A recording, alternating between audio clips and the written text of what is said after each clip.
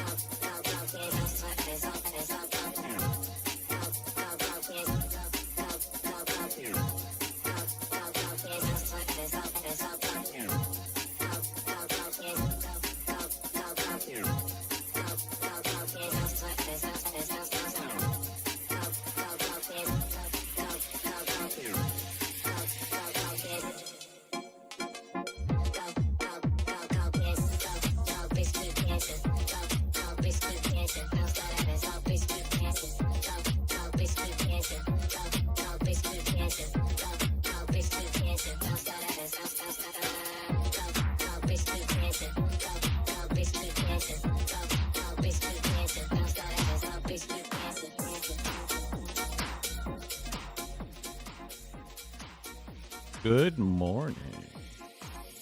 I guess it's morning.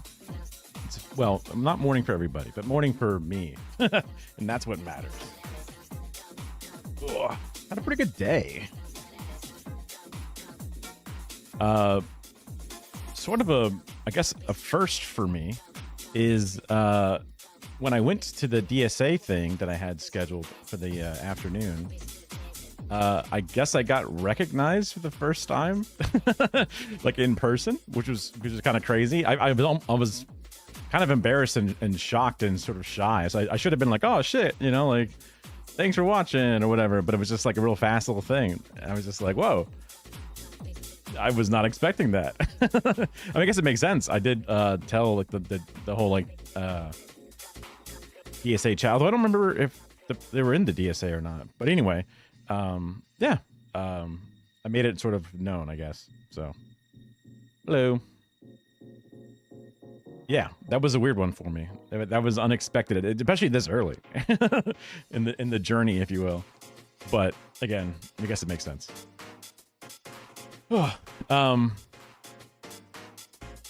Just thinking to myself some little things to make sure I get done. We've been pretty on top of the chores recently. I guess when one person loses their job, you got more time to do some shit around the house, which is good. And also I was not really doing my weight, let's be real, before. So someone recognizes you from the internet. Well, I think that my internet presence normally is pretty, not necessarily wholesome, but it's not necessarily a bad thing. So I wouldn't be, and also I guess I'm trying to be recognized right at this point. So it's not a huge fear. Although that's one thing I wanted to do, but I ended up getting distracted with some other stuff. I wanted to work more on the like scrubbing my existence from the internet. I think I have to like put my house in a trust or some weird shit. Florida's pretty open with its public records, so it's tough to remain anonymous. I guess I'll just have to not piss people off enough to have them want to kill me. That's might be an impossible task when you invite it to the entire internet, but what are you gonna do? One of the things that distracted me and got me excited was, and it was not a bad interaction anyway whatsoever. Also because this person is like helping us do public power, whatever it is. So it's not like, they've got the right head on their shoulders. Yeah. Yeah.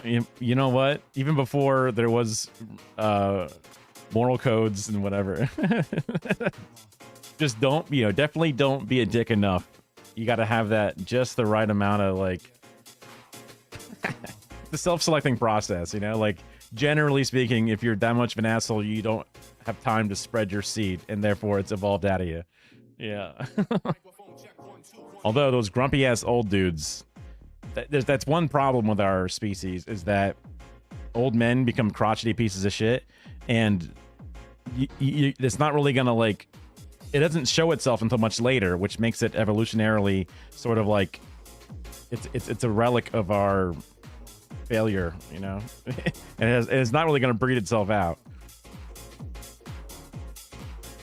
And that's coming from my retail situation, like in retail, time in retail, where I guess it's people like to say that like as people get older, they turn more and more back into a baby.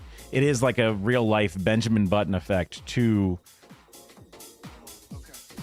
getting old, is that you just become more and more petulant and fussy and set in your ways. And I guess one day it's gonna happen to me. Hopefully at that point I'm ready to go. I don't know. I feel like I'm gonna be one of those, like if I was a rich billionaire shithead, whatever, I could very easily be, with the right circumstances put in front of me, one of those dudes trying to steal the blood of his children to become a forever living person. 'Cause I just want to live forever. I just want to live as long as I feasibly can, even though I don't do certain things to keep myself around. But all that talk about like consciousness and everything yesterday, and then the potential for our minds to be in like several different pieces, and then what does it mean to lose a piece, and then how many pieces make up who you are you really even who you think you are? Yeah, you know, I was thinking that one day you could like slowly replace pieces of your brain with a computer or something, but then you would ship a Theseus yourself into being a robot. But would you just slowly be killing your consciousness off while birthing a separate consciousness? I mean, as long as it's continuous, I'm okay with it. But if I don't move into the next one, then it's no point. Like, cloning me to keep me alive doesn't help me, because the clone lives, not me. So what the fuck? Like, there was some cartoon from like a Canadian show. I think it played on Cartoon Network. I don't think it played on Adult Swim, but there was some weird thing. And it was really, the show gives me like a weird memory of it. But it was like this, almost like a Snidely Whiplash kind of like, I think they were wearing a top hat and a cape or something, and they were kind of like creepy and weird, and they ended up going inside of this machine, and the machine would just clone them in the other machine and then crush them and kill them on the first machine. And that was him lying about being a teleporter, which is basically just, I guess, spoilers, but that movie with what's his name in it, Hugh Jackman, I think, the Mystique or Mystic or something like that. But yeah, it's just like, well, that sucks. That doesn't count. You're dead. I mean, yeah, you're right. Every 7 years-ish, give or take, the Prestige is what it was, yeah. I've seen it once. It all was way too much for me to keep track of, and I'm stupid. So I was like, cool movie. I think it was supposed to be like a Nikola Tesla almost too, like a person who had all these crazy inventions and shit.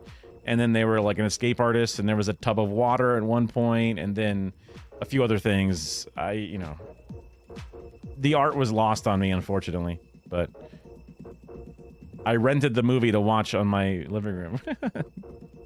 Okay, really? Wow. Damn. I had no idea Bowie was in movies still at that point. Man.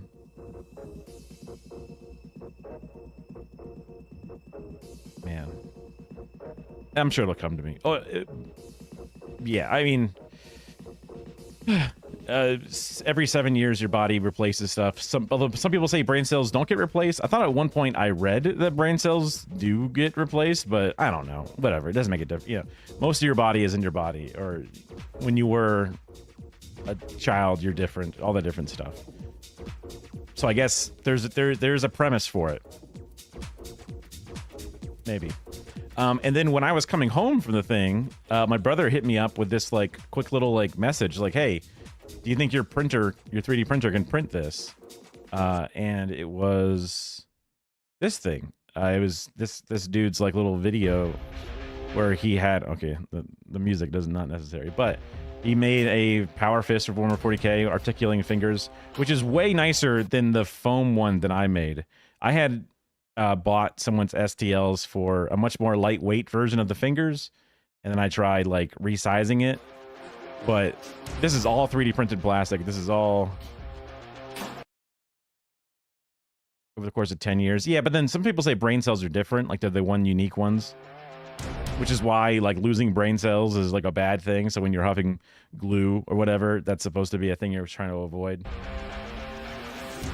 Now, if you're not familiar with Warhammer 40k, Power Fist is a goofy and silly, but it's a goofy and silly universe where not only can you have swords with a power force field generator that you then attack people with to do extra damage, but then you can also have a fist that also does it, and you just punch people with a big fist.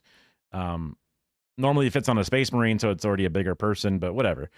He might be wanting to do some like light cosplay when he goes to big events. So if I print him out a fist, he would be able to paint it up all nice and pretty like to match his shit. But I think it would be really cool to just make some of these. So I'm printing one piece of it right now. And I'll also take some steps to try to like, I'll try to take some steps to like see if I can like smooth out some of it. Like these are some minor little imperfections that are easy to buff out, but yeah. So that's happening. It'll take about 3 days, probably, with time to like prep the plates, because like this print took 10 hours and there's 7 hours and 36 minutes left in it. So it is what it is. And it takes about 3 spools approximately of filament. So that means it'll be, if they're about, it's like $36 in plastic. It'll be a little less than that, but there'll be some waste or whatever. All of that waste technically is included. So yeah, some electricity, I guess, to print it out, but otherwise, it's neat. I like making cosplay stuff, especially with the 3D printed parts. There was a really cool 3D printer that I never actually went for, but it was the Orange Storm Giga, which is this gigantic printer, like that, person for scale. It can print out much larger objects in one giant piece, which would be way better for, you can see like these are traditional 3D printers of different sizes. And then that's that one, it's just a wooga, huge, but it costs like $2,000 or whatever, depending on what kind of version you get. So gulp. I guess even the basic one. Wait, I thought oh, right. Because the basic one costs that much, but even if you get some of the other packs, it basically still costs the same. So it's like you might as well get some other extras with it, whatever. But yeah. I like 3D printing stuff and getting back into it. I haven't done my resin 3D printing in a while, but there's an optional, like that little like skull detail. That one could be resin 3D printed if you want the detail to be extra nice. I'm going to try printing it in the FDM and see how it is, but I could also, if I'm planning on doing more resin stuff, I could put that part in the resin printer and print that up pretty easily. So not too hard. So that's a little, so that I was like busy, like setting up my 3D printer to have like all the different plates of all the different parts all figured out. And then I like rendered all the plates and did all the slicing to figure out how long it would take and then also how much material it would take. So it's gonna be a little bit of a project, but watching the video of assembly and stuff, it's not that bad. So I'm pretty pumped to give this one a go. And it'll be way better than having to make it out of PVA foam or, whatever the craft foam is. I mean, we still have a bunch of it for little things or whatever, but it was kind of a hassle, and I'm a little impatient with things. So just letting the printer just go burr and make it for me, way nicer. Let's see. What's my... I added a bunch of stuff to the docket, as I always do. Let's see. I don't know if everybody's seen Big Top Burger or not. That was a fun thing. But Big Top Burger is awesome. It's the Worthy Kids, which is an animator on YouTube. And they made a little mini series. Yeah. Kara has. I don't know. Sometimes the episodes aren't really like, you don't have to watch the previous ones. Sometimes you do, sometimes you don't. They're just little like 3-minute videos. But they're really cute. Here, let's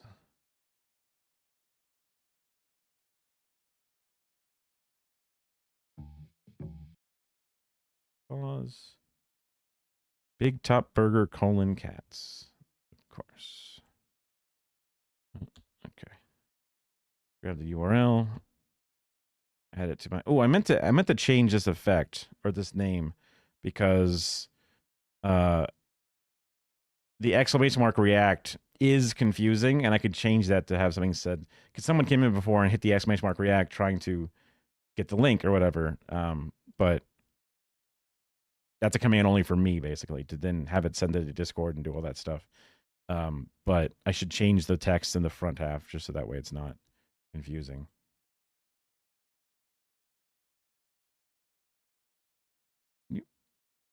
Okay.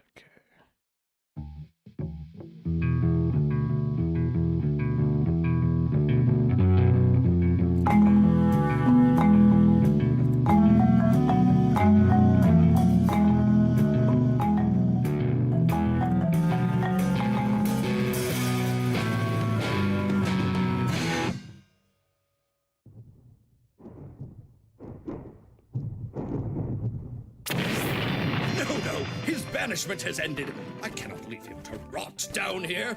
His family, after all. Are you like Steve's brother? Ha! No, he's part of the cat's family. He's a jellicle, you know. I've been meaning to ask, are you aware we also have Andrew Lloyd Webber's cats here on Earth? Andrew who?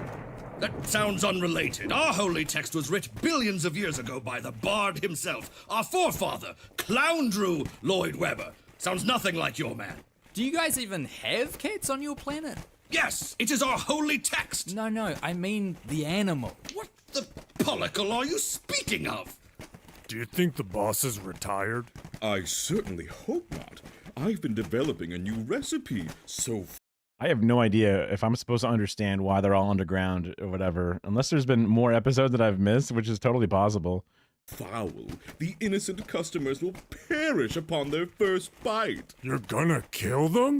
No, dear comrade. I mean a perishing of the soul. Oh, I see. In addition, frankly, my lavish lifestyle cannot be sustained without the employ of our beloved Zomburger. Yeah, mine either. That is the strangest beast I have ever seen. How big is it again? Is it Like, Good Moon? And you named it after the play? Penny, don't you have, like, a kid? Oh, don't worry. My mom's watching her. Besides, rescuing Steve shouldn't take too long. We've got, we got this guy. Something is wrong with that man. I'll say, he doesn't know any of these animals. He's never even heard of a goose. Aha! I sense a jellicle presence. Dear old Deuteronomy is very close. Listen to the stone. I hear something.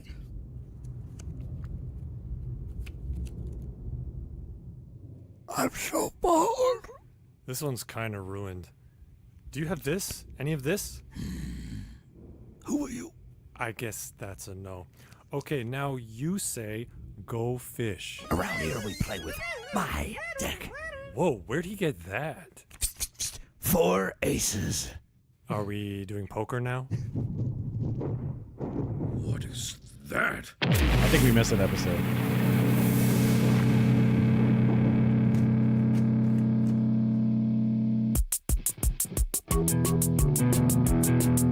To be continued. See you in. Wait, videos. Oh, yeah. Oh, yeah, we missed 2 episodes. Okay. Well, that's a bummer. Wait. Season 2, 20 minutes? What the fuck? Okay. How is it? What?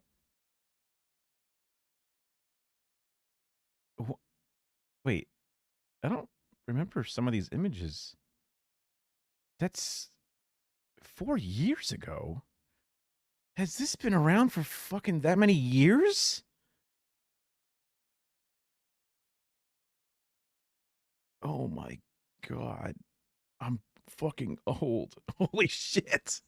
What? I didn't wait. Free Apple was fucking 4 years ago? Holy shit, dude. Oh my god. Oh, I think I remember this one. That was a cute one.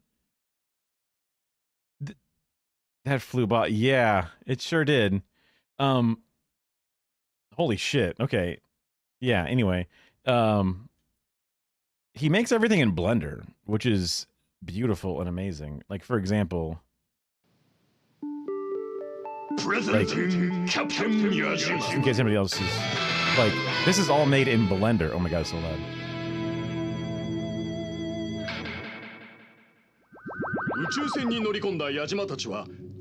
Like, that looks like a fucking claymation thing. そんなはずはない。どうしたんだ、ジーニアス教授。スキャナーによると、この惑星に生体反応があるぞ。一つだけ。誰かが取り残されたんだ。早く教授、飛ばしてちょうだい。It's just you know, super duper. That's true. Yeah. Video game technology does not really keep up with you anymore. Or there's a bottleneck, right? It's one of those things.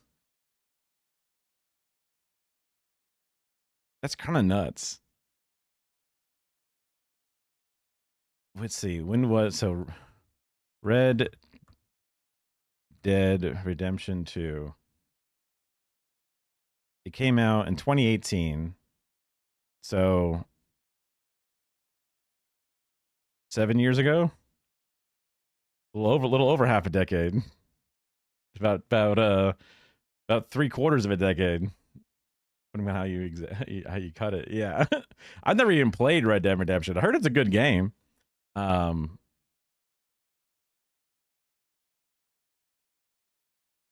know. That's why when I was looking at the YouTube page, I was like, that can't be right. Why is that so long ago? I think it's kind of a long game. And when I stream these late streams, it would be hard for somebody to like stay up through the entire, I don't know. I feel like it would be tough. But maybe. I'm not opposed to trying out some gaming stuff. This is something that's been on my it's probably a fast one, but it's been on my YouTube homepage every time I refresh it. So I'm like, fine, I'll just watch it to get rid of it. So wait. Oh, I didn't hit pause, hit mute. Okay.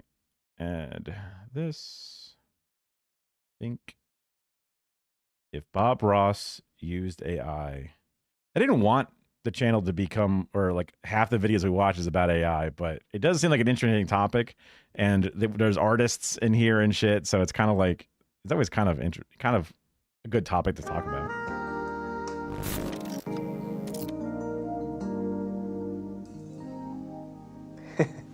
Hi. Thank you for joining me today, and I'd like to welcome you to my new show, The Joys of Painting. Diablo 2. I can play that. Prompting. They canceled the painting one. Oh my god. Today. Just found that out. This morning, in the shower. Before I even got out of the shower, they told me. So for today, you won't need any brushes. No paints either. Instead, we're going to be using artificial intelligence.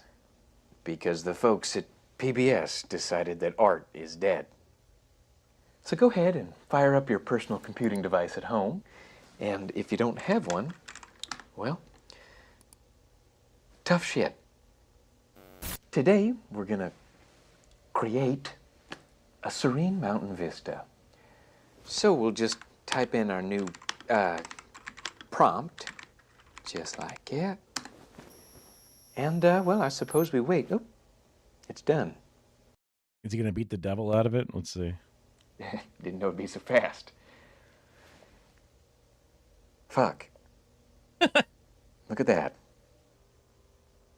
I gotta be completely honest with you. God, fuck.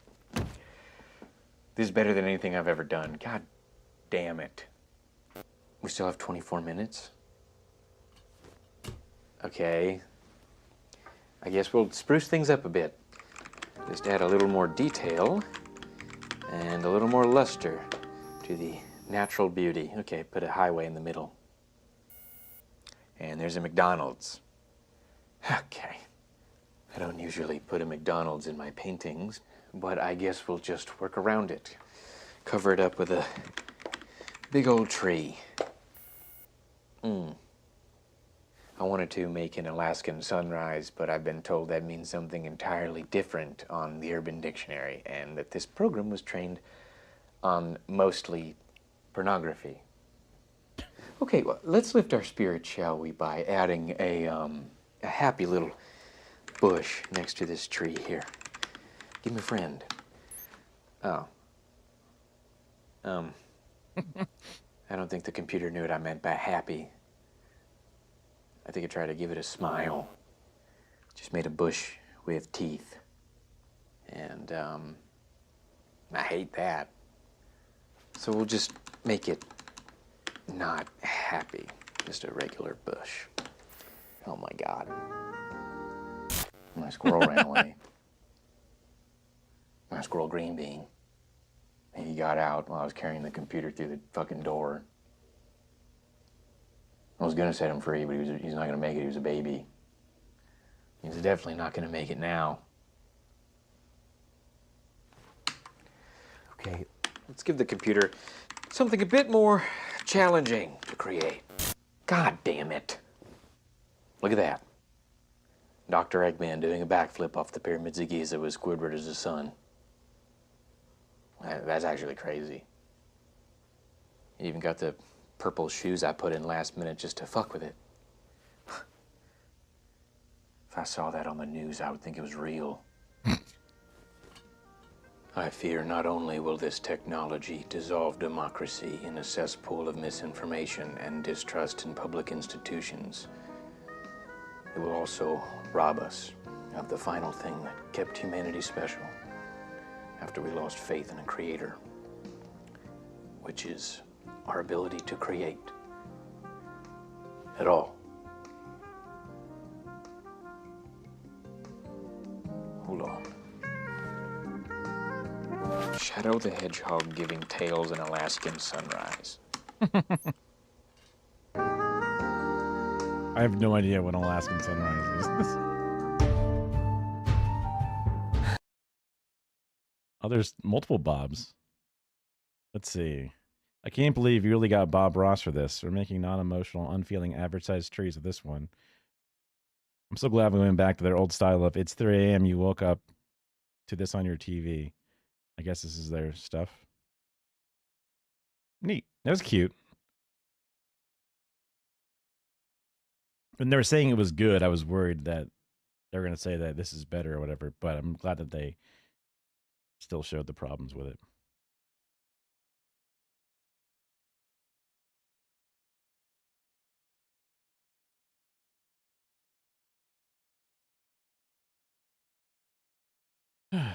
Okay, well, I guess since it's sort of relevant, one that I saw on my A few thing months ago, the ChatGPT image generator was something I saw from something called Kamikaze Short Bus, which is kind of a cool name. It was just something that was made, 4 weeks ago, and it was about AI stuff. So I was like, okay, that looks like it's sort of on topic. And it's one of those, 25-ish minute videos that it just seems to be the right length for these things. Which is a note for me, because when I make videos, I want them to be around the same length. It's just so much more to make.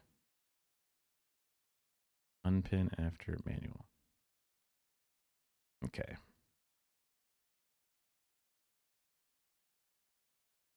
Captioning on. generator was updated, and suddenly the internet was exploding with images recreated in the style of Studio Ghibli, with the added bonus of a piss filter that I don't think anybody intentionally prompted but was nonetheless present. Since then, online discussions regarding Oh, there was a thing where somebody kept telling it to keep returning back to the original image more and more and more, but then there was more and more and more of a yellow tint to the thing until it became incredibly yellow. I forget which video I was watching. It may have been like a Ted Nivison video or something like that, but there's supposed to be some kind of weird reason for that specifically, because it's been trained on a bunch of, I don't know, Instagram shit where they have that yellow filter on it, and then they add that more and more and more as it goes, or something like, you know, it's just AI being dumb. Regarding AI have become war zones of bad opinions and rage bait, and as a well-seasoned and occasionally viral art shitposter, I just had to contribute to the dialogue. I kept seeing this one argument specifically that I thought was particularly Oh wow, they got a YouTube button. That's cool. stupid. This idea that art needed to be democratized and that AI art was here to prevent artists from gatekeeping their skills from the masses. This is of course a retarded argument. Art has always been accessible to everyone for free. Since the dawn of opposable thumbs, you have always had a means of making a cave painting. Go outside and find some chalk or give your unwashed butthole a good scrape and you've got a means of painting on a blank canvas. So I made this Instagram reel in which I paint a portrait using a cold can of ravioli to prove that if you've got something moderately wet and a blank canvas, you can paint something. It gave me the opportunity to pay homage to Filthy Frank, gone but not forgotten, and it successfully enraged a few. I don't know enough about Filthy Frank. I know that he's from old YouTube, iDubbbz time, H3 time, old iDubbbz time, but, and also was, yeah, he does a few other different people, but some of them seem to have gotten better with stuff. But I don't know if Filthy Frank kept going bad or if it ended up getting better. I'm not really sure. But with the slinging of the R word, this could be a channel that I don't appreciate. We'll see. Prompt jockeys in the comment section. The replies I got from the tech bros were interesting to This could be like a what do you call it? A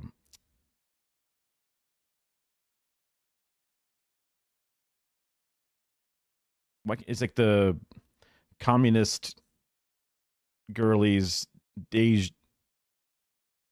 Red Scare. It could be like the Red Scare stuff where it's like MAGA communists more than actual communists, you know what I mean? say the least, and it got me thinking about how non-artists and tech bros might be interacting with artwork in online spaces. The replies ranged from people telling me I needed to adapt or get left behind to a guy having a full-on crash out because he insisted that I was using my talent to gaslight him. Deadass, this guy started immediately barking nonsense, and I told him if he was serious about improving his art, he could just DM me and I would be happy to give him a few pointers and send him some of the resources that I used when I was first learning how to draw myself. And then he just kept rejecting everything I said, and then I thought, okay, this is somebody who doesn't want to have a dialogue about this. This is somebody who just wants to be angry in an Instagram comment section. Then I went to Twitch to stream Disco Elysium for 3 hours, and then I got into my car after said stream to drive to Chick-fil-A, and while I was in line at Chick-fil-A, I checked my phone, and there he was, still pinging me, trying to get me to come back into the scuffle. So I obliged for a little bit while I waited in line for my delicious tendies, but he kept opposing all of my rhetoric just for the sake of it, so I got bored. I then told him that arguing with him was about as productive as trying to explain the Israel-Palestine conflict to my dog, and then I called him bald. Quick toxic internet tip: if you want to upset a girl online, you call her fat, and if you want to upset a guy online, you call him bald. It doesn't matter if they're not fat or bald, it's just that most people are self-conscious about these things to some degree, and it'll probably work.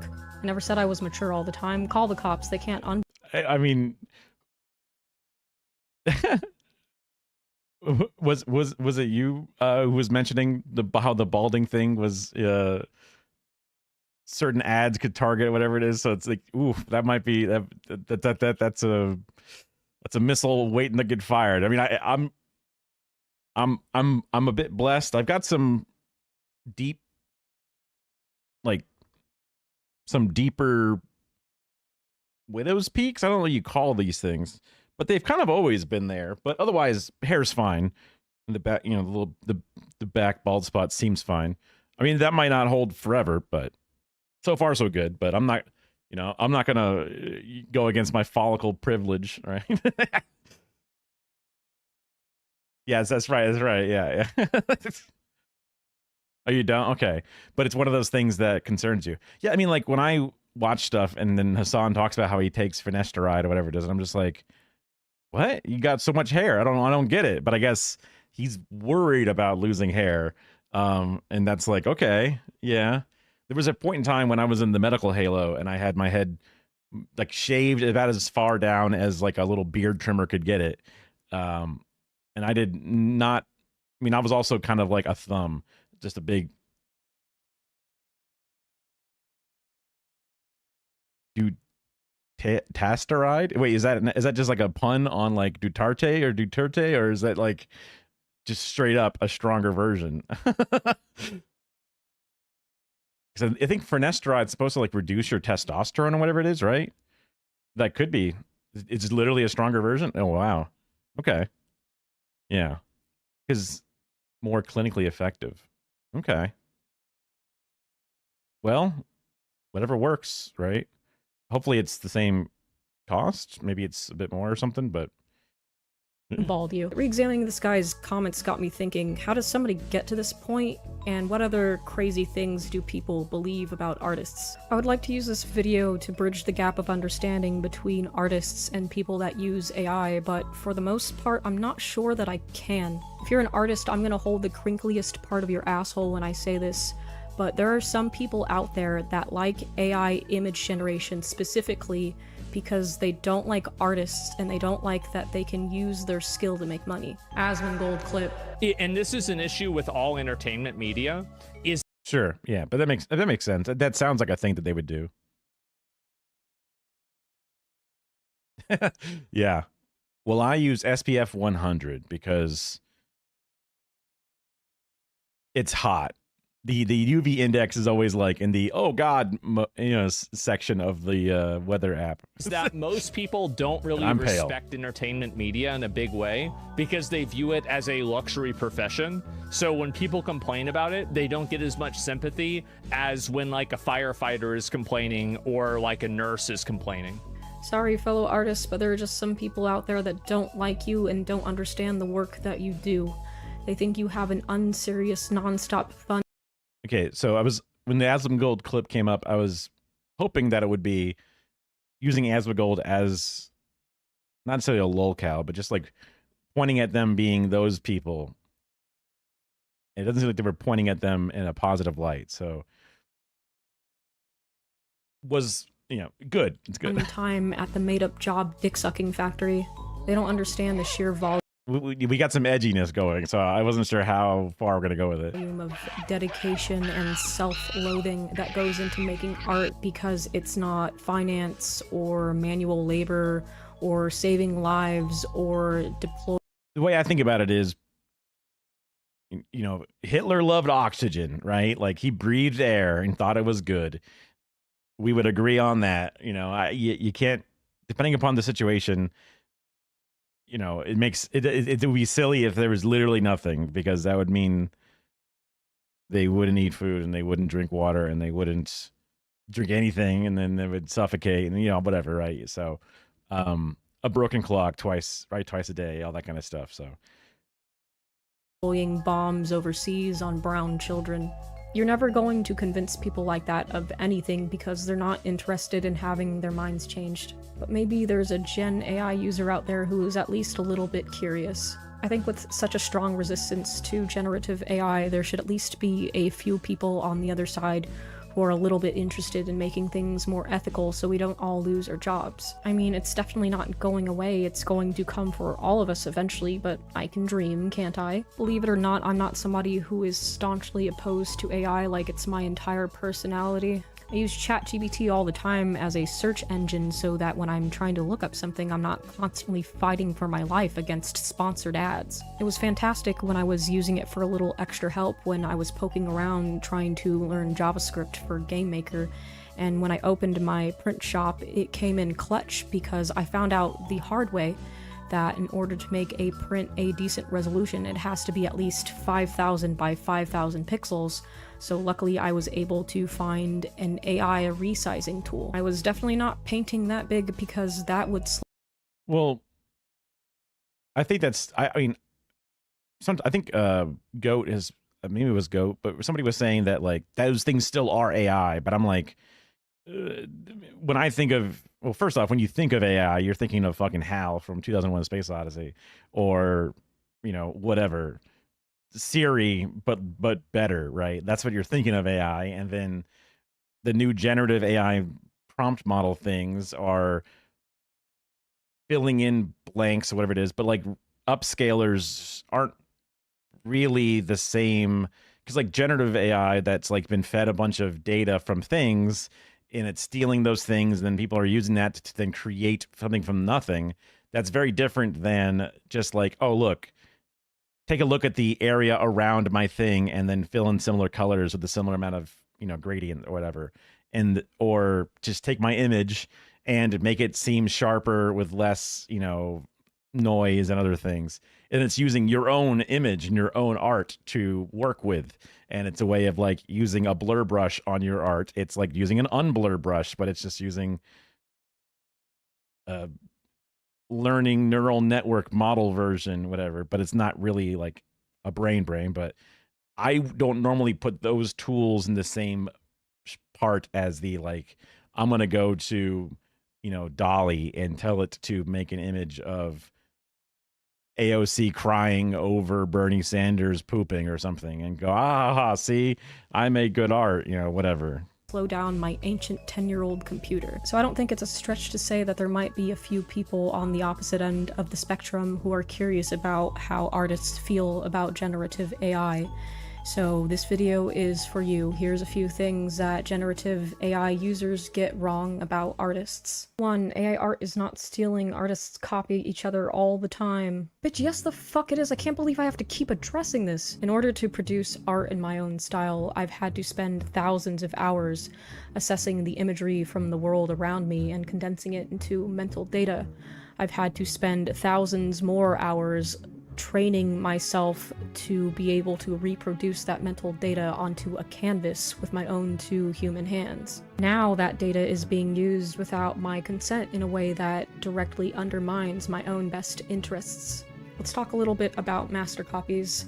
When people say that artists are constantly stealing from each other, they're usually referring to an exercise known as a master copy. When doing a master copy, the objective is to take a piece of art from an artist that you like and literally, to the best of your ability, copy it. Why would you do this? Because you're trying to learn how other artists problem solve. I think as artists for a millennia, we've had the tacit understanding that we give each other permission to iterate and learn from each other's work, given that we know how difficult it is. That is a conversation that changes dramatically when you add a robot to it. This is a master copy I did a few years ago of a John Singer Sargent piece.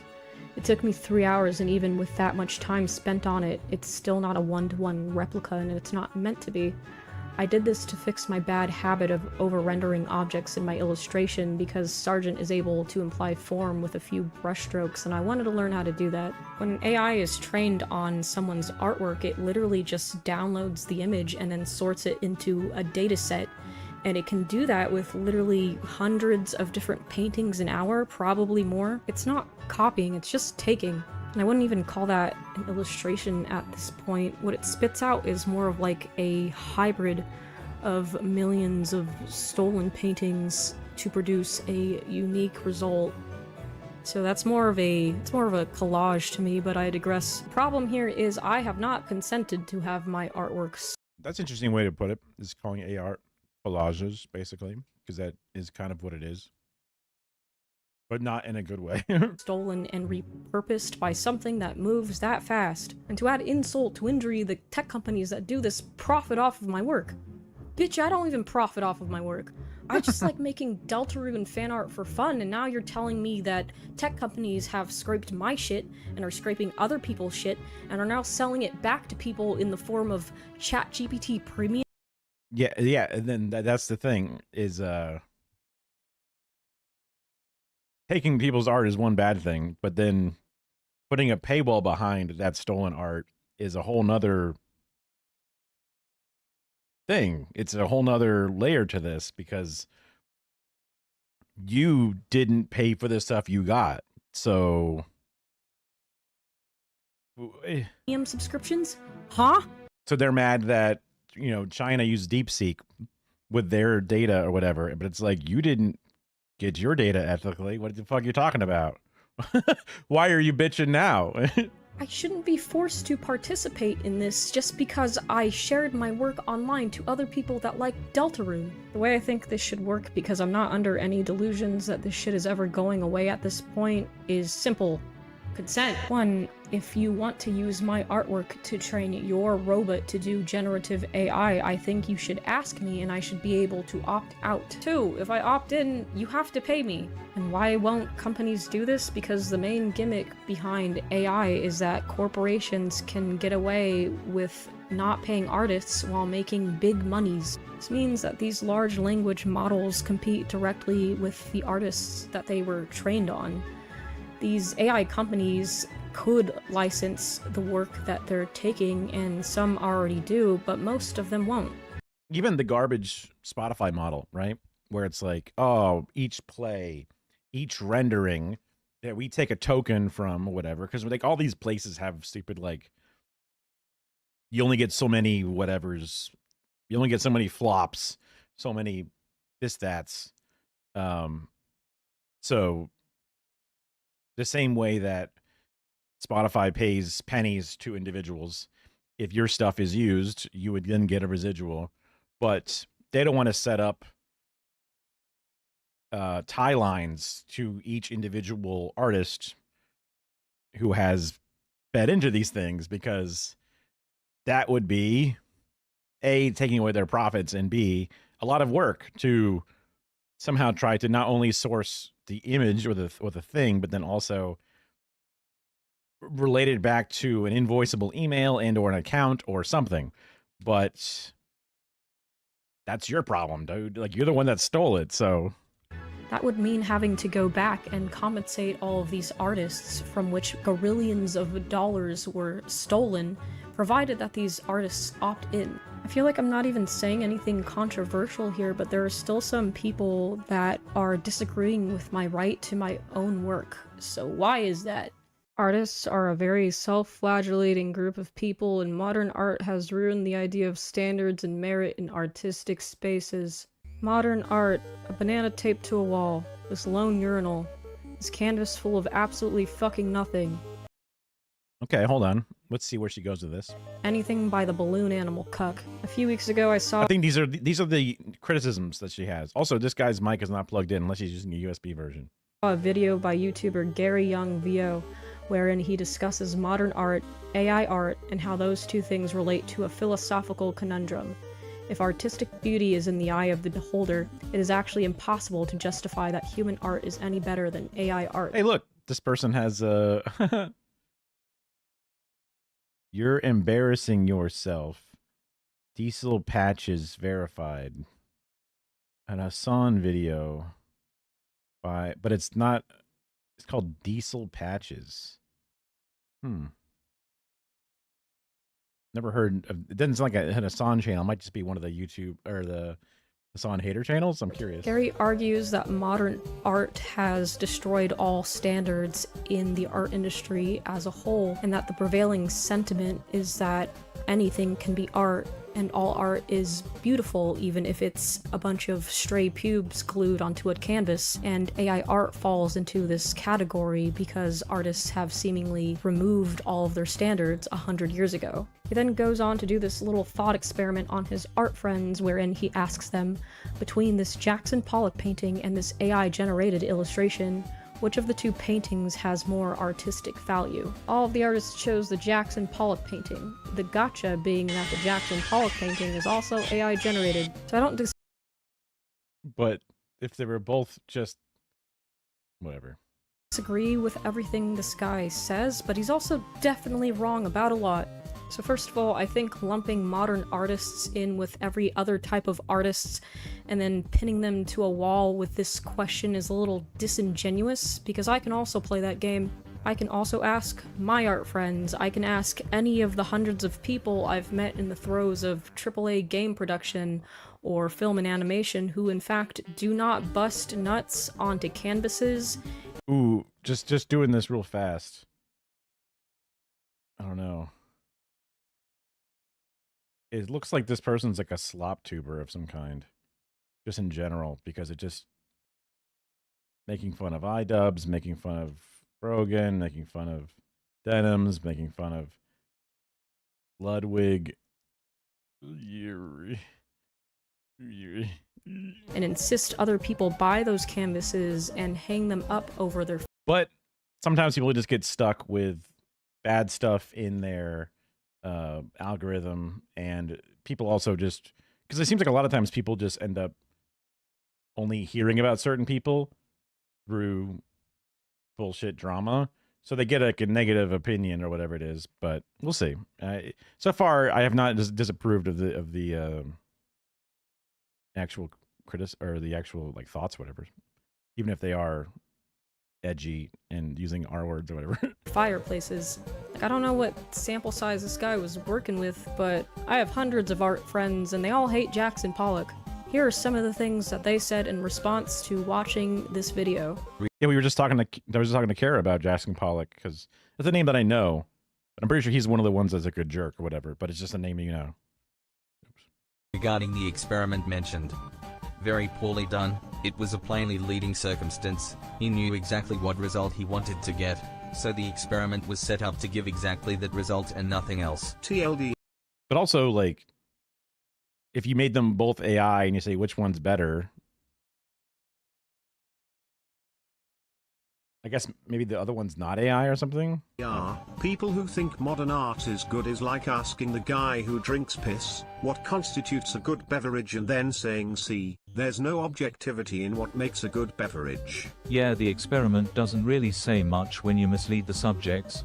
Almost like how online Reddit debaters try to catch you on a gotcha question. Yeah, this sentiment of art is already bad, so who cares is incredibly piss-spray and disingenuous and shows a fundamental misunderstanding of what value people attach to art as a concept.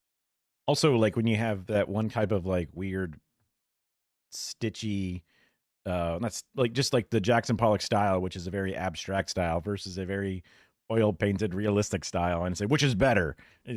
Define better. What do you mean? But then you put AI versus real, you go, okay, well, the real one, I guess, right? I mean, of course you would. You can even just do it from like this, like the verbal premise versus the actually even qualifying what you're seeing in front of you. Also, Jackson Pollock, or whatever his name is, was a government sick, but that's barely relevant. The TLDR is, the US wanted to show that if someone as bad as Pollock can succeed, that means anyone has a chance. The Soviets had insanely high art standards and forced them to be so specific that there was no freedom, so Jackson Pollock was funded freedom propaganda basically. That's a shortened version of it that might be missing. Maybe there was some Soviet rules around art or something, but from my understanding, like, for example, how Tetris was allowed to just be made and there's no like restrictions or oversight, but that's also a video game, which is very different than traditional art or something. So there could have been different amounts of oversight or something, but usually I've heard that socialism, but maybe the USSR did it poorly, where art is one of the good things. Hell, there was one of the videos you watched at some point had like a small town that had a New Deal era mural painted at on the wall of like a post office or something. And you know, it's a beautiful art mural, and Mike from PA is one that kind of got me on to knowing about this, but they funded artists to just make art during the New Deal. On top of people making infrastructure and doing things, they also just paid a bunch of artists to make a bunch of American art. So that way, not only would they be getting paid and be working, but also we would make the place beautiful and have beautiful things. And that was a great part of it. And now we just defund our arts programs and get rid of, you know, they don't encourage good things. Seeing some stuff though. Modern art is just bored apes NFTs for rich boomers trying to launder money. I met Jackson Pollock once. He kept touching me inappropriately, and Oh my when I God. asked him to stop, he kept yelling, "It's modern art, you just don't get it." Okay, that Any doesn't sound artist real. worth their salt thinks I'm Jackson assuming, but- Pollock is a knuckle-dragging, googly-eyed cocksucker, and anyone who thinks that his art is valuable is even worse. When I was watching this video, before he even pointed out that both of these paintings were AI-generated, They're both all I AI, could think yeah. was, man, I hate Jackson Pollock. That looks like shit. I like the AI one better. There are standards to art. I don't know where he's getting that from. As a 3D artist, I've only ever been hired because I was good at sculpting. Knowing people helps a little bit, but it can only carry you so far. If you don't know basic anatomy as a 3D sculptor, I don't care whose dick you're sucking, you're not getting hired. So in this example, the AI-generated fantasy landscape is in fact better than the Jackson Pollock painting and the AI-generated Jackson Pollock painting. Why? Because the fantasy landscape one is trained off of artists that are good. So again, we are working with stolen valor here. Art I think she kind of hates modern art, and she's an artist, which is interesting, but she may not be an art history person. Because Kara's talked to me a lot about the differences of modern art and what it's supposed to mean and what it means or whatever. I think we even watched the Answer in Progress one about it, or some other video, but it's just not for me, but I can appreciate it to some degree. It's art, like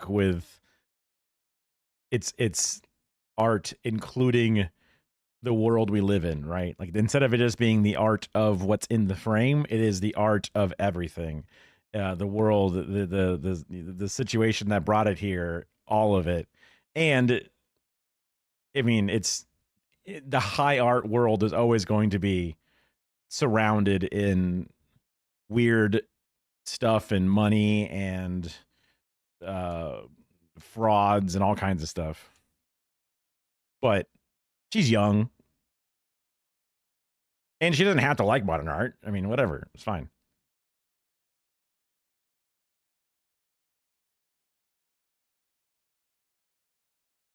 Obsession with art is more of a sentiment of how poverty-stricken other aspects of the human experience has become in modern industrial countries more than anything else. Like people keep repeating this sentiment that art is one thing we still have. I see.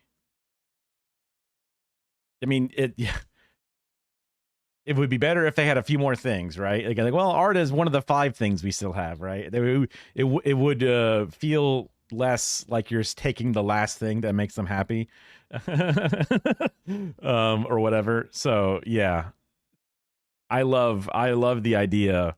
I mean, when I was when I was looking up different like health stuff and then thinking about things, I would always hear the word holistic, and then I would also hear the word homeopathic or whatever, or like, and I'm gonna get them mixed up in my head because I'm bad at words, but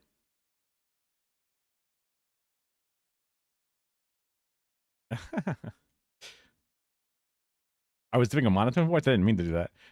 Oh, I mean, she is. Okay, I could see that. No, yeah, but that's the edginess, right? If you try too hard, it's cringe. So just make it monotone or whatever. Who knows, right? Yeah, I get what you're saying. I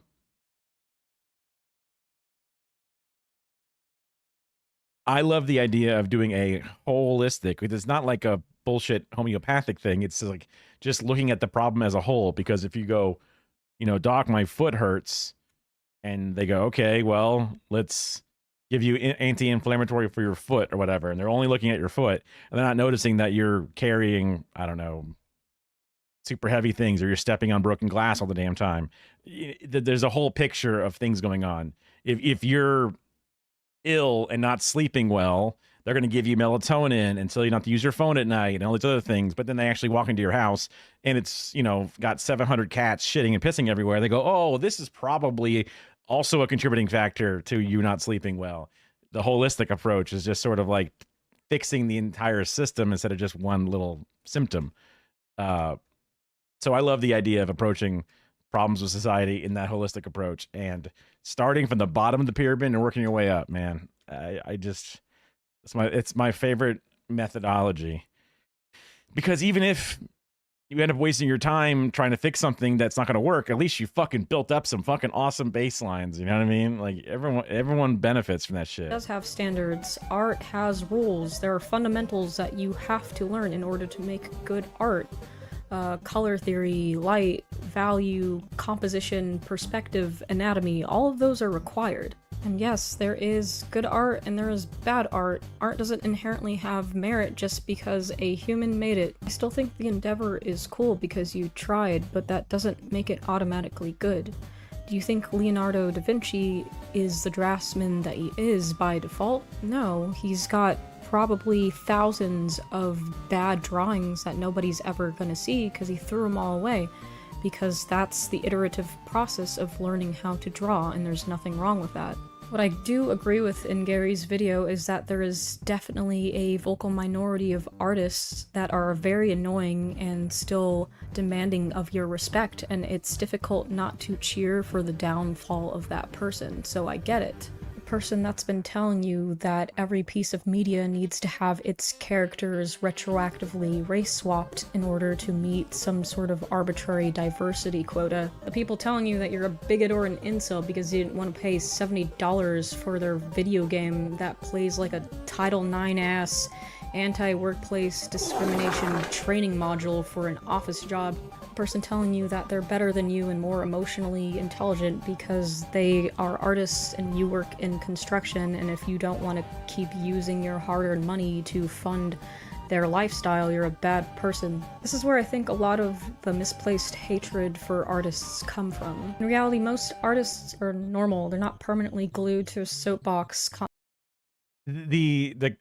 I guess because the voice inflection is so hard to, there's not a lot of change happening. So when she has a very long line of like, I'm pretending to be this other thing, I'm thinking she's saying it kind of, right? And then the longer it goes, the more I'm like, wait, is this still that like alternative? I mean, she's still saying that like she hates some stuff. So she's definitely on the stupid edgier side, but just saying that normal artists are normal and they're not going to push their views on you or whatever it is, right? It's just constantly spouting annoying socio-political opinions on Twitter. Most of us are just trying to make it or get a paycheck or express something deeper through paint. When working in productions, we're not the ones in charge of the messaging. Right. We're kind of just held hostage. I was working at this indie studio a few years back and I was tasked with modeling this non-binary character, and there was a lot of discussion about how this character would look with regards to overall proportion and color palette. And anytime somebody accidentally misgendered the fictional non-binary character on Slack, they got in trouble with HR. Do you think I wanted to be in that situation? No, I just wanted to sculpt and get paid. Pandering in the slop isn't gonna— okay. They're young, but and corporate stuff is weird, but gonna go away if you drop all of the artists from the project. Arguably, there will be even more pandering and slop than ever before. There's pandering and slop being made by humans right now without AI. When was the last time Disney made something that inspired you? I know the art industry has been kind of broken for a long time, but I don't think the answer to that is fighting human slop with AI slop. When you start to replace the artists with AI, it's going to make it so that the slop comes out faster, and there's going to be so much slop, it's going to obfuscate the things that are not slop. It's already doing that. In the top 3 videos on YouTube as of writing this, 3rd place is an AI slop video called Lovely Baby Met a Plane Crash, Poor Pug. To say that the soul of art doesn't matter and that all that does is its consumability is just going to get you more of Lovely Baby Met a Plane Crash, Poor Pug, which brings me to the next thing that people get wrong about artists. Soul in art doesn't matter, and all that does is consumability. In the short term, yes, that's true in terms of profitability, economics, people voting with their wallets, that's correct. People are going to buy whatever fires up the old dopamine receptors and avoid things made by people that piss them off. I'm not going to sit here and argue with you about whether or not a robot can replace a human artist based on this immeasurable and ethereal value of soul. What I am going to say, however, is that you should care. Personally, I think art is about the endeavor, and I think what makes art so remarkable is the fact that it does take so much time. And I know non-artists don't care about that, and a long and arduous journey is antithetical to consumerism, but it's not just about that. This isn't just about art anymore. This is about something more threatening. AI is going to come for all of us. Art is just the first industry to fall, and you shouldn't be cheering this shit on. You're gonna be putting the fries in the bag soon, too.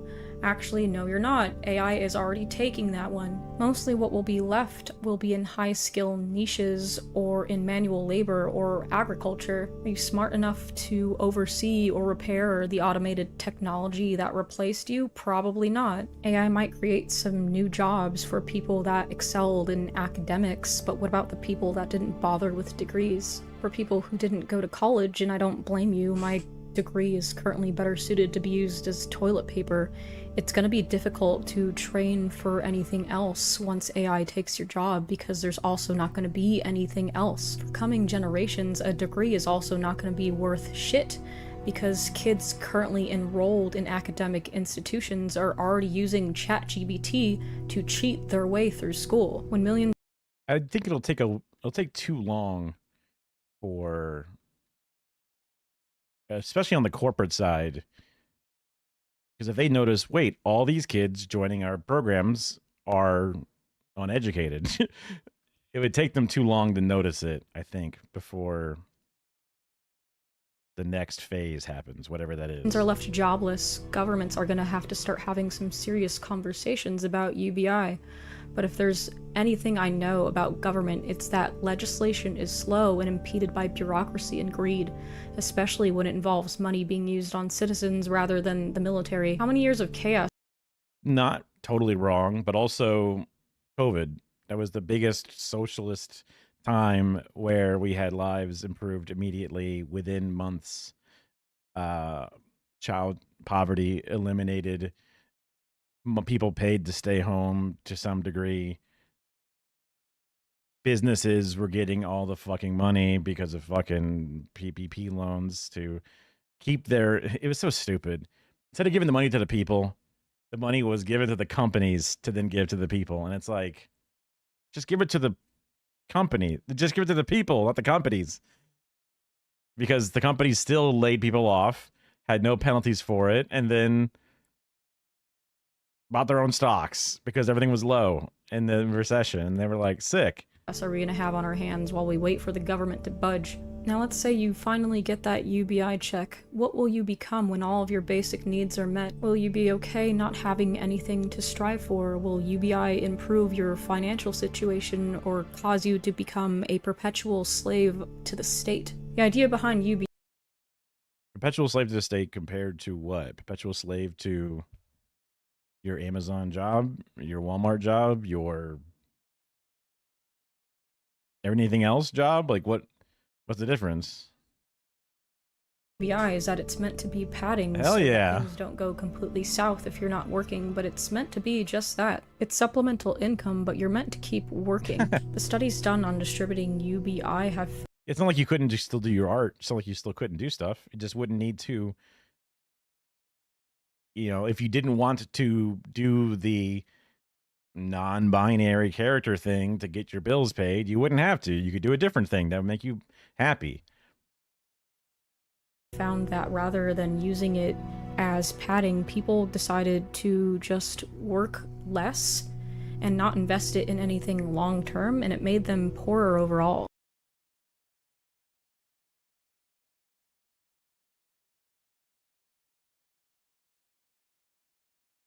Invest it into long-term things. I don't think anybody who's getting UBI is able to invest their money into long-term things. And right now people are very overworked. So, and also looking at Peter Jacobson I'm just gonna go out on a limb. Let's see. Hold on.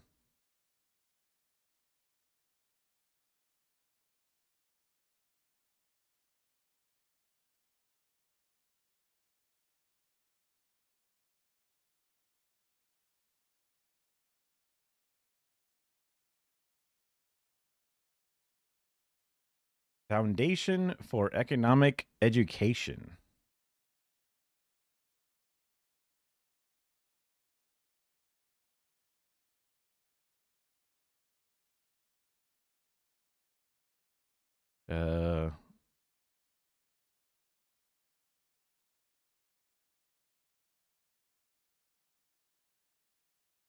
Free market think tank, United States. Libertarian viewpoints. Yeah.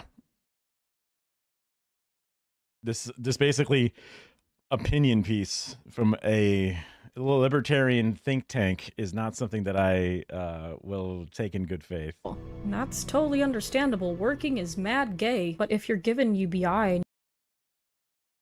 I've never heard a person who is so young they don't know what 9/11 is to say gay as a pejorative. I've never in my life.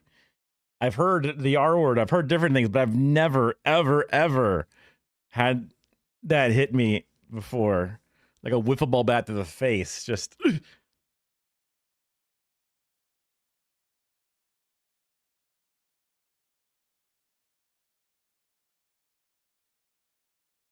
I remember that's what... Yeah.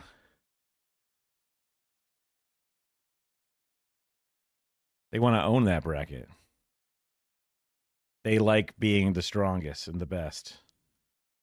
I think at some point they started putting in, because, you know, it would be like level 11 to, or 10 to 19, all in the same battleground. But they started doing like some slight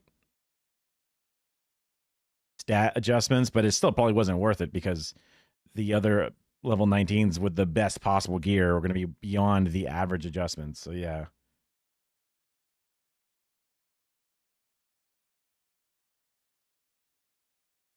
That's funny. I didn't realize that they actually gave them their own brackets. And you don't also work to supplement that income, you're going to be stuck forever in the bare minimum hole. Are you going... But you have the bare minimum, and then when you decide that you don't want to do it anymore, you can work. I don't see how it's a problem. And you always have that bare minimum no matter what. Now, it's a problem when you have a bare minimum, but then when you work a little more and then you no longer qualify and you lose your bare minimum, and then you're working so hard to get up to that bare minimum level or even like a little bit more, you go, fuck it. There's no point because, you know, if they pay you, I don't know, 10 cents under minimum wage, but you have to work super hard 40 hours a week to get minimum wage plus, then they take it away. You go, okay, well, instead of working that whole horrible ass job, I can just do other stuff instead.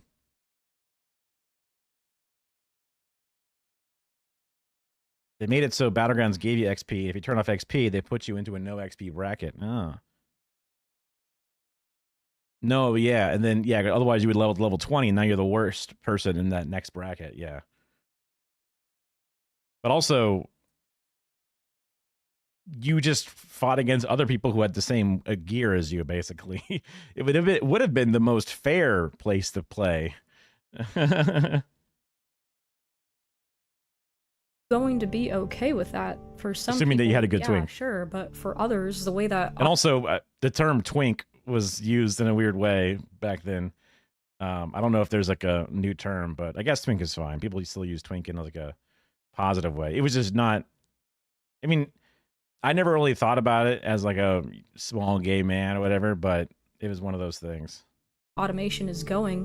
What if you couldn't work if you wanted to because there's nothing left to do? What jobs are going to be out there left for you? Is the UBI amount that you get going to be enough? Or is it going to increase the income inequality gap so much that it's no longer going to be crossable? And if the UBI is enough, what about you as a person?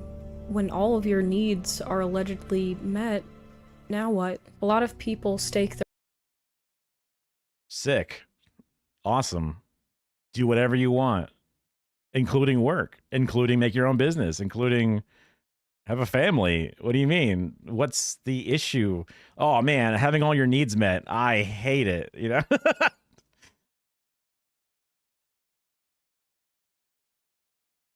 Small gay man is the straightest way. Well, there's very specific traits, but yes, traditionally, if you saw a bear, you would not call them a twink. It's the smaller men, particularly pretty, and all the other, a lot of other, you know, qualities, but just, yeah. Their identities on their job. If you don't have a job, are you comfortable with who you are with nothing to do for enrichment or fulfillment? Have you ever heard of Universe 25? Universe 25 was an experiment conducted by... We literally watched a thing on this about how they relived it, and then they actually helped the mice get off of the bullshit. John Calhoun in the 1960s that sought to study the effects of overpopulation on mice. The results were grim to say the least. Every single mouse in that experiment died.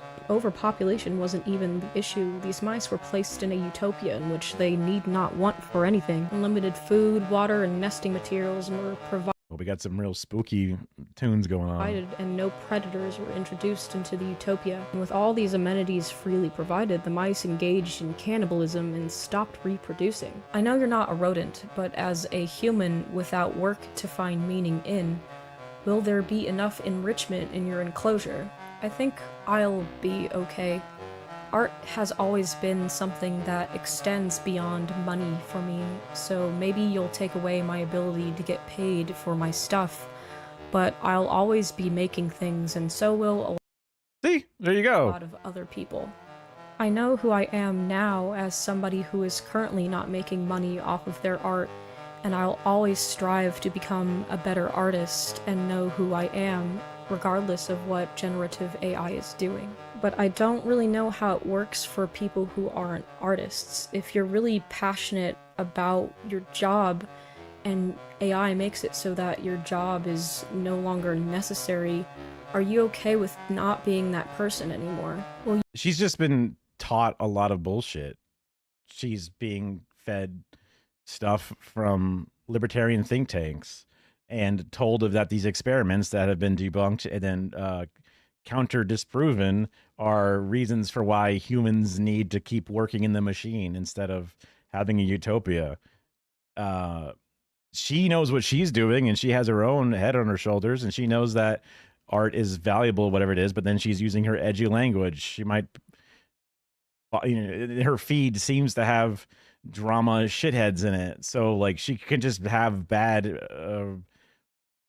sources and or bad influences pushing on her, but seems like she'll be okay down the line with it all. Also because an outlet as having a YouTube channel with subscribers and Twitch streams where you play whatever she was said to be playing for a few hours. Will you be able to make your own enrichment? I'm genuinely asking because I see a future in which a lot of people just give in to extreme hedonism, like drugs and alcoholism, any other kind of substance abuse, gooning, just to pass the time. The debate about generative AI isn't just about whether or not human art inherently has meaning, it's bigger than that. Art is just the canary in the coal mine. The dissolution of art as an industry is like an allegory for how all of our lives are going to play out for the next 50 years. There will come a time in which visually AI art and human-made art will become visually indistinguishable,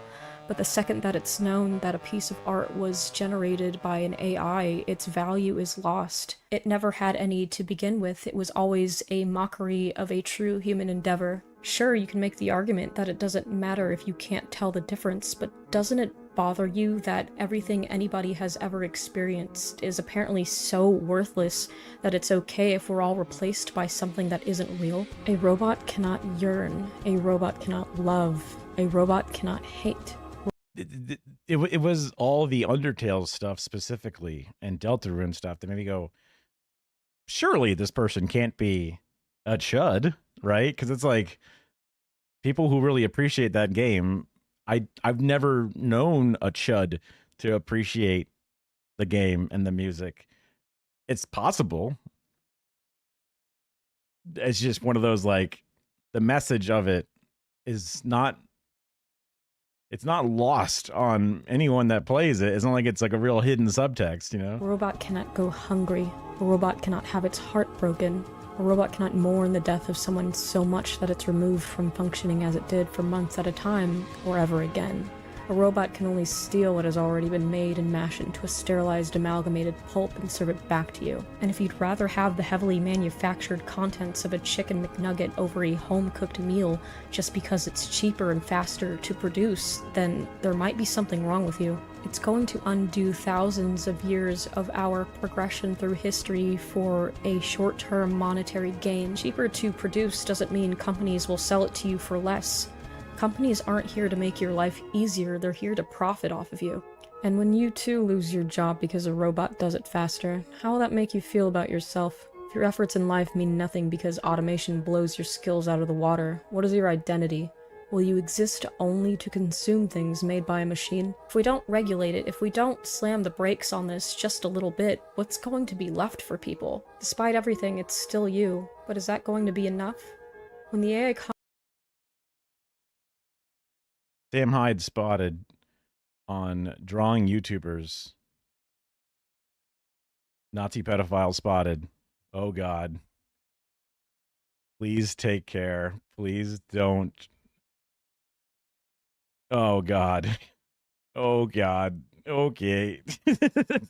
Oh boy. Oh geez. Uh-oh. Okay.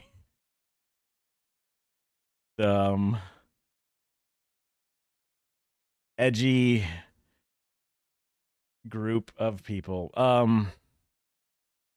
Oh boy. Well, it's important to see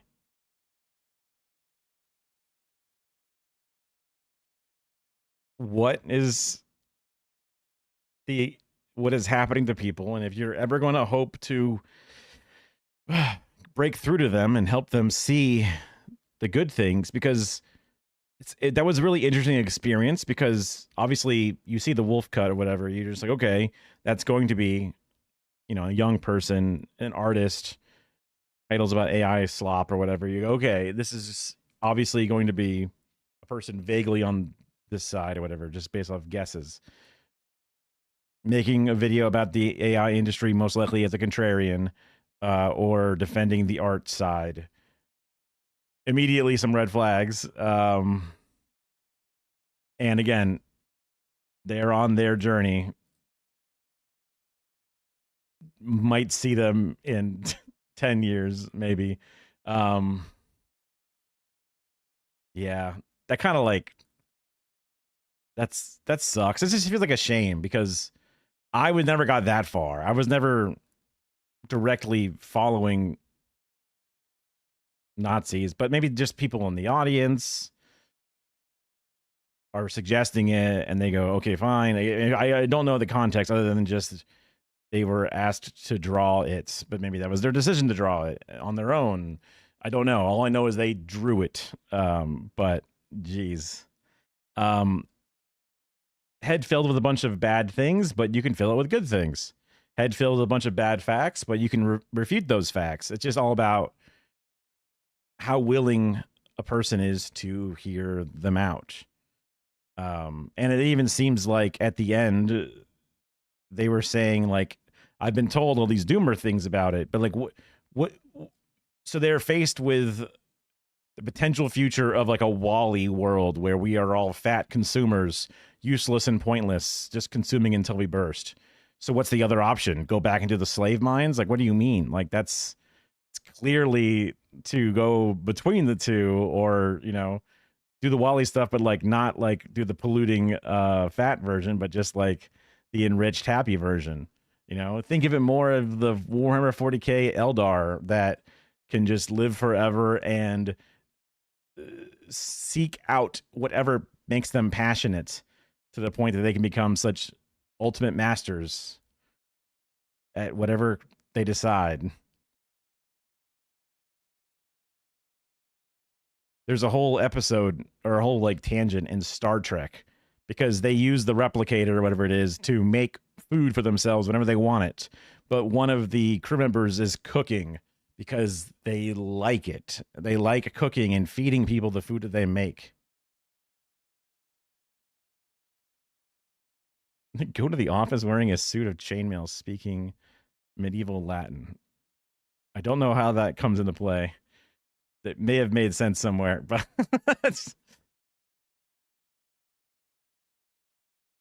back to this, back to like, being a feudal serf, I guess, maybe. And, yeah, it's sad to know artists are also people. Not that they're like anything different. They're not a monolith. Everyone can have bad influences and stuff. Oh, I see what you're saying. Yeah. I don't see the future being everyone's jobs is animated and they're going to do UBI. I don't see that happening because they don't want to do that. They don't want to give people UBI. I don't see that. I mean, that is a potential end to things, but I do not see us in our lifetimes getting to a point where 80%-ish of jobs, 50% of jobs are eliminated, and then they are forced to UBI or something. I don't see that happening. I don't see the power of the AI to do that. There's things it will do, but it's not going to be able to replace the majority of things. Like when there's that touchscreen, air quote, empty McDonald's, there's still people in the back doing the food making. They just don't talk to you in the lobby and hand you the food. It's all an automated system with barcode scanners and whatever, but there's still people back there doing work. So it's not just machines.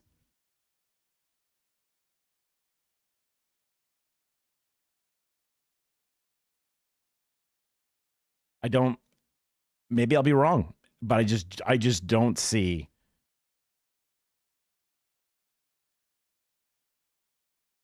you're mixed on AI. You see it and the internet sees it, I guess, like other huge technological changes. The Industrial Revolution. The Industrial Revolution still took a while, right? Obviously, because it took a while for the machines and the factories to be built. And then there was a slow transition over what was it, however many years total, to go from previous to then full steam ahead. I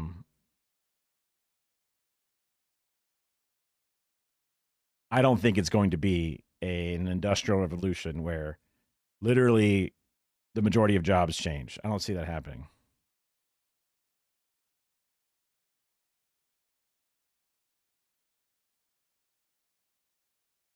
It's possible I'm wrong, but from the different workplaces I've been at and then different people I've talked to and using these fucking AI things, it could be there could be a lot of layoffs to peel off another 25-30% of the labor force because they're trying to make the other workers just work that much harder. But even the bullshit office jobs,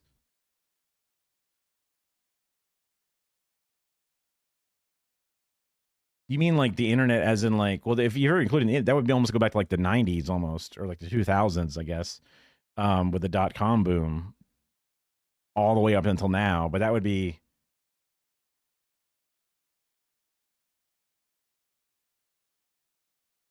even in that 20-year time frame, adding smartphones and tablets and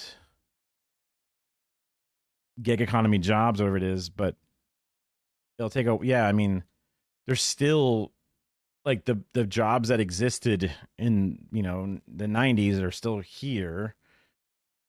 Some industries have changed a little bit, I guess, like the Blockbuster videos are gone, but now there's Netflixes or whatever. But I don't think we're going to be blockbustering the majority of life or the majority of stuff. If anything, I think it would be, I mean, maybe I'm a bit of a radical person who likes significant change, but if the majority of jobs got blockbustered and then there's just AI Netflixes that just take care of everything and you barely have to do anything, then people could then have hobbies and then just like use parks again and then like become a society once more.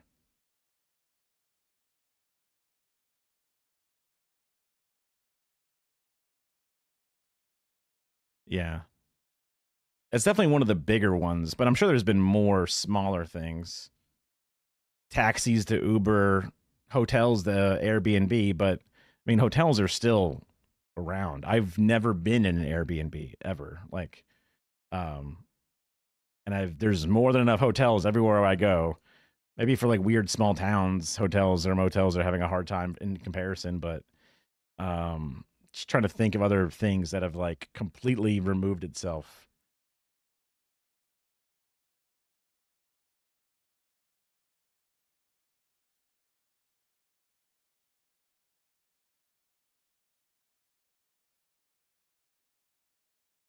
Yeah, I guess, and just thinking back to the Industrial Revolution now, I'm trying to think if I was thinking of anything that individual tailors and cobblers versus factory production of garments and shoes, but those are just outsourced to other laborers somewhere else a lot of the times. Like there are things about, I guess, like making, there's like machines that instead of people running the looms, there's machines running the looms to build up the yarn or the cotton. I guess that could be a part of the process. Those people lost their jobs eventually. Yeah, I mean, I'm sure there's some stuff didn't have that much history going through.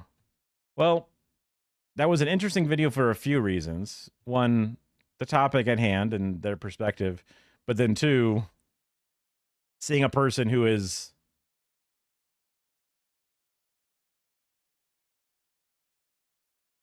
on the other side, unfortunately, of my perspective on things, while still probably trying to find the best for people, but just being fed some wrong shit. At least stuff that I think is wrong. I'm sure they might think the stuff I'm being fed is wrong, but I don't know, man. Look at China. Look at Red Vienna. You tell me what's wrong, right? What the hell?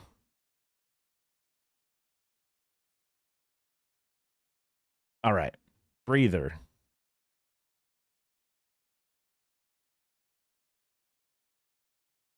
This is our friend formerly from Wisecracked.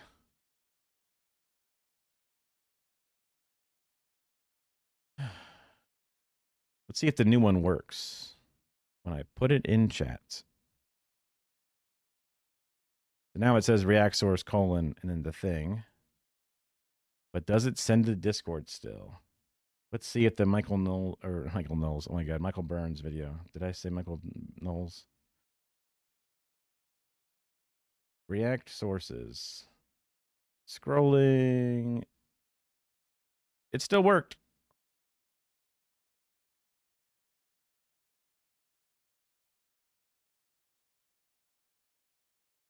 That's cool. What have they changed some stuff about whirlwind barbarians? I just kind of went with necromancer just to start because that was one of my favorite classes. I was definitely a barbarian, necromancer, Amazon. Those are like probably barbarian, Amazon for my main two. Ooh, and then I was thinking about doing a werewolf, werebear, druid maybe or something. Is another thing. Okay, fair. I always made a sorceress because you needed a sorceress to teleport around to do like the map hack runs and shit.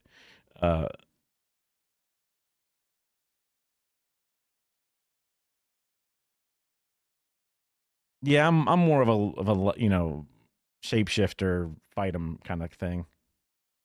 Yeah, I saw there was a blood teleport for Necromancer, which I thought was really neat.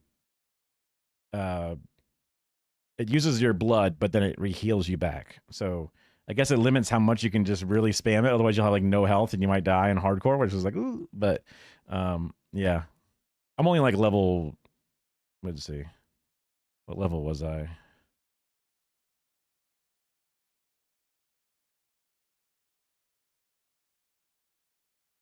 $15. Where's my mouse? There it is.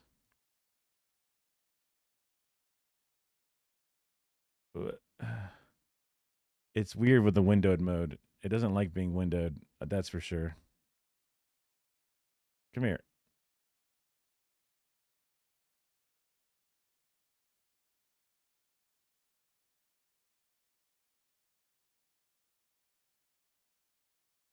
Yeah, I saw there was melee splash. And then when I was stabbing with my dagger, I was noticing it a lot too. The world is confusing. You know, lots of people are putting all of their mental energy into figuring out what's really going on. And thanks to those intellectual warriors, we have ideas like this. Have you ever wondered how The Simpsons can predict the future? And could it be that we are living beneath a cosmic ocean, shielded by a mysterious dome? Actually, in 2018, Joe Biden died. He passed away from eating 15 Wait, that's the that's that joke guy. hot dogs at Six Flags. Well, a lot of this stuff does sound insane. It's not that much crazier than a cabal of billionaires and real estate investors gathering together to use their wealth and power to try to defeat a democratically elected mayoral candidate who ran on a radical platform of free buses and rent control. On June 24th, let's get some more free transit. I think a lot of us are inadvertently ignoring why we should be taking conspiracy theories more seriously. But when we laugh at folks who believe that the Titanic didn't really sink but was swapped out for another ship for an insurance scam, we're ignoring the much more important truth at the heart of the current wave of conspiracy. And understanding this truth reveals something more insidious about our cultural and political ecosystem, something that's making it harder for all of us to do anything about this crap world that we live in. Everything is fucked up right now. No one's got job, everybody found out about racism, and disease be going bad. To put it really simply, everybody knows that things are screwed up, but we struggle to make sense of precisely why that is, which makes it feel impossible to do anything about it, so we end up trapped in a cycle of anger and despair. You know, even when we can identify the bad system, we struggle to understand why anyone allows this stuff to keep happening. Somebody has to do something. As Celine Wen writes in an essay about contemporary conspiracy, the prevalence of conspiracy theories reflects a nearly ubiquitous feeling of disenfranchisement and despair. Both left-wing and right-wing paranoiacs recognize that they can't control their material conditions, but they can at least control the story they tell about them. We're targeting younger people and middle-aged people who are living in despair. So rather than changing the world, we're caught competing to see who can tell the more convincing story about why the world is the way it is. It's a little bit like having diarrhea, and then rather than being able to stop the diarrhea, you come up with an increasingly elaborate narrative about how bad Chipotle guac did this to you. Now, luckily for us, contemporary philosophy has a lot to say about this phenomenon. Conspiracy theory, not burrito-based incontinence. Now, in a recent video, I talked about the late Frederick Jameson, who argues that the cultural logic of late capitalism, what he calls postmodernism, produces a set of conditions in which we don't have any overarching theory that explains how economic, political, and cultural structures are connected. As he sees it, capitalism destroys our ability to think historically. So rather than seeing a line of historical and social connectivity, we're caught in a pure present, constantly focused on the new thing. And this lack of an overarching or totalizing theory creates conditions that are perfect for the growth of conspiracy theories.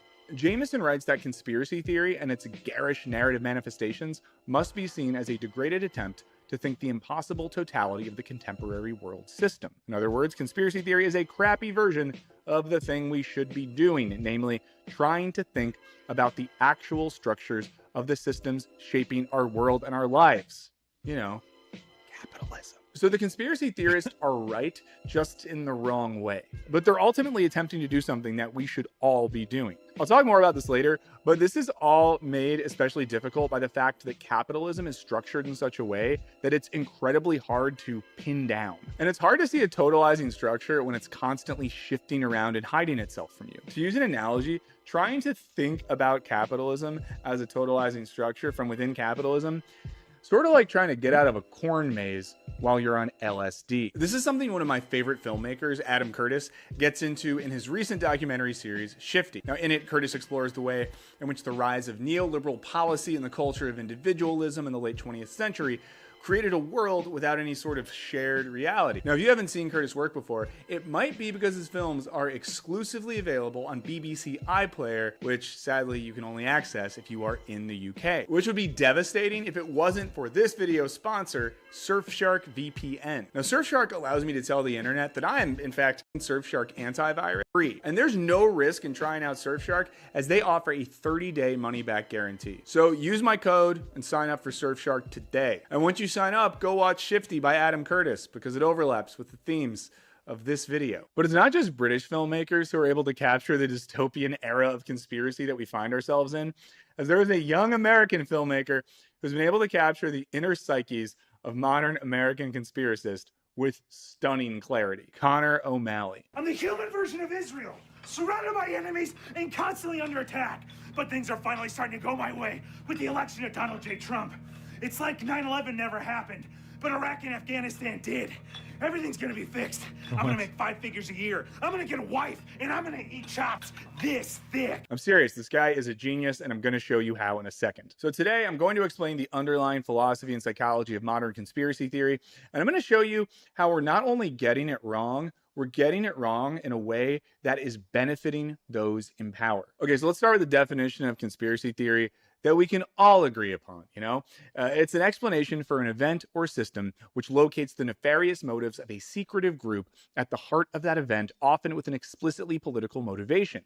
And these theories usually offer a way more complex explanation than a more common sense understanding. Basically, there's rumors speculating online that the Chinese government, you know about Gaia Force? No. What if I told you this was actually a documentary? The Chinese government figured out how to hack into the Gaia Force, and they are changing the course of the world for power. It's like how moon landing conspiracists argue that rather than being an achievement of the space program, that the moon landing was a staged television event that just served the ideological purpose of allowing the United States to seem like they were beating the Soviet Union in the space race. Also, say what you will about the Soviet Union, but they did put a woman in space way before we did. But what's more important than this is understanding what the conspiracy theorist is doing when they develop, perpetuate, or just believe in these theories. Okay, so let's talk about what it is that they're doing. The conspiracy theorist develops oversimplified and often paranoid narratives that explain mysterious and unknowable dynamics of economic and political power. Their underlying belief is that there is a coherent and well-ordered world hidden beneath the surface, but that world is obscured and hidden by a cabal of evil elites. And it seems like for many of these conspiracists, there's a belief that exposing those evil elites will undermine and even destroy their power. One way to think about this is that the conspiracist takes the problem of why and replaces it with a what, which means that rather than really analyzing the cause of the phenomenon, they get hung up on a what or a who that's doing the thing. And this just leaves them with a shortcut where they get to say this person or this group of people are doing a thing rather than understanding the systems and structures at play. Basically, if the problem is just some guys doing some stuff, you convince yourself that the solution is also some guys doing some stuff. So instead of focusing on a structure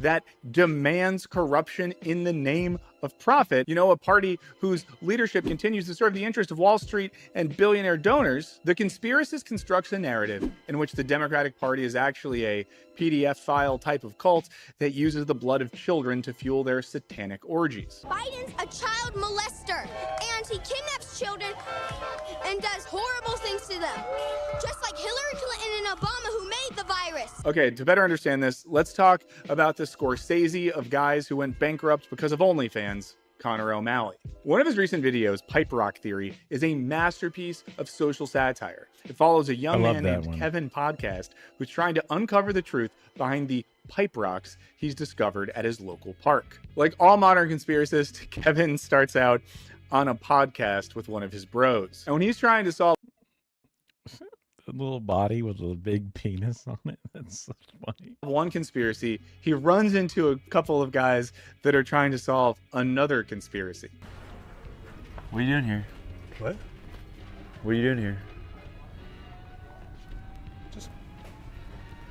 Hey. And it's interesting that after they realize Kevin is right, they quickly unify and join forces because the conspiracist psychologically seems always ready to get on board with the next conspiracy or the bigger and better conspiracy. Listen to me!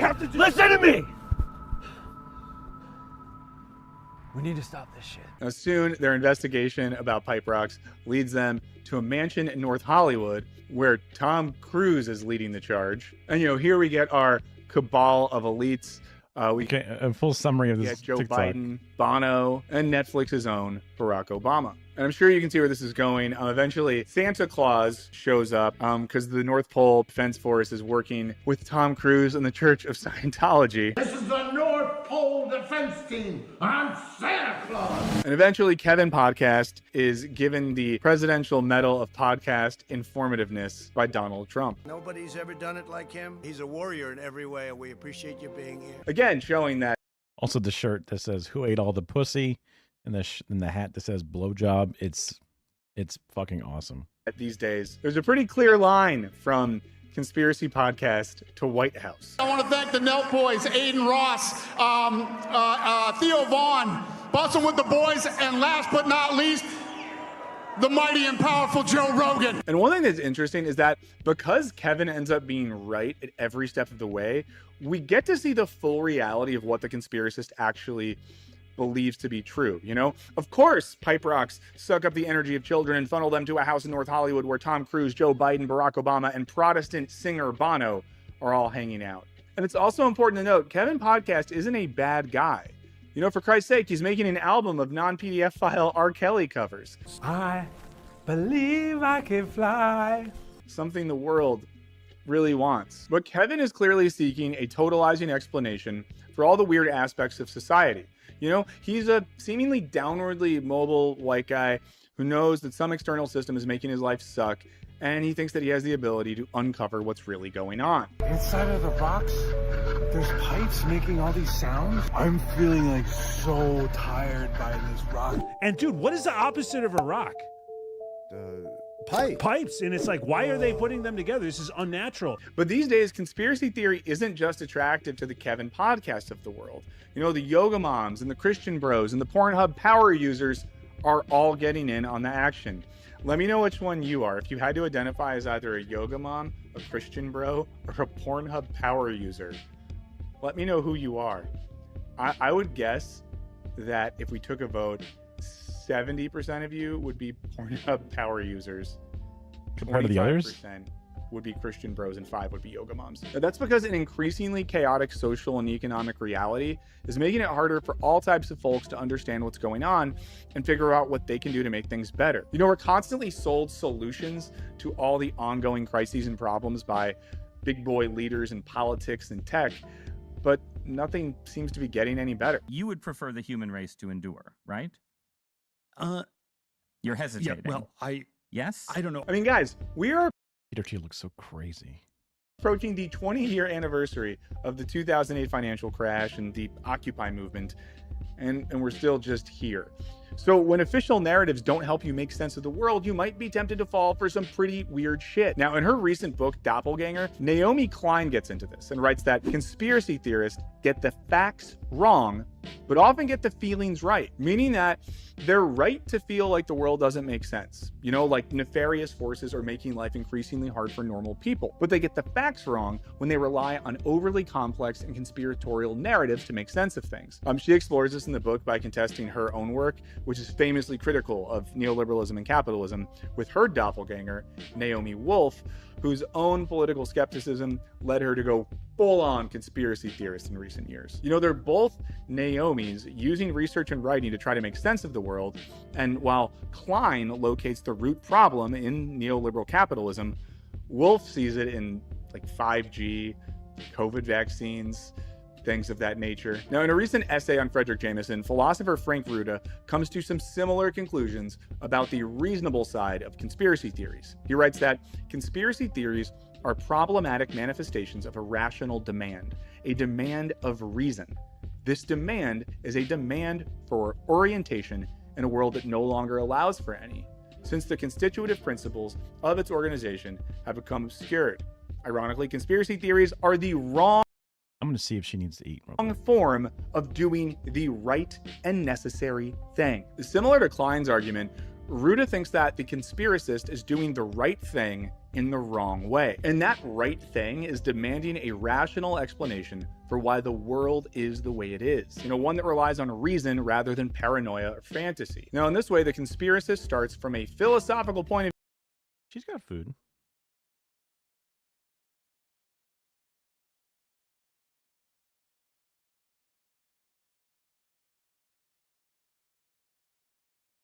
Here we go.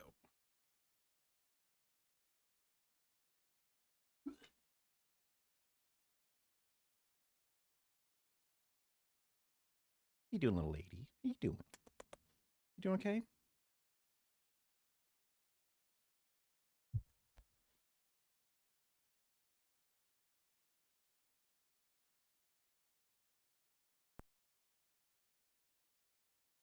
You gonna purr? And pump the gain up a little bit. And no noise gate. Ooh, careful. This way. Oh, girl. On it. Hello? Meow meow. Meow meow. Yeah.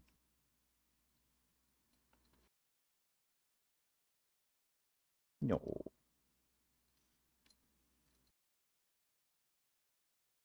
You just want some attention? Is that it?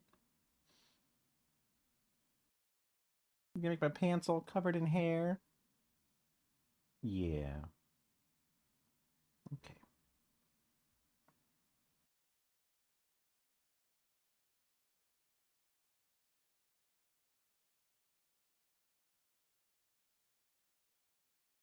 Man, my shampoo really makes my hair so damn greasy.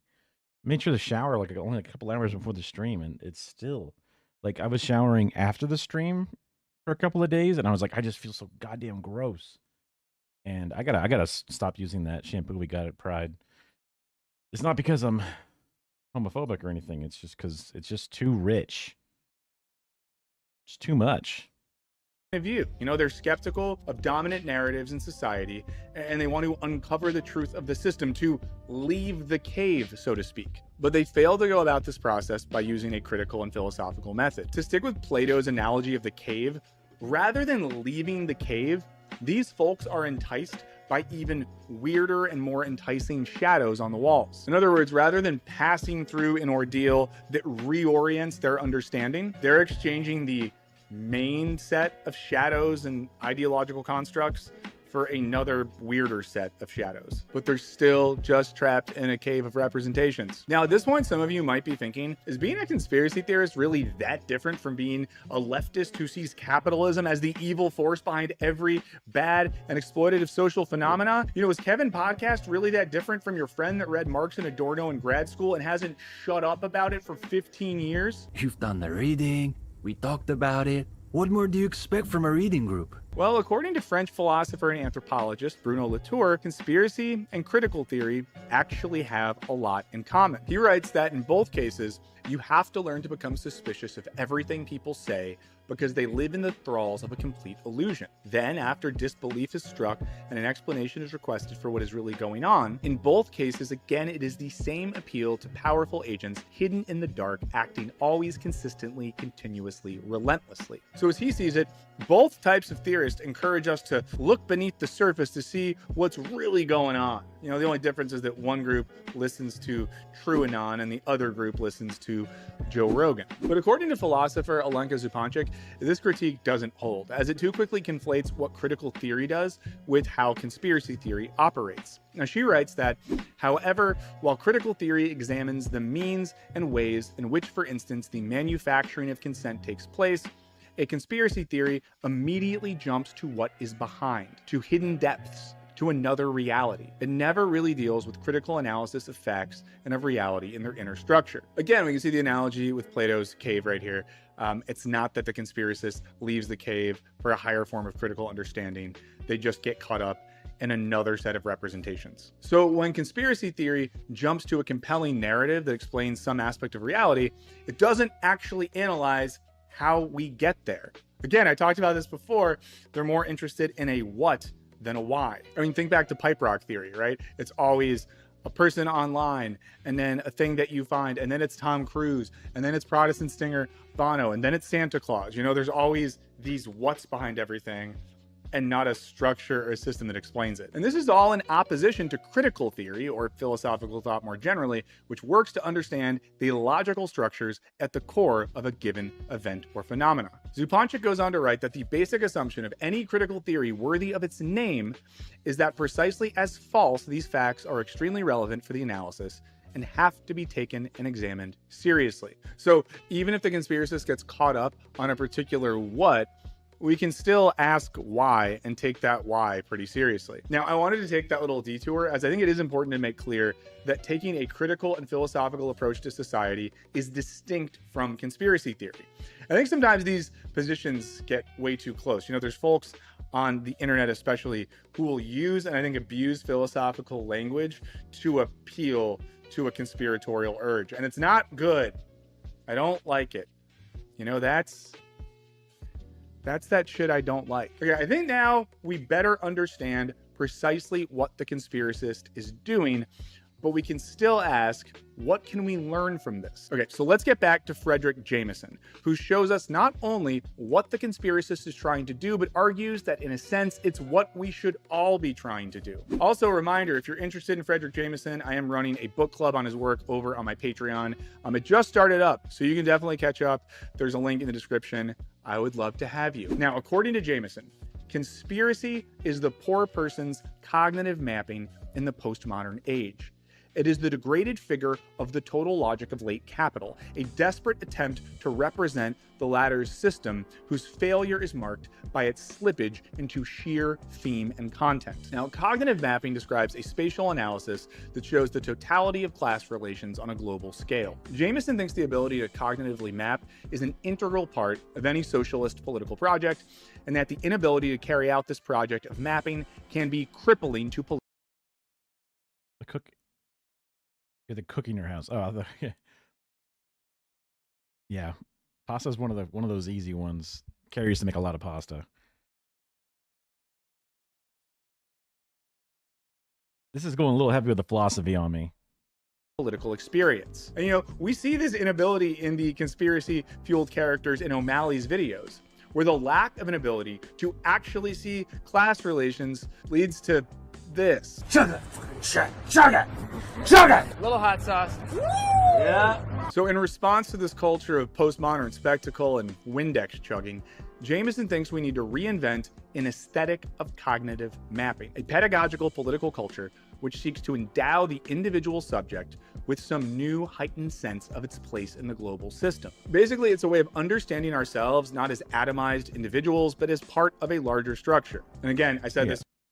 Well, I looked back at it and I was like, that title's a crazy title. Like, I was like, oh, I like human rights. Earlier in the video, one of the main points here is that the conspiracist over-relies on individual analysis and isn't able to think in structural terms. But like a pirate trying to keep you from finding his treasure, capitalism reproduces itself in a way that is intentionally disorienting.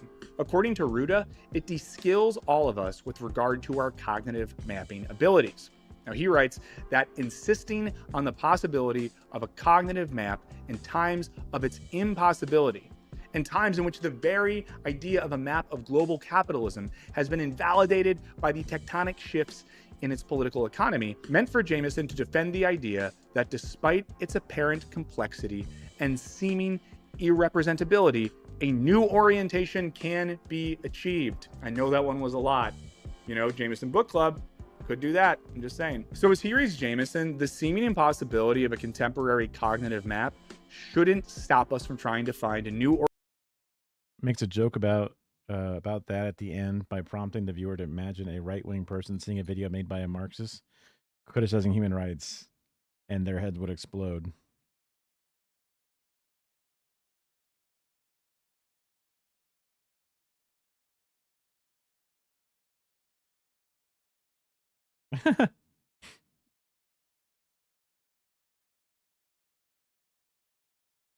They would feel vindicated because they knew all along that they were going to get the death panels. God damn it!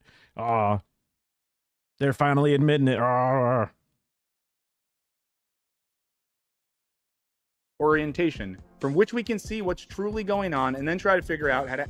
She's so silly. I usually put the pillow here so that way she doesn't fall into the crack, you know, like between my two thighs,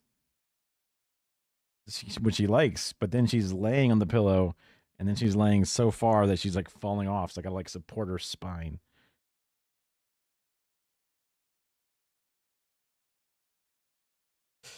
I mean, it's Florida and it's also America, so there's like people aren't directly political, especially this is before the Trumpification of everything.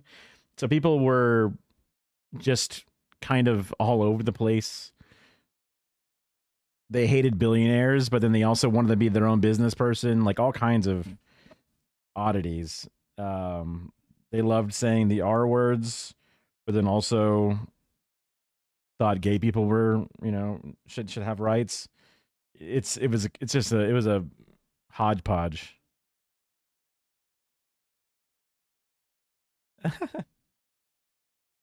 There's not a lot of really good nobody's super consistent with what their motives and stuff are. Oh, okay, she's done.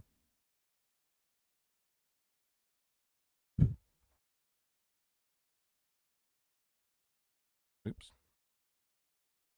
Now we're losing all of our pins. Oh man. Oh, my flare. That's all right.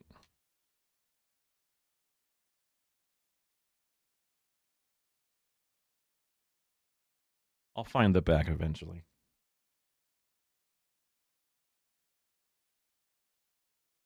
Yeah. Hello, capitalist pig. Hello, fellow swine.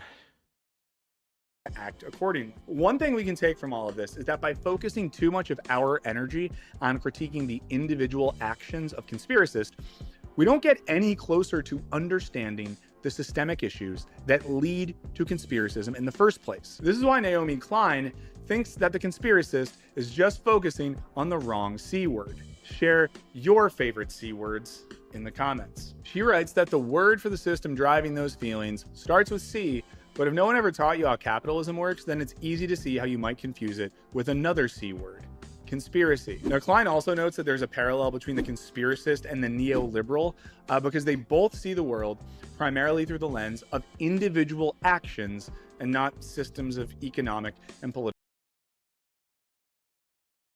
Interesting thought. He turned out to be a legit Nazi. He didn't begin to really reveal it until 3 or 4 months into knowing him, which makes sense.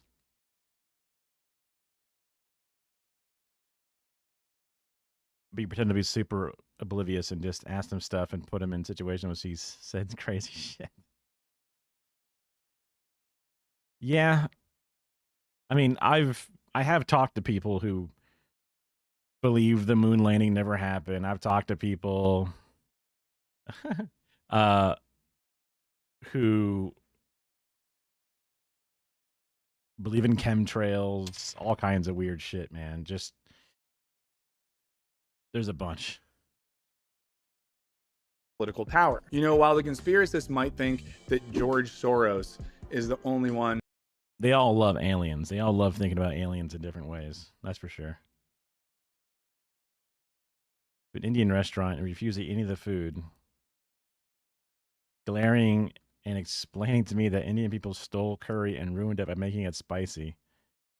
The taint of rotten meat. Oh, wow, how interesting. Delicious. Non-rotten meat.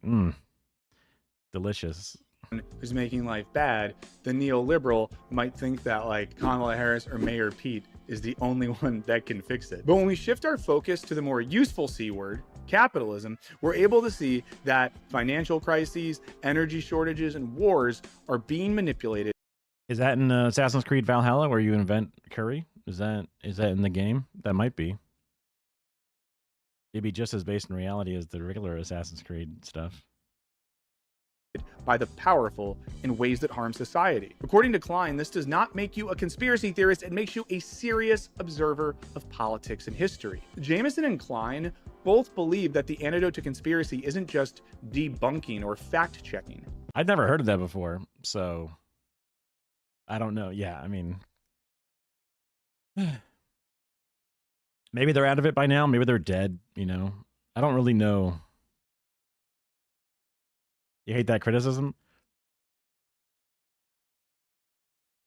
I mean, it's all about like reshaping the past or reliving memory shards and doing all kinds of stuff. It's like at the sci-fi / back in time elements, right? Like it's got a whole thing. It's already kind of like not tongue in cheek, but it's just enjoying its liberties because it's trying to go back. It's not like they don't look at period, important architecture and clothing and weapons and stuff. Like there's a lot of things, obviously. No. Yeah. But it's not supposed to be a 1-to-1 either. And also the criticism that people are doing with Assassin's Creed Shadows, like Yasue, whatever his name is, was a real person, so they're acting like it's completely made up out of nowhere. Oh, white guy with an Asian wife. What do you know?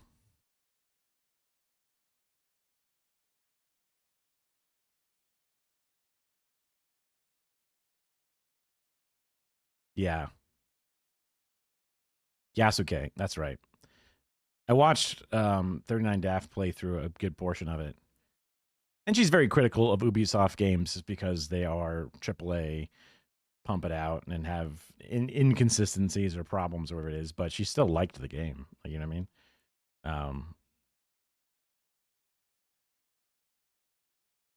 I mean? I mean, yeah, I mean, not probably even beyond just like the brain dream wet world where you meet the person you just killed and then accept the book from them or whatever. Like obviously that's just, not supposed to be a realistic part, but like just other elements of the story or elements of the historical thing. I mean, it seems like you have choices, so like oof. It's analyzing society such that we can see how power functions under the capitalist system. So does this mean that Kevin... Yeah, I mean, that's a shame that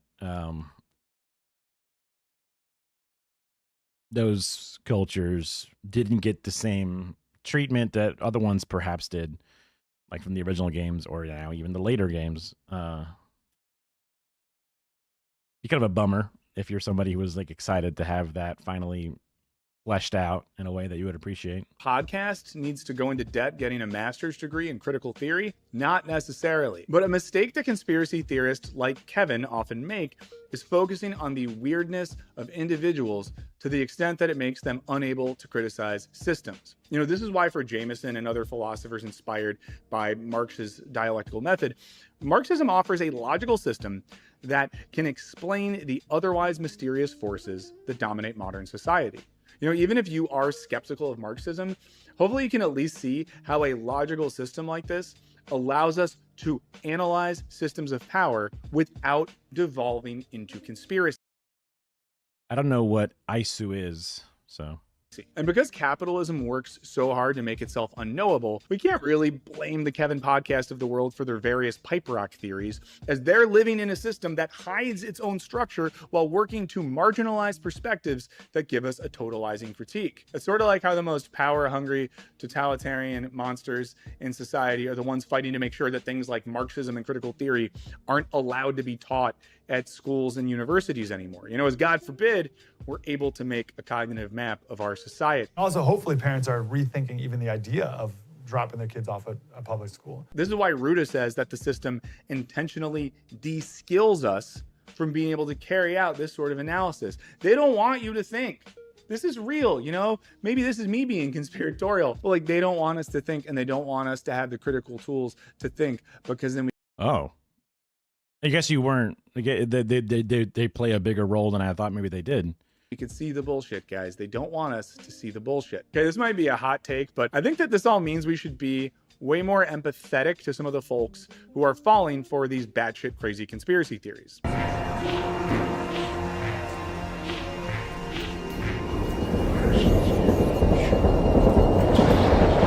Or, as Nguyen writes, we might need to approach conspiracy theories empathetically, as a reflection of someone's political anxieties and fears. And we can save our ruthless critical energy for the folks in power who are exploiting the folks who fall for conspiracies, and then just use that to continue building their own power. That's the Jamal Michael Brooks quote, a person who passed away from a stroke before I was paying attention to stuff. But be kind to people and ruthless to systems. So just thinking back on the individuals that believed different conspiracy theories and what their life was like and the negatives of their life, you know, the little victories they did have, and then the hardships that they endured. They were looking for a realistic cause of them.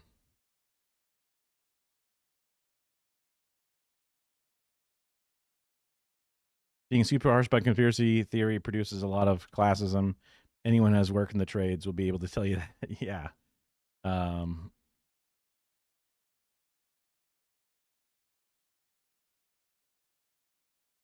And killed all of those, although some hybrids remain. I see. Neat. And this is why Zupanchik argues that the real conspiracy theorists that we need to worry about are the elites running society. You know, they know that the planet is dying and that the economy is unsustainable, but they keep pushing forward a false narrative that promises to hold it all together, even as we're just standing around watching it all fall apart. Klein makes a similar point, arguing that our liberal democratic societies are characterized by unmasked plutocracy. There's no secret to reveal. Instead of the Illuminati, we have the attendees of the annual Davos conference, where the... I mean, yeah. Let's see. A few years ago, you got your forklift certified. Impressive. That's one of the working class. You know, that's like a doctorate in the working class. And like every single person I talked to had some crazy conspiracy shit they told me about. Woman working in the little canteen was talking about how she thinks they put something in the vaccine to make people rude and selfish.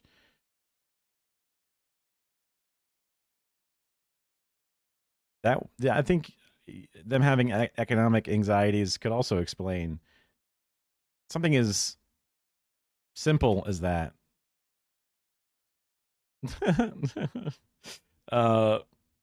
Like my mom would think that the powers that be would be shaping things and moving things. And I would try to be like, it's just the billionaires. Like they do it in plain sight in a way. Like they're not afraid. Usually you just don't care. Usually what they do is mundane and boring.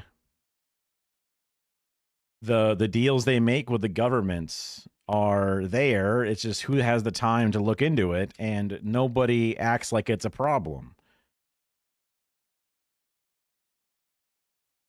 They do their best to distract you with other bullshit, like talking about trans kids in fucking high school sports or whatever.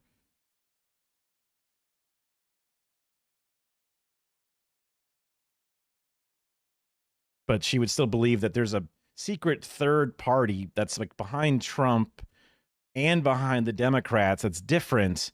And I'm like, yeah, it's just the capitalists. Like, it's just it's just the ones making the money. Like, it's just that easy. Like, maybe it's too easy of a solution and it needs to be more complicated. And then there's always that layer of something about the conspiracy and making an explanation for something. Because like when somebody gets sick, you don't want to go, man, it was just bad luck, or we just don't know what got them sick. You want to be like, it's that thing that did it. It's the chemtrails that did it.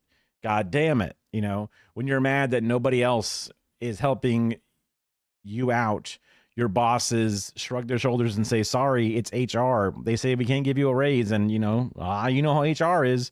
I'm sorry, guys. I love giving you guys good reviews, but shucks, you know what it's like. No one's unionizing. No one's helping each other out. You're getting more fees in your fucking power bills. And then you're like, oh my God, this sucks. Oh, it's the fluoride in the water that's making everybody docile. I can't fucking stand it. You know, it's just, you solve so many problems when you just, a rising tide floats all boats or whatever the hell it is. You know what I mean? Like, just give them out. The city you live in has seen some of the biggest cost of living increases in the world. Jeez. Eey. Well, time to import your Fiji water to save money. Hey, Donovan Mitchell, what's up? Exploitation of capital is even more sinister than a couple of evil guys in a way, because it takes away people's abilities from cool narratives about their oppression. It's just like some boring business stuff. In some ways, yeah. I mean, there is some weird, like the Peter Thiel shit. It's kind of like going nuts. WSG. What's up, guy? I don't know. I'm not familiar with that acronym.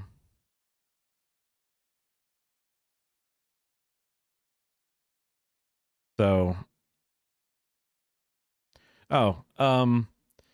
well, this video that Michael Burns has made is about conspiracy theorists are right, just in the wrong way. And he was going through a, very long and philosophy-filled analysis of the different people who have conspiracy theories. It means what's good. Oh, WSG. Okay, what's good. Got it. But those people are feeling pressures and anxieties, and they're just putting them out into something. They're just not pointing it at the right thing, basically. Politicians and capitalists most responsible for climate change and capitalist extraction pretend to be our heroes, solving the world's hardest problems for the greater good. Our world might be more corrupt than the conspiracy theorists realize. In an essay on Klein's book, Nico Baumbach writes that anti-establishment politics, without a critique of capitalism or some guiding egalitarian principle, accounts for the lure of Trumpism and conspiracism, and will remain seductive as long as mainstream liberalism takes the side of the establishment in response, and there is no readily available left alternative. And that's one of the things that I get so mad about with the Democrats, because the system is designed to have two pendulum sides, one side or the other. But when the traditional Democrats are sitting in their seats and they go, no, we are the only team that's allowed to fight. Third party, how dare you? What are you, a spoiler? Only other team that's allowed to fight the enemy in this case, or the alternative, even if, like, for example, my parents don't see Republicans as the enemy, they just see them as an alternative. So Democrats do nothing, suck ass at everything, and are shitty. So they obviously go, okay, well, given that I don't see Republicans as evil because I have my own blind spots about morality and stuff, they pick the Republican side. And then young people, or people who are like wanting to stop Republicans, look at the Democrats and go, well, you should be better. And they go, no, we're going to stay the same. And we're like, no, please put someone better in the space, because we want to actually fight what that is. We really disagree with everything that thing is. And they're like, no, we're just going to sit right here. We're the only ones allowed to be here. And don't you dare tell us that you should be something better. And then when we win an election, they swarm around Zoran and just like try and eat him alive, and then they fucking run their own people against it again anyway. Like, imagine if Zoran ran under the Working Families Party, if Cuomo won the primary, they would be skewering him on Twitter. They'd be yelling about it on CNN, calling him a traitor, calling him like he wants to have the Republicans win. How dare you? How dare you? How dare you? If Bernie Sanders decided to run independent after losing the Democratic primary, they'd be like, how could you, you disgusting freak? How could you? How could you? How could you? But we win the primary now, finally, right? And they go, we're going to run ourselves anyway. Actually, fuck you. So the Democrats, sitting in the only opposition, are prolonging the evil of the Republicans. The status quo ratchets further and further right, and their ideas ratchet right themselves. First against the wall, now pro-wall. Used to be pro-immigrant, now they're literally saying, yes, immigration's a problem. We're going to deport them. Don't you worry. We're gonna get it. And it's like, who the fuck are you people? You know, a lot of us might think of ourselves as too smart for conspiracies or too clever to fall for this sort of stuff. But Zupanchik points out that too can be a bit of a risk. She brings this up via an anecdote that's been used by Slavoj Žižek. That's about a man who tragically loses his wife, but he seems oddly calm when he talks about her to his friends, as long as he's holding his pet hamster. But after a couple of years, that hamster dies, and then he absolutely loses it. He's overwhelmed by the trauma of losing his wife. You know, in psychoanalytic terms, the hamster was this object that he could focus on to keep him from the tragedy and trauma of reality. Zupanchik brings up this anecdote in the context of conspiracy theory to argue. Oh, I thought like the wife, he was thinking the wife was the hamster or something. That it is the knowledge itself that is our hamster today, enabling us to supposedly accept the reality that this knowledge refers to. And when she says knowledge here, she basically just means our knowledge of how things really are. You know, our clever analysis of what the world is really like. And as she sees it, we end up being more concerned with being correct and not being deceived than we are with fully acknowledging the traumatic aspects of our reality. Everybody's. So that would be the people on Discord servers that love to join DSA and talk about organizing on Twitter, and they're very not to point fingers or anything, but they're very intense in Twitch chats or whatever. Not even saying my Twitch chat, obviously, but and then they ultimately never do anything because they go, no, I have a complete understanding of how all this works, and I know who the bad guys and the good guys are, and that's what's important, is that I'm correct. I have it all figured out. Sitting around not doing fucking shit, and meanwhile the markets are in turmoil. That's why I come down here, Wall Street, and I'm handing out free homemade Powerade to all the stockbrokers. So we might feel good about ourselves because, of course, we know the Protestant singer Bono isn't part of a satanic cult with Netflix Obama. And we, of course, know that actually it's capitalism that's making things so bad. And, you know, we read the right books and we watch the right YouTube videos and all that. But maybe so what? You know, if that knowledge is just the hamster that we hold on to avoid facing the trauma of reality, then maybe we're kind of just helping maintain the status quo and helping ourselves stop from freaking out. To put this a little bit differently, if knowledge isn't facilitating action, then it might just be a useful narrative, not that different from that of the conspiracists. Very interesting way to put it. I'm not familiar with the will to power.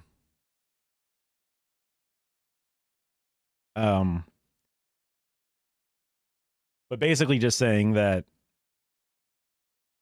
having a complete perfect analysis of the hegemony of the United States and its downward trajectory, and how the corporate elites have both parties of government in their hands, is just the frogs gay thing.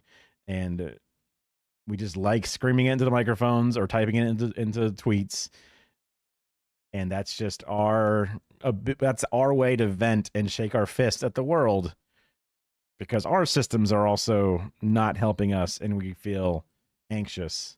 And that is it's almost an escape, even though it's grounded in the reality and in many ways most likely completely accurate. It's still in some ways just a performance and entertainment. You know, calling things fascist doesn't stop fascism. Describing the horrors of capitalism doesn't make the system scared. You know, to risk idealism here, we don't want to understand the system to understand the system. We want to understand the system to figure out how to change the world. And if you want to think more about this stuff, please do come join me over on Patreon, where we have a Frederick Jameson reading group.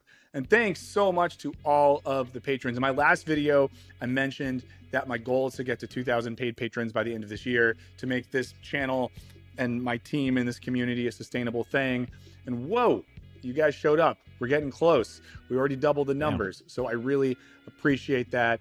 There's a link in the description. You can head over there if you want. And just a reminder, I stream every Burns Wednesday, 420. noon Pacific time from this channel. I always post the unlisted link on Patreon. And if you're not already subscribed to my second channel, Sideburns, it's where I'm posting clips from streams, shorter stuff, reaction things, stuff that's a little more fun. You can go subscribe to that.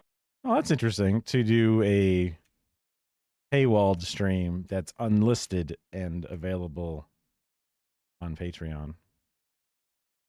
I guess it's very leakable if it's just an unlisted link, but yeah.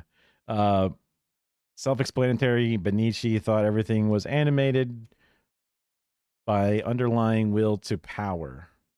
You kind of agree, but I don't want to modify it. You do want to modify it slightly. Say it's more like the will to mock.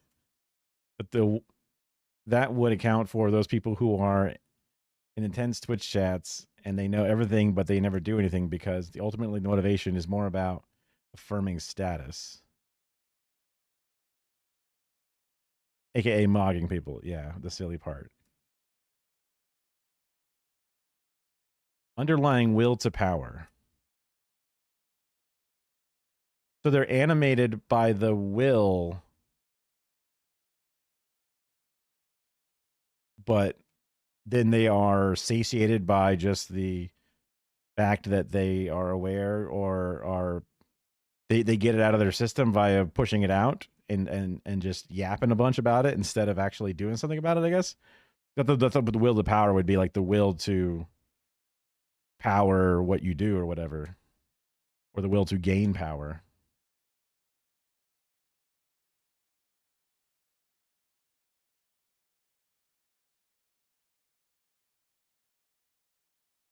The will to mog.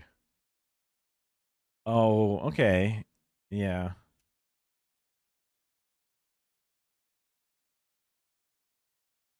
Let's see. What's another? Maybe we can walk it back from the super serious stuff just for a second. Oh wait, that's more serious. This is the one. Unethical life hacks from a more fun channel. And welcome back to Unethical life hacks. Copy, paste, and then URL, and paste. Manually. I still feel like there's going to be some interesting, because like Jarvis seems like they're pretty young and lefty, and ethical things. Interesting. I'm curious to see what this is. I wonder if it's just going to be a bunch of like, go to Fiverr and hire a slave. Job done. Hooray. Life hack. Jarvis Johnson Gold, the premium channel that is free. It is free, but if you're watching this, you're premium. And ethical, I would like to say. There's a trend recently on social media, YouTube, Instagram, TikTok, of unethical life hacks. Today, we have collected a number of creators who are engaging in such hacks. Oftentimes, I ask myself, if I engage in the unethical thing, am I a part of the problem? So I try not to. So I'm going to do that by just talking about other people doing it, because There's studies about how if we give people the opportunity to make more money, but less money than everyone else in your workplace,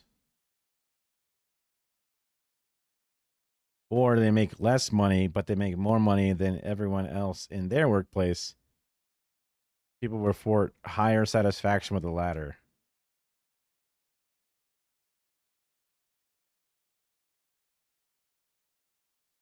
That seems like it comes from an inferiority complex and or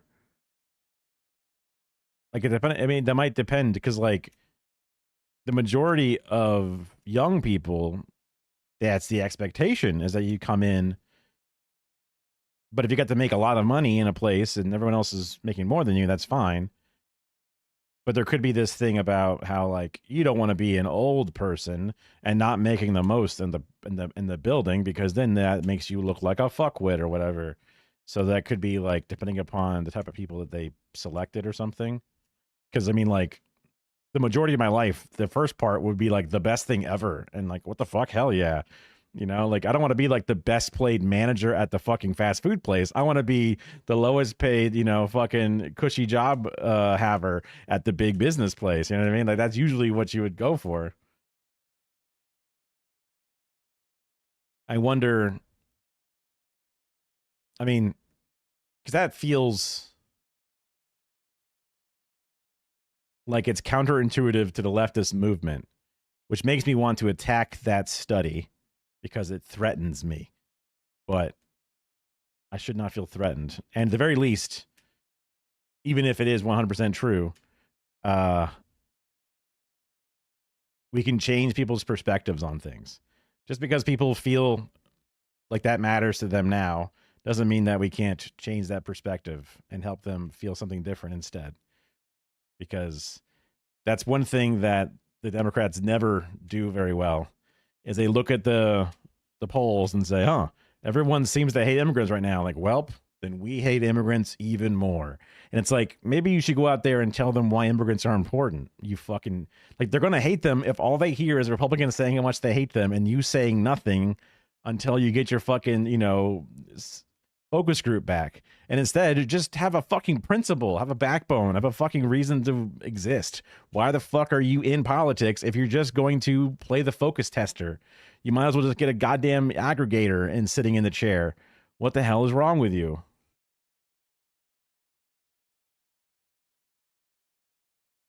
Oh, interesting. So it sounds like a more recent thing, which very disappointing, but yeah.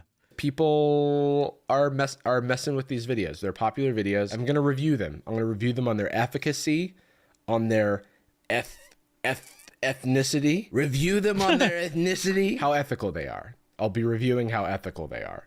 Or unethical. We'll figure it out. We're going to start with Josh McCann on Instagram. Unethical. Just immediately. Unethical. I can just say it now. I build business and buy property. Oh, no. Okay. Their username is Monopoly McCann, which I don't know what that's supposed to imply. And they build businesses and buy property. Okay. Is this unethical day 4? Unethical ways to make money online. Today we've got selling bullshit artworks on Facebook. Okay, so we're Australian. So this guy's Australian, I think. I don't know where he's based. I just know that he's based, if you know what I'm saying. Is that an Australian accent, you think? First off, let me say, I'm not much of an artist. It all started at Kmart, where I'd quickly buy up any prints that they had on clearance. After that, you want to stop by Bunnings and pick up a big bucket of joint compound on top of that canvas you bought and let your imagination run free. Just smear this stuff. Okay, you're just making art, bro. Like, you're just making art. You might think it's dumb, but you're making art. Open to getting video recommendations? Somewhat, yeah. I mean, I try to keep it somewhat on theme. So these are, like, videos that are not like looking at the gruesomeness of Gaza 24/7, but also they still have a message to have one way or the other, sort of. Also, first message coming in hot. Hey, can I change the direction of the entire stream? Maybe. I don't know, but sounds like a bad study because your first thought would be hearing you'll be paid less is, no, I don't want that.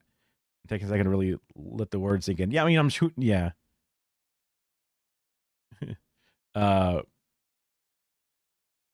it all depends upon a lot of things. Because like earlier, the AI art lady, she was referencing that the little mouse Heaven Hell, where the utopia was there for the mice, and they ended up just suckling on the drugs and eating themselves and dying. But that was because mice were not meant to be inside of a small cage like that, and it messed them up. And then someone came back and repeated the entire thing, and they actually had a much nicer habitat for them, and they were all thriving and loving. And even when they reintroduced some of the ill and damaged mice from the first part of the study, they then were able to almost help and like rehabilitate them and get them back, you know. Let me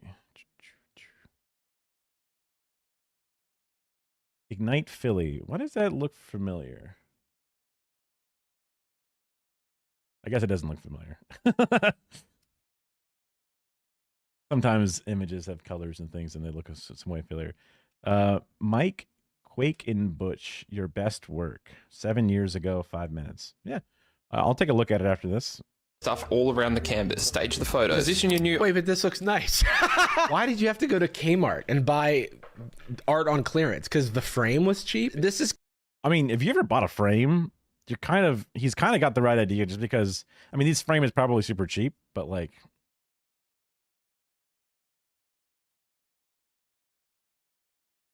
Well, they responded to me and they understood it was message videos. My my typical "are they a bot" thing is I ask the people to write what they see on the screen to make sure that they are not a... This is my CAPTCHA that I utilize for anybody in case I worry that they're a bot. It's you know, it's one of those things, you know. Sometimes robots, they can't type it. We'll see. We'll see how they feel about penis. But they did repeat my words back somewhat. So, but maybe.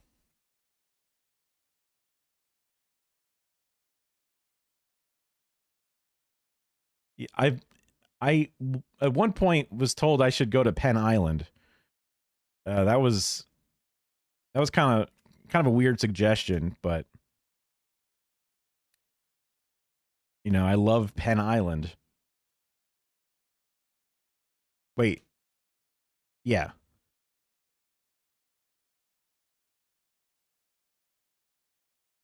Yes. I forgot that there was it ended up being a land at the end of it, but yeah, that's basically what it was. Maybe they were mad I just didn't start watching the video immediately. That doesn't seem good.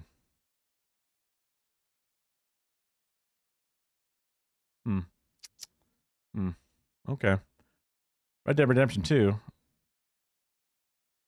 I wonder if that game's been on sale a few times. I wonder if I've bought it already. Kind of like help, I became an artist. Is it okay to ask for money? Is this unethical? I took a previous existing piece of art and then I like transformed it using painting tools. Now I'm selling my art, and that's the and that's my fucking scam, dude. And that's all there is to it. Slap this on Facebook Marketplace. Okay, I don't... No, the answer to your question, is this unethical, is no. Because you're not saying large textured artwork from famous artists. You did do art. You did labor, you did artistic expression. You didn't even do the like basic thing where it's like, oh, it's just a blank white canvas. Imagine with your mind. That's how my art is challenging you. They made art. Anastasia worked at an art museum. Did they make art? They made art. They made art. So on a scale of... Is it unethical? No. And I do understand that that's not a scale. That is a Boolean binary. Okay? Sold at an average of $250 to $300 a piece for around 10 minutes worth of work. I test new methods like this every single week. So 10 minutes cap. Don't buy it, dog. I don't buy it. You fucking liar. Yeah. No, I get that. Even sometimes the fucking bots, when you pick up the phone, they go, hello, you know, hey, is this so-and-so? And then they just have a pause for the approximate average amount of seconds. That's great. Okay. And then they just start saying whatever the fuck they're saying. Where they're being dishonest is that it's 10 minutes of work. Because maybe it's 10 minutes of work after you've set up the system. Doing all those chats isn't 10 minutes of work. Going to Kmart isn't 10 minutes of work. I get that you're exaggerating. It's funny how they've backed themselves into doing what a lot of artists do, which is undervaluing their art. It's fine. You just made art. People, bro, selling them for $200, they're valuing their art. I mean, they, but like, no, driving to Kmart, buying a bunch of things in an aisle, checking out, going back to your car, going back home, hitting Home Depot on the way, buying however many containers of things, spackle and, palette knives, and then going back home, setting up a tarp, doing it, cleaning it up, cleaning your tools, then photographing and individually listing everything, and then individually delivering and selling and shipping these things. My ass, it's 10 minutes of work. And it costs like $15 for the paintings at the minimum, which is like just what they show. So like you're putting in a lot of investment up front and doing a lot of work throughout the entire process. But you know what? If I need to make money for the house once my severance is up, I can start doing art. people sell their bathwater for more money than you're selling your art. And I don't think that's a scam. To each their own. It's a free market. Unless you're lying about that being your bathwater. Well, that's and true. How dare you if you're doing that? This would be a great part for me to talk about today's sponsor, which is not my bathwater. Before we get into that, we have a brief word from today's sponsor, Aura. Now, I've talked about data brokers before and how they collect up all your data, and then they sell it to the highest bidder. I figured, what if I joined the dark side and pay one of these data brokers to collect a bunch of information about... Don't feel like you have to spam the chat, but also it's better for me to have someone to talk to than nobody to talk to. So yeah, no worries. It's great when there's like more than one person, but eventually at certain parts of the night, it's just one of the two of you here. And then like your message doesn't mean you get a header anymore because it's just you nonstop, but it's still like, that's my fault for not having more chatters and more viewers. But you know, if there's people lurking who are shy about chatting, come on in. I don't mean to be mean. Like I felt like I was pretty polite to the person who asked me to derail the entire stream instantly, and I was like willing to look into it. Yeah. My dear friend and producer, sure. Anastasia. You did what? You will never guess what's in here. What is in there? I don't know. I can't see. Can I borrow your glasses? Yeah. Oh yeah, this is bad. No, I can't see. Well, they've got your contact information. Oh my God. Your addresses. Give Aura a few weeks website. And Aura does monitoring, fraud alerts. Aura delete me 14 incognito. days to your name to stop sponsoring this video. Now back to the video. Let's find out if this one's unethical. We have clipping content on social media for brands and creators. Oh, another guy. You guys doing it more of them?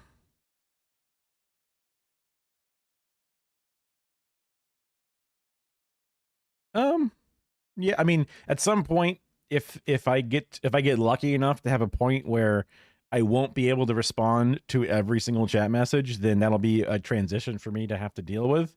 There's been a couple of times when chat was popping off and I was trying to make sure I read every single thing, but sometimes when there's cross conversations or there's just a lot of people, or just a lot of things happening, and I'm trying to keep up with it while also maintaining my concentration on the video. But it is, so far it has not been difficult to maintain complete observation as well as my content or whatever it is. But yeah, I mean, I'll be happy if that's a good problem to have for me if I have to notice that I have to change my execution of chat responsiveness or whatever. And you can actually do this with 0 followers. So I started by downloading WAP from the App Store and then checking out their content rewards program. Downloading what?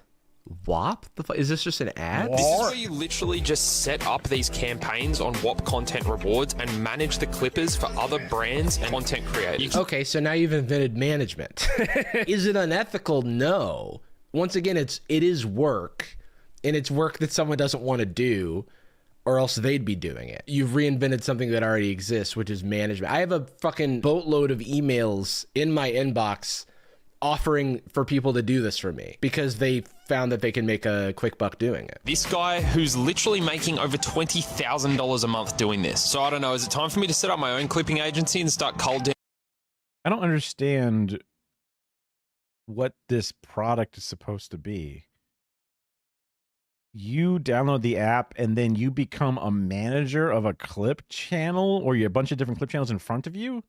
What do you manage? You're not actually making or editing videos. Damn creators. See, that's what I mean. Like, I am getting cold DM'd all the time by people doing stuff like this. So I know what's happening. In my view, it's like a legitimate business because it's a service that people are willing to pay for. And then management of those services is something that people are willing to pay for. So far, also not unethical. Funny enough, I was curious if this guy was like just doing like some sort of avant-garde comedy, unless they've gone as far as having real drop shipping courses and mentorship and consultations, being able to apply to invest in their high growth Australian property business. I have more issues with properties as an investment vehicle than other than like that you're not living in, than I do doing a service that people are willing to pay for. I actually have an idea for an unethical life hack where sometimes I cook food for myself, but I was realizing if I just cook food for other people, then I could charge a little bit on top of what it costs me to make that food. Then those people get the convenience because they're those fucking schmucks. They're willing to pay more to not have to make their food themselves. I'm thinking of calling it like a lunch emporium.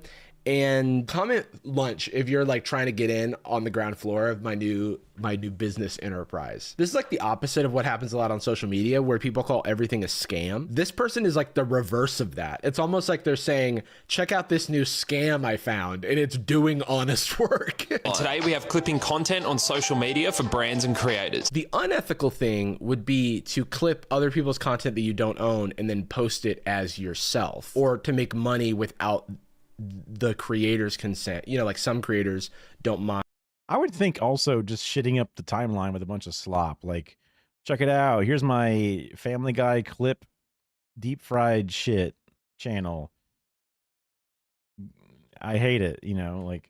And like, I don't really care if you make money clipping my content. It depends on the person, or it depends on the content, right? Taking someone else's intellectual property without their permission and then profiting on it, that is unethical.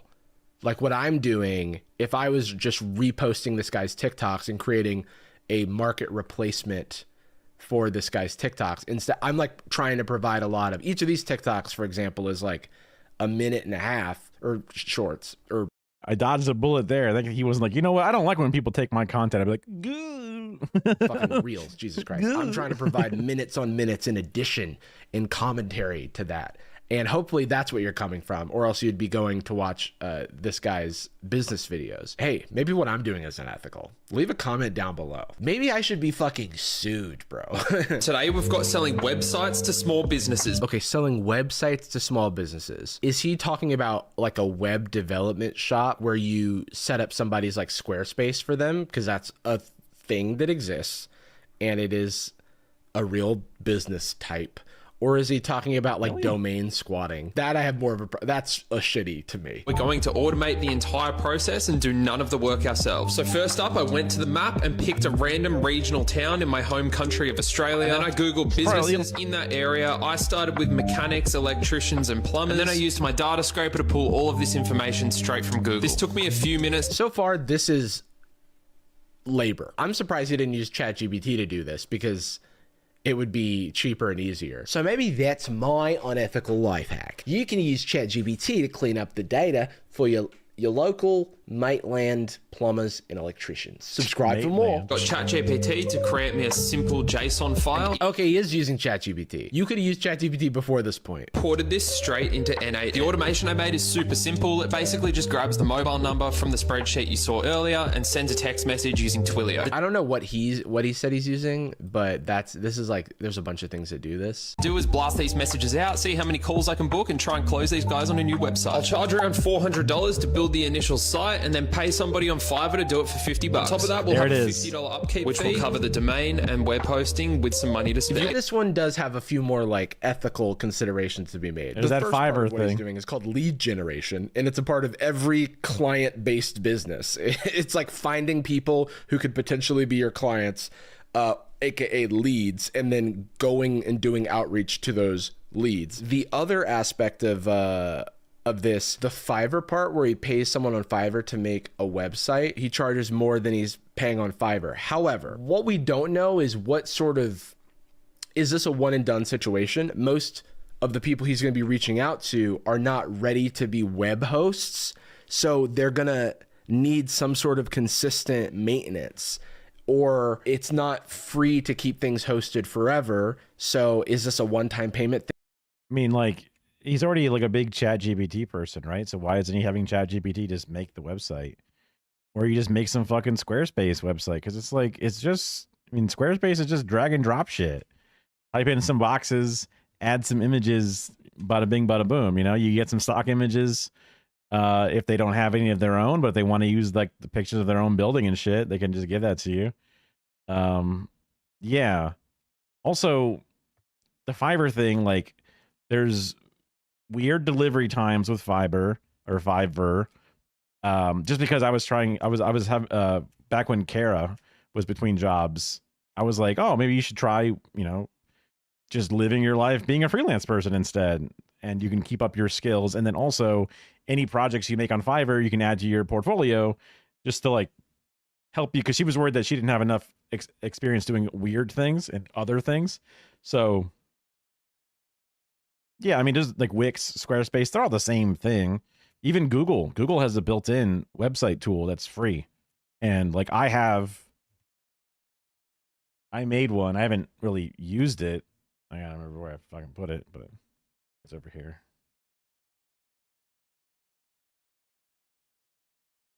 Like this is, it's not a good, you can buy a domain name, but I just built a website that has my stuff. And it's super easy, drag and drop, whatever it is. You can create the number of pages and whatever it is. And yeah, and it's like you could buy you can start buying like, you know, server space or domains and some other services or whatever. But if you don't want your URL to be anything other than some weird link, if you don't want yeah, I mean, yeah.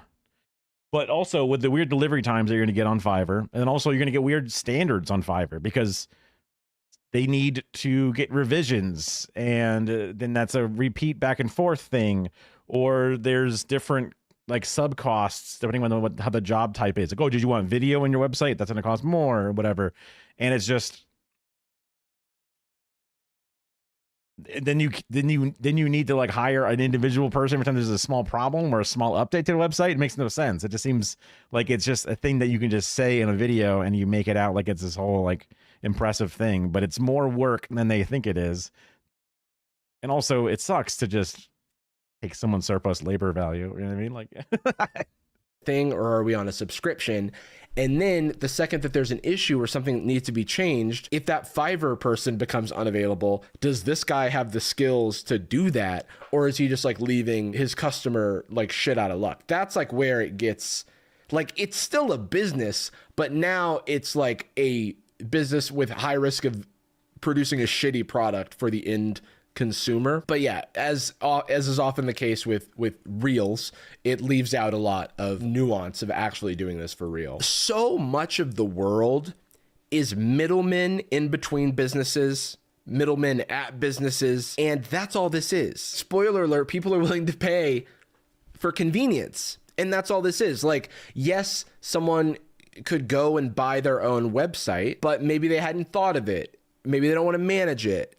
If you're going to take care of those things, well, then that is a price that I would pay.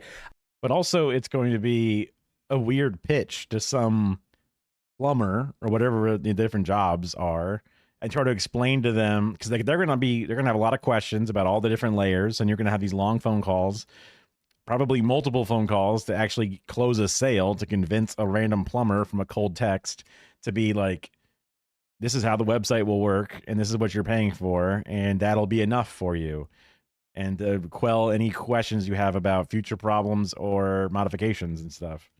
I am curious to see how effective this is in a world where something like Yelp or like Google businesses exist, where it's not as valuable, like things like SEO. Like, do you know about SEO? Is my website gonna be showing up in the results when people search for me?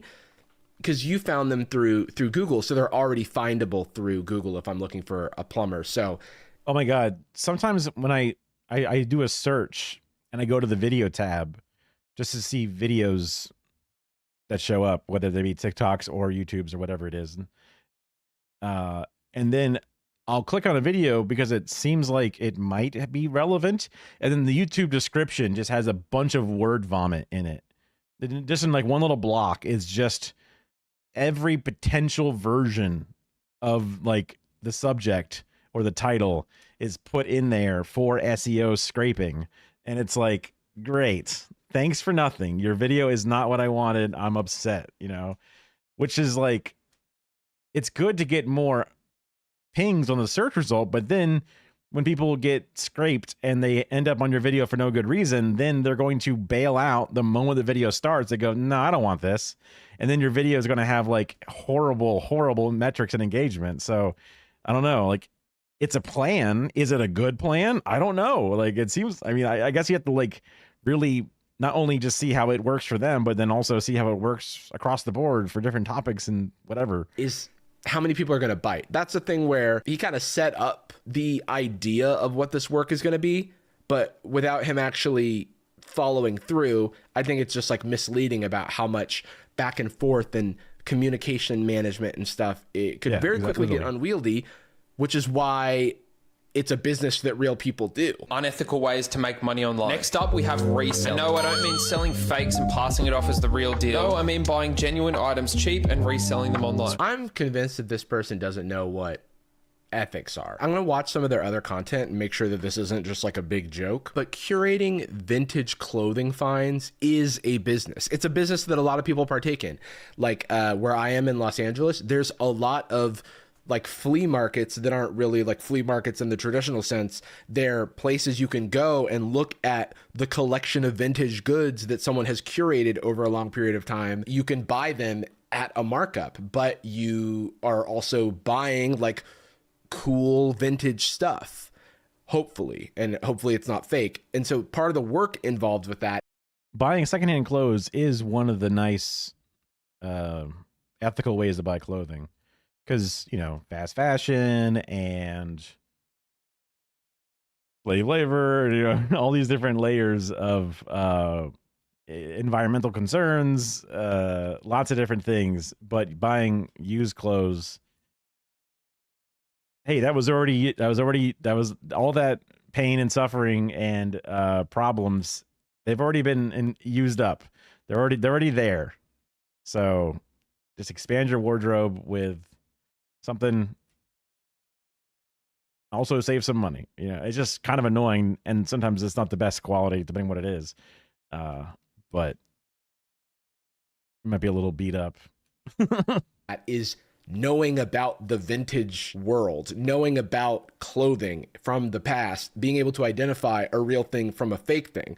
If you don't have the skills to do that, and you're saying that you do, that's where I would consider it fairly unethical. But if you're developing the skill set to identify these vintage goods, you're doing the labor of sorting through bulk bins of cheap clothing to find the diamonds in the rough that you were gonna restore or clean up, and pick out the items that you then have to display somewhere on a Depop store or on a whatever, you've created a business. I don't know what to tell you.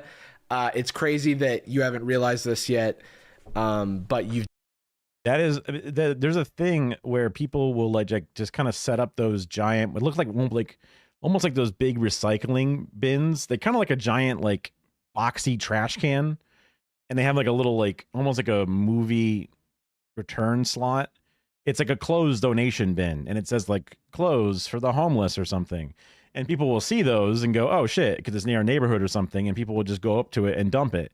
But then the people that have those bins just collect the clothes and then sort them and then pick out things to then sell in a consignment place somewhere. And people assume that they're donating everything, but actually sometimes those things are being sold or whatever it is. That's a thing that's happened. So like whenever we see those bins, we know like, oh, just make sure to take it to Goodwill or something. Not that Goodwill is like the best thing, but it's better than Salvation Army. And, you know, there might be like another better place to take some goods. Maybe there's like a particular type of shelter or something that we should look for.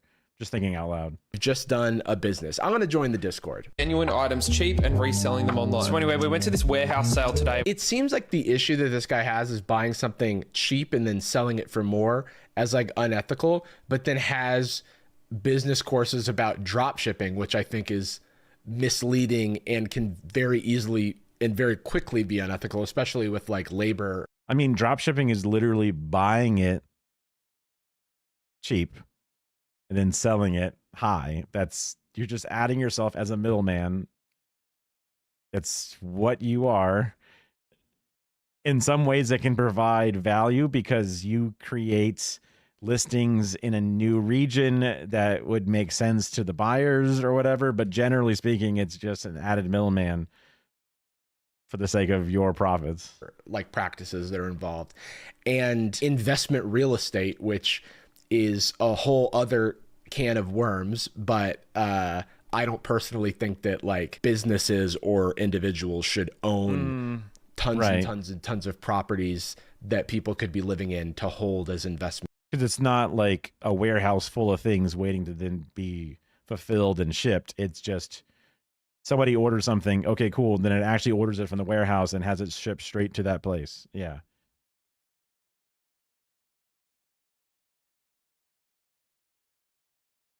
But just creating yourself as the middleman between the place and the customer. Because like if they're already producing a single unit and then shipping out a single unit to one person, then they could be doing it. So there's what you did in World of Warcraft. On the first day the servers reset, you'd buy out all the cheap gems and relist them at 3x the cost because people would be raiding and get new pieces of gear. Yeah. Oh, you usually design it. I am not familiar with that. I'm usually them like they go to AliExpress, they find some like big novelty AirPod or whatever it is. They go, oh yeah, my audience is gonna love that. And then they, you know, make listings for that product and then whatever. Make ads on TikTok Shop or something. I don't know. Vehicles. Just my own personal opinion. I think that the ethics of that are worth way more discussion than finding an OG Old Navy shirt or something and from 1962 and then selling it. But we'll see if they're actually doing that. Bunch of different brands. I was always very stingy when I played World of Warcraft just because I loved building my gold amount and I hated spending it. It was one of those things because like I would quest or whatever and you get all this gold and you go, hell yeah. But then fucking elixirs and all these different things cost money. Although the most recent time I did play, I played like classic with Season of Discovery and I tried playing hardcore, but I would die a few times because I was like solo.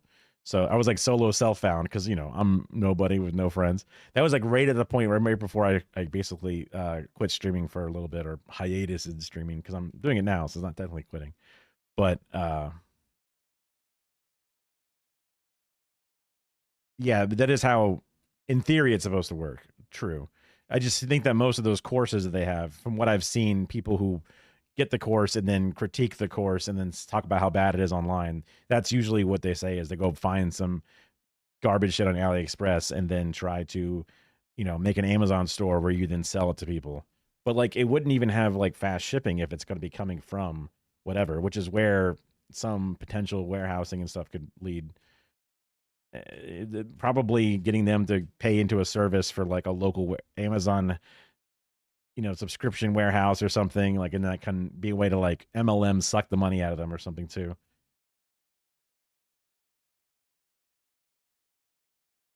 Damn, that's crazy. It made so much gold.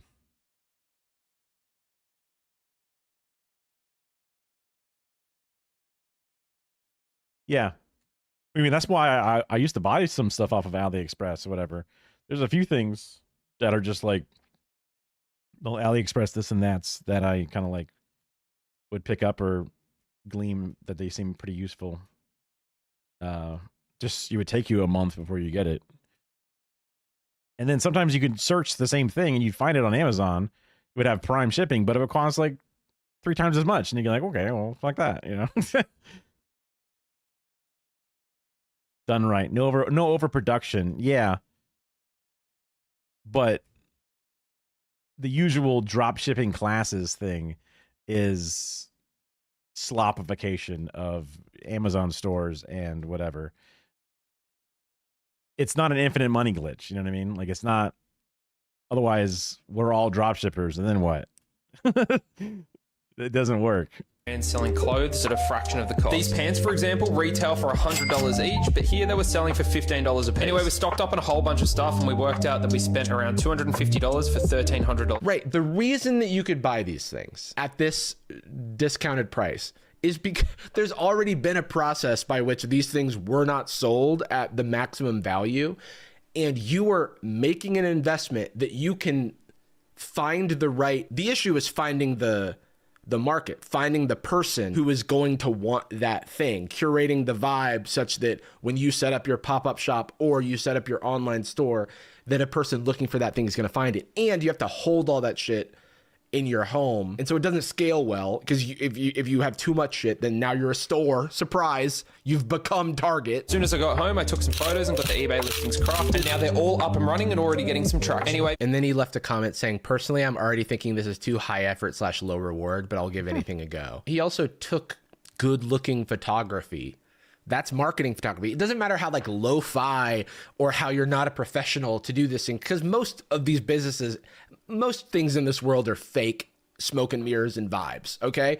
And that's all this guy's doing. There's like nothing wrong with doing that. It's just not going to be, it's more than likely not going to be your ticket to. Which is why I liked Season of Discovery, and I liked, well, at least the hardcore stuff, just because I assume a lot of that stuff doesn't work, but maybe it does. Well, hardcore is just weird just because everyone's dead.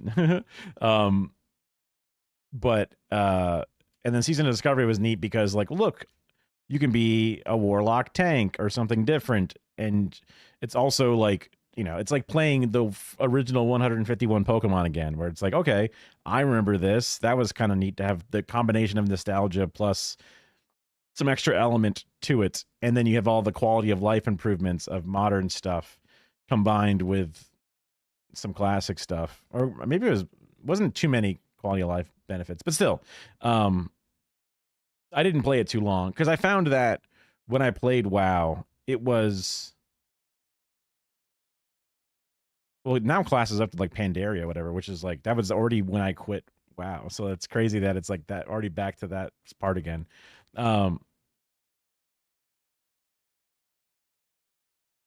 I would enjoy playing only when I'm playing the game.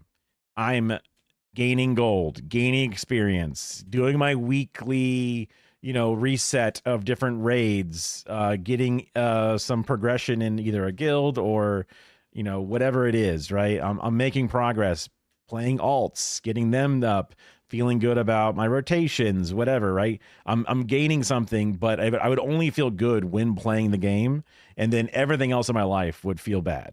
And then I'm like, man, this all feels bad. Better just play the game so I feel good. And then all I'm doing is playing the game. So like if I had, it wasn't the best. And then I had to eventually go like, you know what? This is not good. I need to just stop. And like, that was kind of like the addiction mechanic. But again, like just realizing that like, well, I'd rather do other things. I'd rather, you know, value other things in my life. So there I go, you know. financial freedom, which is what we're hashtagging, and it's also not passive, which is what we're hashtagging. But it does make you an entrepreneur, I guess, if you want to call yourself that. This is exactly how smart people out there are profiting off of current events. Fear is up and people are scared. This is the fear index, and you can see it's as high nearly as it was back during COVID. So what happens to the market when people are scared? I'm going to cut this off early and say it's opposite day for our friend Monopoly here, because the things that he's currently talking about in this short are how you can like make the market work for you during wartime and times of high fear, which is like not what I want anyone's priority to be when there are horrible atrocities happening in the world. Is how can I make a quick buck off of this? You know, that's something that I would consider unethical. If I think my country is going to go to war, I'm not going to go invest in like war profiteer companies because I'm ethically opposed to the actions of those companies. So for me to profit feels like blood money, right? Like, then he's like, what if I sold a shirt for more money than I bought it for?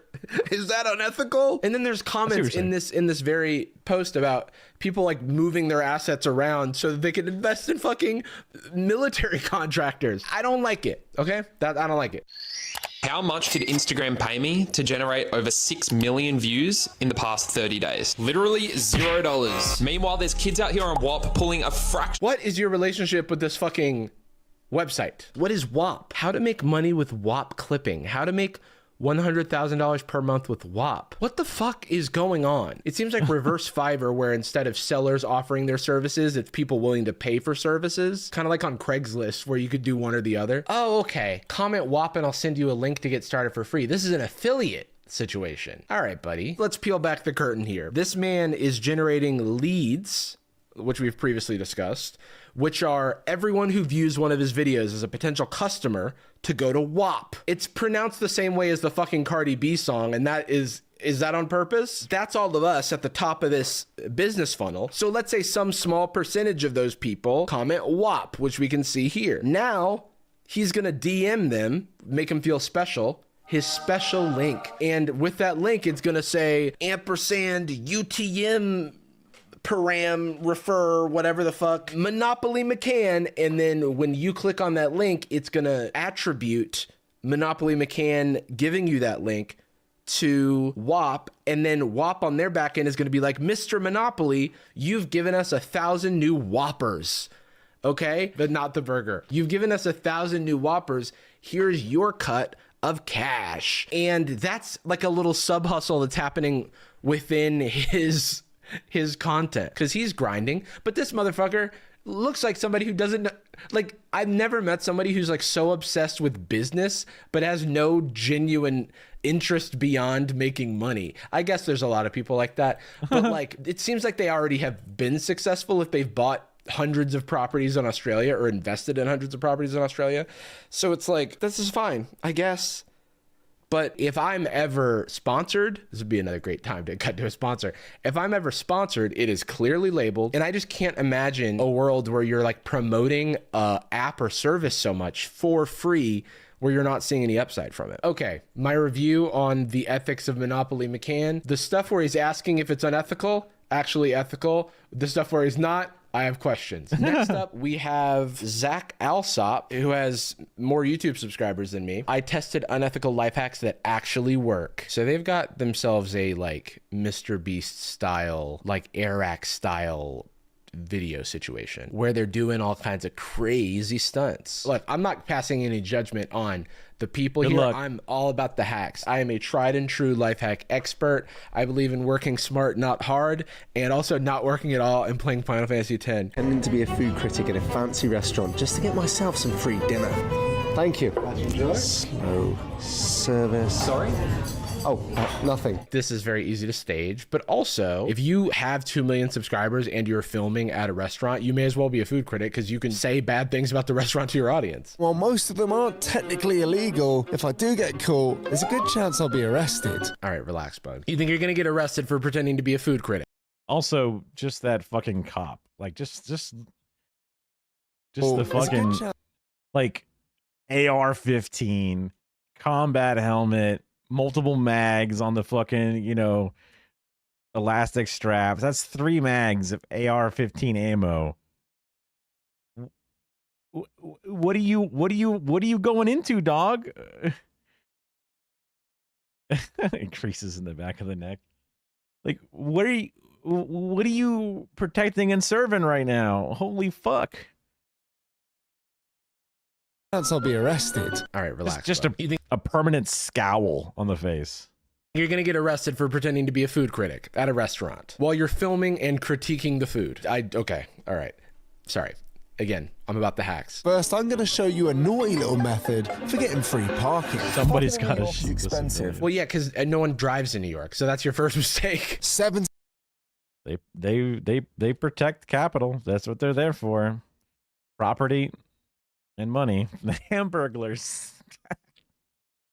Dude, he's gonna castle doctor and the Hamburglar from the squad car. Holy shit. $70, $300, but that's fine because I've got an unethical life hack which is going to get me free parking in the best spot in town all day. This spot to be exact, located directly in the middle of Times Square. My question is, how did you get that drone shot? Because that is elite. That'll get you arrested. That better be some stock footage, man. There's some. Don't mess around. Well, it did say at the drone on the right. At drone snap. There we go. Okay, cool. Can I park here? No. So to park here completely for. Oh, that's the cowboy from the recent The Good Liars video that people were watching. How much he loves Trump and doesn't believe he has any problem with Epstein. Free, all you need is a big red bow and a sign. Okay, so this is illegal. This is okay. So you've just done a crime. And look, who cares? I'm not going to tell, even though I just did. You did this in the past, though. So not all crimes are unethical. Not all laws are ethical. But you did say they're not illegal. And this is fraud. And it is also trespassing. I'm a fucking narc right now. To do any sort of display in most cities, you need a permit to do so. And if you don't, also, like, you're leaving your shitty ass car in people's way. Like, fuck you, asshole. That's how. Like, the business side of it is, but it's like, yeah, like, fuck off, dude. Then it's against the law. And I'm not the cops, all right? I'm just saying you said it wasn't illegal, okay? Don't get mad at me. I'm just pointing out a fact. And then also you're lying about this contest, which is a form of fraud. I mean, it's illegal, I mean, I'm sorry. I don't want to. Then I take all the texts I get from this thing that has no chance of winning the car, and then I sell it to a data broker. Boom. Be the laws guy. The ethics we could talk about. Guys, win this car for free. Yep, the plan was to make the car look like it was part of a competition. And in Times Square, which... Nice duct taped ass fucking thing. I mean, couldn't spend money on a sandwich board. That would make his thing not effective. Full of ads. This is very like prank coded also. But the funny thing. But yeah, because like the business owner are gonna walk out and say, "What the fuck is this?" And then like, thing is that in New York, I feel like no one gives a shit. Sometimes I park my car and I put 2 hours on the meter and I come out 2 hours and 30 minutes later because it was a meeting or I lost track of time. I have a ticket and I pay my ticket. And I go, oh, drats. And yeah, I did illegal, I guess. You did a civil violation, which I think technically is something different. But I paid my dues, okay? So you're just going to get a ticket, brother. You're just going to get a ticket. And who cares? No one in New York wants that car anyways. I'm walking here. You going to enter? Yeah, I want to enter. Hell yeah.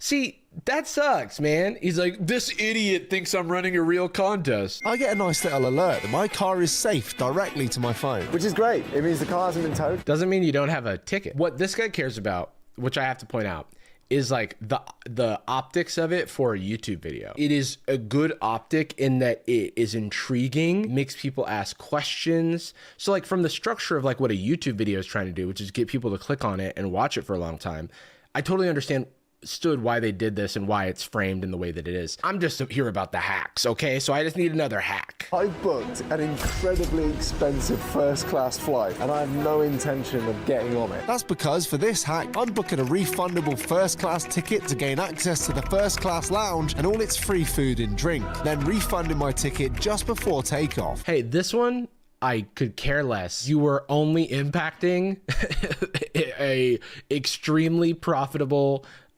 business that runs pretty anti-consumer practices. I wanted to see if the car got towed or whatever, but whatever, it's fine, I guess. I guess I'll just check out the full video.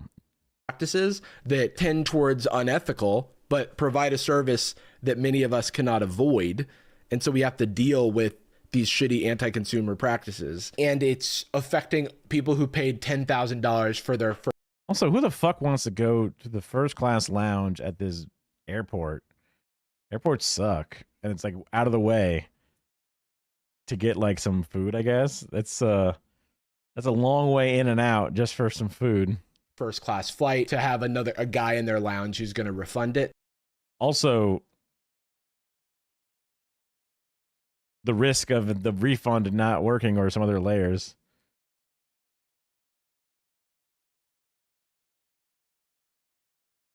He paid parking. He just said he didn't for the video. All of that's a part of the risk. Well, he was saying that he's going to get a ticket, but I guess I didn't notice. Profile of when they create things like this. Another way you could do this is sign up for one of those credit cards and then cancel the credit card. You know, they build that into the budget. So yeah. Unethical, interesting. I would say it's in the who cares bin for me. I'm no ethics professor yet. I'm also not studying to be one, nor am I on the process yet. These don't seem like huge ethical dilemmas for the average person, but it does fill the runtime.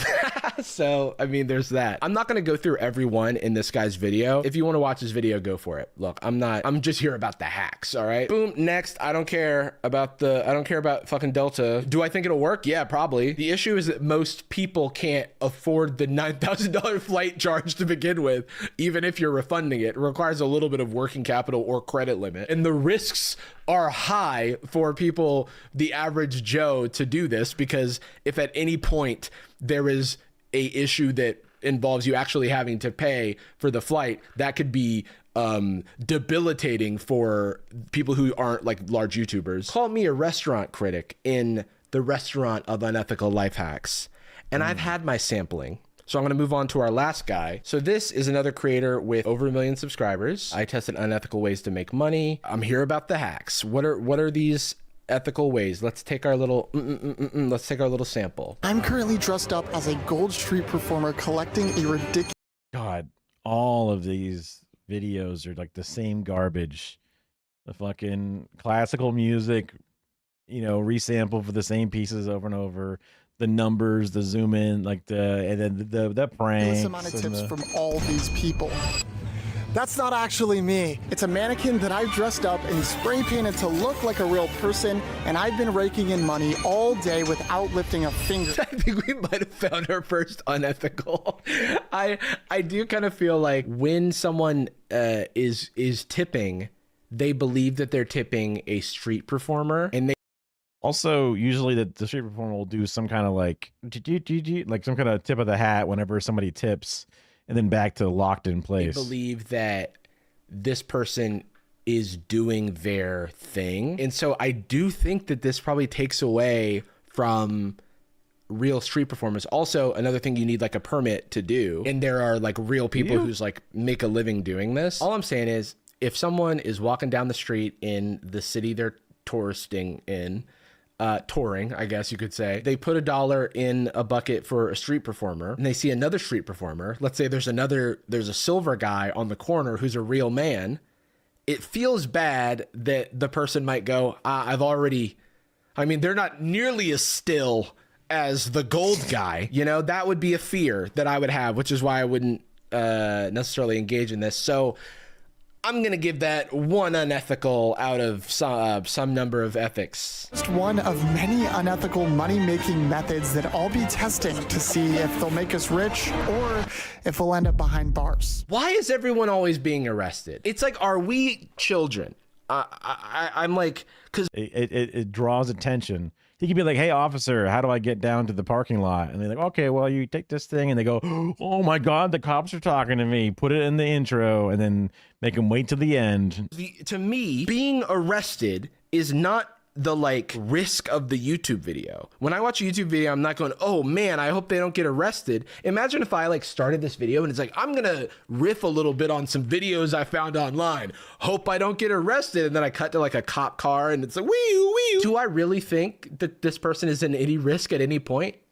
No. But if I'm like a kid, then like that is in trouble. Like, don't call Scooby-Doo at 4 a.m. type videos. The fake marriage method. I've seen this new trend that newly married couples do where they'll write a cute little message on the back of their car that says just married. They make sure to throw their little Venmo tag on there. Here's my question. Does he send the money back? Because if you do it and don't send the money back, kind of lame. The thing is, the people who gave the money to the fake street performer aren't getting their money back.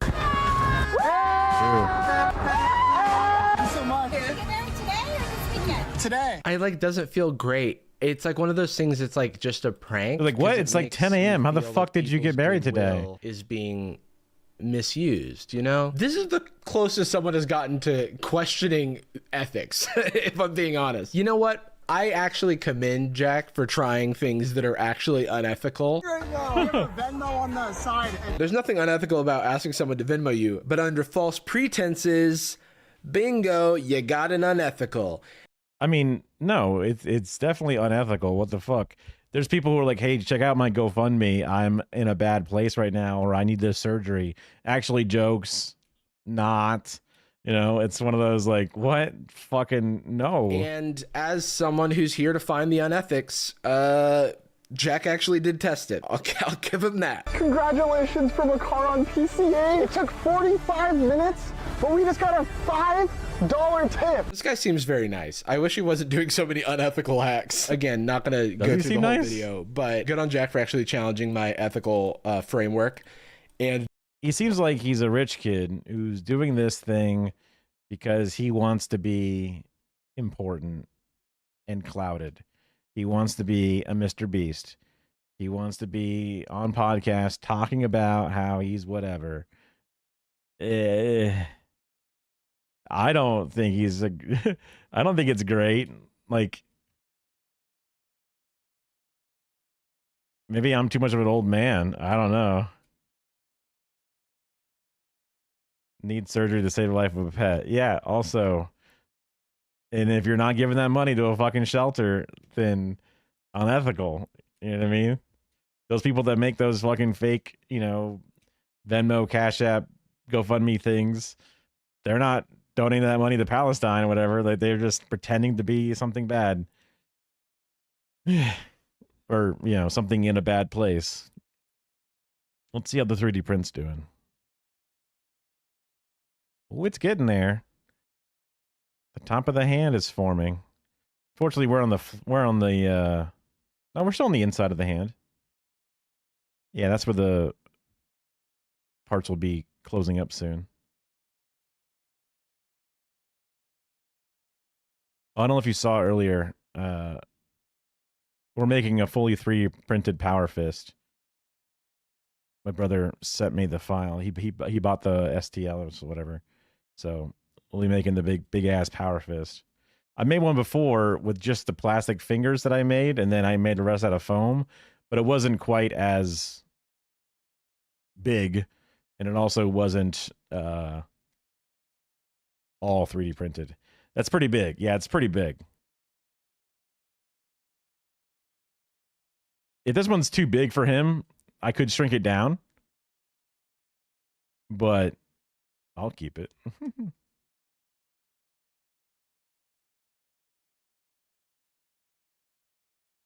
Yeah, I meant goat. I wasn't sure if goat saw it before.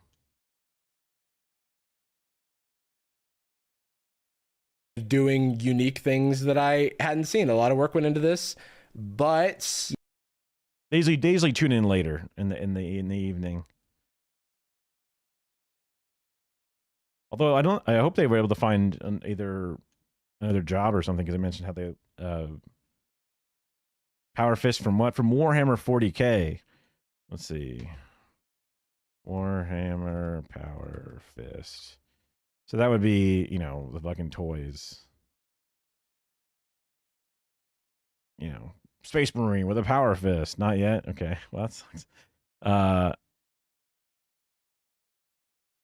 Yeah, my brother's a big 40K fan, for sure. He literally writes for Goonhammer, which it is a different.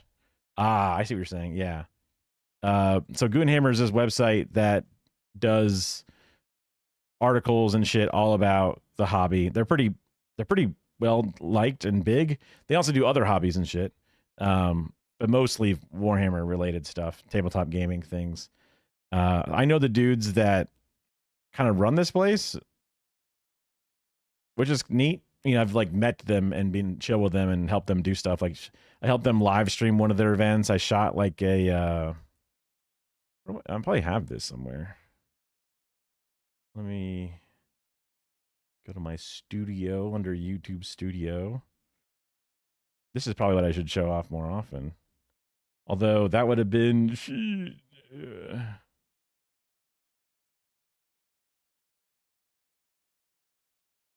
Did I give it to them? I think I did.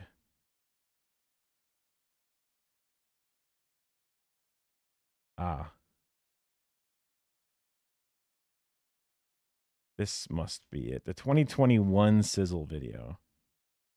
Oh, that's not the right thing to do. So like, you would go to like a hotel, and this is like earlier editing for me.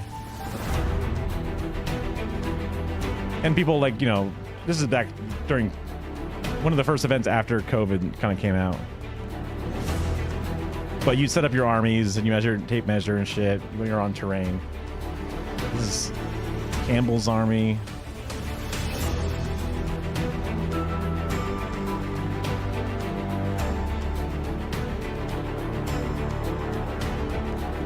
I would usually, some people like the Goonhammer is very focused on like the competitive part of the game. So like the competitive game is very like pre-set different layouts of terrain that are like all pre-described rules for the most part. So that way they take away some of that randomness. And even though there's like 100 tables, whatever, they all have terrain set up in the correct formats. And then, you know, you play a bunch of different, you know, brackets based off your win losses and whatever. And okay, these are the Dark Elves and they're fighting against the Necrons. Okay, you know, they bring their list of 2,000 points. This is my brother's stuff.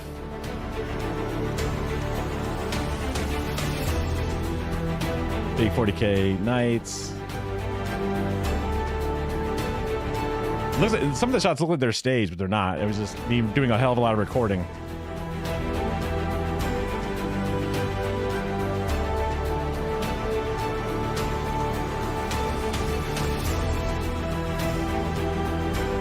It's a big nerd hobby. It's nerd stuff. So if he wants to wear a Power Fist to an event or something and have like a little bit of a cosplay element or something, it'll be cool.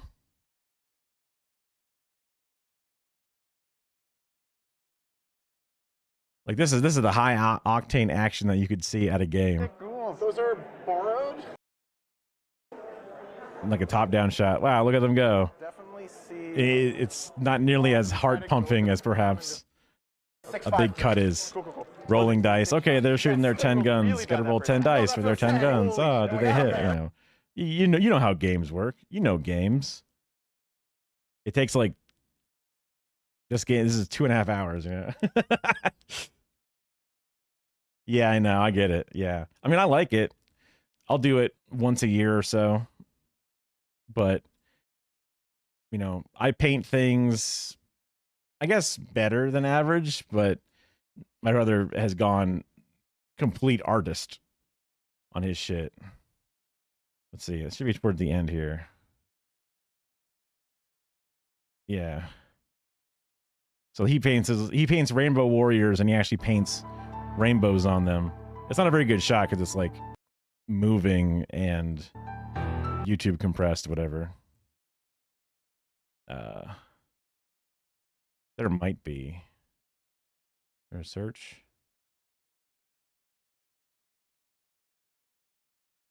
Rainbow Warrior. Nothing to display. Did I misspell warrior? Or just rainbow? Yeah. There you go.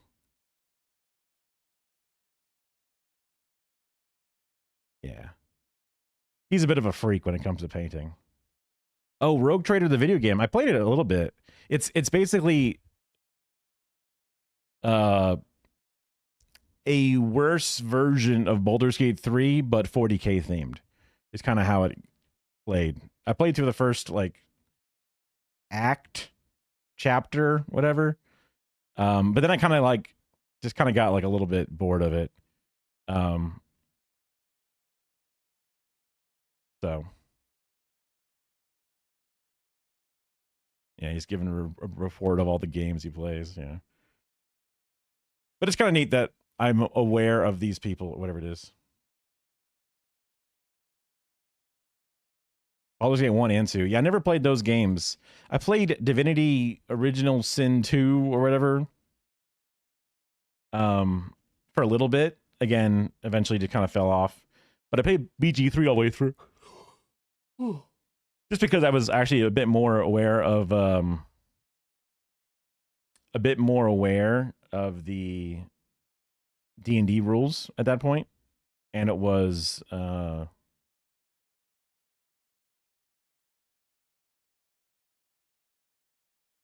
it's well made. It was awesome. One of the things I was thinking about playing would be Disco Elysium because I never played it before. I think I mentioned that before, which is kind of like an RPG, but more politics focused, sort of. But maybe that may also turn into a slog where it just becomes hard. Yeah, I did a lot of jumping. I did a lot more jumping than I thought I would in that game. It was useful. It was useful.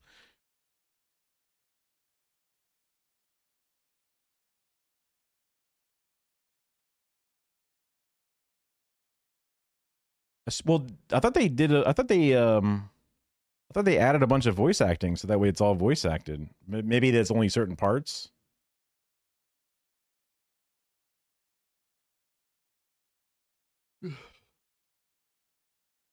Like from what I saw, it's just a bunch of sections of like the parts of your brain talking, and it had all the different voices. Because remember, at one point, Chapo people, I've been told at one point that Chapo people were voice actors for it, but it was kind of like bad quality or whatever, and they redid it with some other stuff. So there's supposed to be a sequel coming out, but all the original communists are cut out of the project, so it's probably going to be awful. We'll see. I mean, I never even played the first game, so I don't know. Oh, goodness, excuse me. Ugh.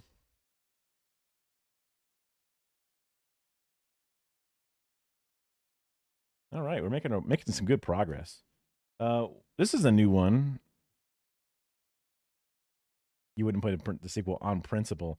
I mean, I guess at some point you'll find out about it, and then from there you'll have a better perspective on it. Because maybe there's still some awesome, people just underneath the surface who are just as passionate. Because it's not, the capitalists aren't going to write it. You know what I mean? They're not going to do it. Oh. Copy. Paste. Okay. And then I grab this. Why are fascists so obsessed with IQ? Or the right, sorry. It's an easy mistake.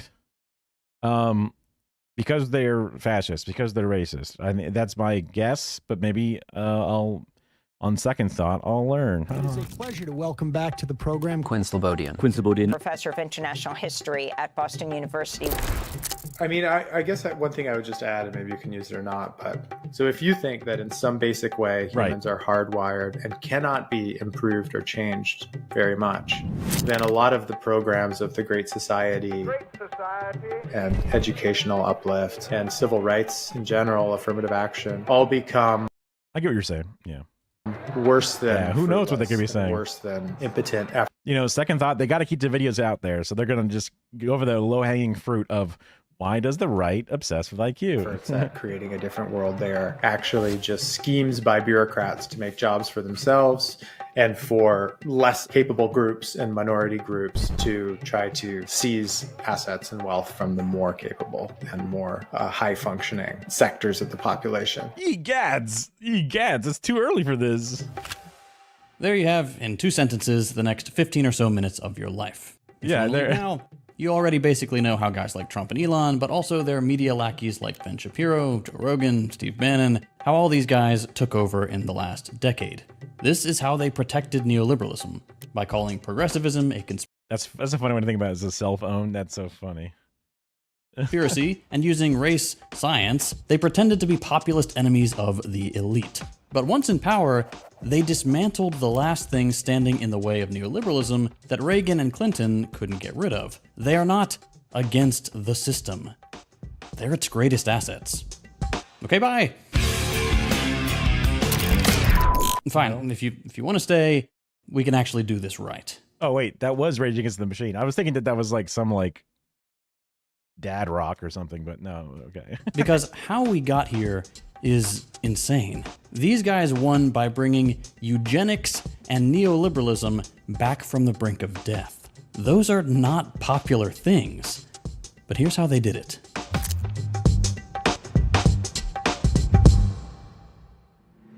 Howdy friends, JT from the future here. I just wanted to take a quick second to do a shameless plug for Means TV, both because it's awesome and because being a dirty communist on YouTube is looking like more and more of a losing proposition. If you're not familiar with Means, it's a worker-owned, cooperative, and explicitly anti-capitalist streaming service. You can find everything from my videos to original series like Means Morning News to feature-length documentaries like Abby Martin's Gaza Fights for Freedom, with more amazing content being added every day. I've been working behind the scenes to help turn Means into a place that's both worthwhile for viewers as well as offering financial security for socialist creators in an increasingly reactionary political landscape. Every creator on the platform has a unique link that when anyone signs up using that link, that creator directly benefits from the subscription. I have mine in the description below, but if you really appreciate another creator's work, make sure to use their link instead. All of us at Means are trying really hard to build an alternative media ecosystem that Sabrina is on there. That's cool. I don't know if I said her name right. I know it kind of rhymes and I kind of just went for it.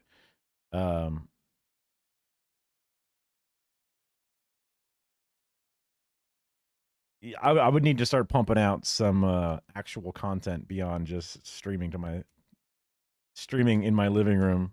But that's okay. I can do that. I'll get some stuff out there. Maybe I'll finally make that how do we dissect information? Spoiler, it's meta-analysis, but I need to stretch it out to at least 15 minutes, okay? that is ideologically dedicated to sharing left-wing perspectives. With Means TV, we're able to say things the way they are. No pulling punches, no beating around the bush to trick the all-seeing eye of the algorithm. Means gives us the freedom to make the content we really want to make and say the things we really want to say. There's even a community forum where creators can engage with each other and fans right on the platform. As a little thank you for watching our channel, if you sign up with our link, or another creator's if you prefer, you can get your first month 20% off. Or for an even better deal, you can opt for the annual plan and get the whole year 20% off. A full year of Means TV will run you less than $90, which is like the cost of a single DoorDash meal these days. Every person who signs up using a creator's link is directly contributing to the financial stability of that channel and the entire... He's got a family. He's got children. So like, I'm thinking like for 2, that's a big order. Entire cooperative media project. None of it is more expensive, but that's a lot. Yeah. This would be possible without the generosity of viewers like you. Means TV is entirely grassroots funded, and it always was that Nathan Fielder? That channel and the entire cooperative media project. None of this would be possible without the generosity of viewers like you. Means TV is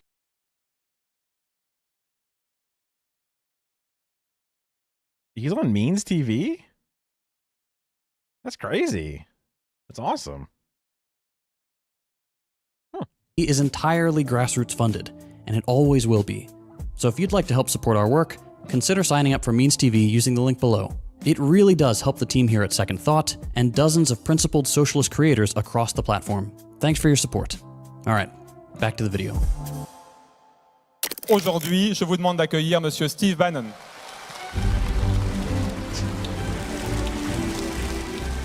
Let them call you racist. Laissez-vous appeler raciste. Let them call you xenophobes. Mais laissez-les vous appeler xénophobe. Let them call you nativist. Thank you for wearing your nice disheveled jacket to our event, Steve. This is about as formal as he gets. Laissez-vous les appeler nativistes. Wear it as a badge of honor.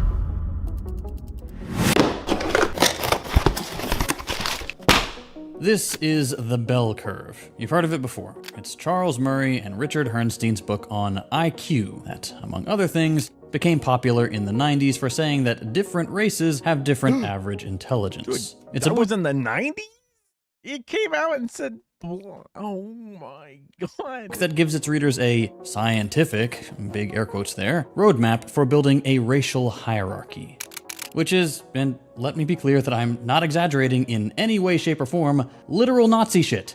It is literal Nazi behavior to try and science out that one race's blood is superior to another's. You know, when they let, I think the real number is 15, 16 million people into our country, when they do Oh, you've said way more than that now. that, we got a lot of work to do. They're poisoning the blood of our country. That's what they've done. But we'll get to all that in a minute. If you've ever heard guys like Ben Shapiro, Tucker Carlson, Joe Rogan, Steve Bannon, whoever, talk about IQ or how some cultures are more violent or less intelligent, or sometimes more intelligent than white people, the modern origin of those arguments is almost certainly the bell curve. The bell curve. The bell curve. Bell curve. It has been some time since it's been a more controversial book. They argue that about 60% of intelligence is inherited. As I understand the argument of it, I disagree. The author's premise reinforces the racialist eugenics theory of African inferiority.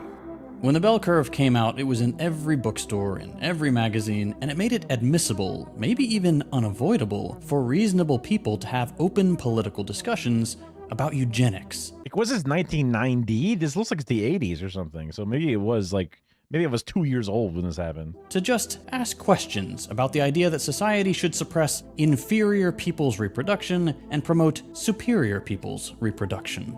The first step of all that being figuring out just who is superior. And to do that, the book used IQ tests to claim that some racial groups are more intelligent than others on average, and it presented this data as an indisputable scientific fact.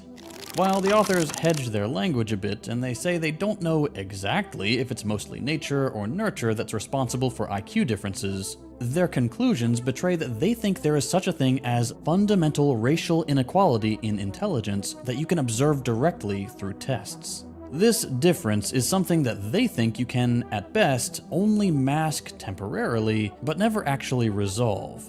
At the top of the pecking order, the book puts East Asians and Ashkenazi Jews just above whites, and then other Asian, Oh, that's where that comes from. Wow. Hispanic, and black people are on the bottom. And already you can imagine how this book might be useful for a whole bunch of far-right debate bros. They say if we're racist, why is it that we're placing other people above whites? We're not white supremacists. So that's a kind of cheeky way for them to try to turn the tables on their critics. But I think it also spits out in two other more meaningful ways. Like you're saying fundamentally some races are better than others. Fuck you. That's racism. What do you mean? I don't give a shit. If you think you're white midists, you're still saying that blacks are inferior. Like that's insane. That black people are inferior. I wonder how deep that is rooted in my head. One is it then allows for that IQ science to support what's called ethno-differentialism. So the new right in general often has this principle of a space for every race. Quote. I definitely don't mean to. Sometimes there's also that thing where you start one thing and then you end up saying a different thing. But then I can't ignore the fact that it's happened at least twice in a short time period that I'm not happy with. So I'm doing my best to take a mental note of it and see what my sentences are before I say them in some ways. I don't know. Quote unquote. So an idea that it's actually fine for there to be Hungary for the Hungarians, Africa for the Africans. I mean, I think it also comes down to the fact that I don't normally talk about these things to some degree. So like, even if I think them or watch people talk about it, I just never talk about it because it's like not a thing I normally vocalize. So this is showing my adolescence and my mouth puberty as I get all tripping over my own feet as they grow. Japan for the Japanese, and that's actually the ideal world for a reactionary. And that's being kind. It might be a more insidious thing, but either way, I'm stopping it, obviously. Internationalist position. So the fact that East Asians had higher IQ is not a threat if you believe that East Asians will remain in East Asia and not be, active competitors inside of the majority white future you imagine. But that's skipping a few years to the present. Before we get there, I want to be clear that The Bell Curve is a bad book. And not just for its conclusion. There's a dozen leaps of logic and methodology problems behind it and the sort of race science it upholds. This video won't be a thorough debunking since we're focusing on the political consequences of this rhetoric, not the book specifically. But suffice to say that the idea that IQ or ethnic culture or however conservatives are branding this stuff now could give you a scientific explanation of or justification for racial inferiority is bullshit. I've left a few links in the description for those of you who want to see the thorough debunking for yourselves. But just to be clear, there is no such thing as a superior race. But back to our topic. These guys like Ben Shapiro, Tucker Carlson, Lex Friedman, a bunch of people in the far-right media ecosystem. I mean, the way I've basically understood it is there's no quantifiable cognitive difference. There's no quantifiable, there are obviously noticeable differences, but within the margin of error of any way to test it, there's no perceived, also it hasn't been that much time to evolve into such radically different and superior, subspecies or whatever. It's just not a thing. Have either platformed Murray or referenced his work indirectly. And it's had its consequences. Explicitly pro-eugenics people are staffing the government. But for Murray's work to ever get that popular, race scientists first had to form alliances with other people of influence, like neoliberals, whom we've talked about here before. And nothing makes that alliance clearer than this. Charles Murray, Friedrich A. Hayek Chair Emeritus at the American Enterprise Institute. How does a race scientist get the title of head asshole named after the most influential neoliberal thinker at a think tank for neoliberalism? Yeah. People's, oh, look, the hair texture is darker in East Asians than it is in, Anglo-Saxons or whatever. But it's those differences end up doing nothing when it comes to people's brain activity, right? Oh, no. Well, do you remember the 90s? The 90s was supposed to be a victory lap for neoliberalism. Global capitalism had won. The largest communist project in the world had just been dissolved, and the IMF, the World Bank, and the US were all beating the drum of free trade and infinite growth on every continent. If you were one of these guys, the world had just proved you right. Yeah, I mean, IQ tests have their innate biases inside of them, and also you could literally study for an IQ test, which means that you can somehow now all of a sudden have a higher IQ just because you've taken the test before. Doesn't actually work that way. I've seen people use them as far as let's see if the COVID brain fog is inhibiting you. And one way that we could see that manifest is if you have a trend of scores that have now decreased overall and maintained that decreasing, but they also change per generation. They go up and down depending upon all kinds of things as the tests become more or less relevant to your individual frame of reference and experience. So they can be useful for your to see how you deal with dementia or something. Like you can see just an overall decrease in your abilities against yourself, but it's not really useful to use it against you versus another person, or especially not a whole nother, you know, race of people. That's, you know, it's just definitely not what a test like that could even ever be good at. Yeah, I mean, rough. Yeah, for sure. Because like when somebody is unable to score near the average, you realize that that person would, you know, be left behind in certain categories or have a learning disability in certain ways.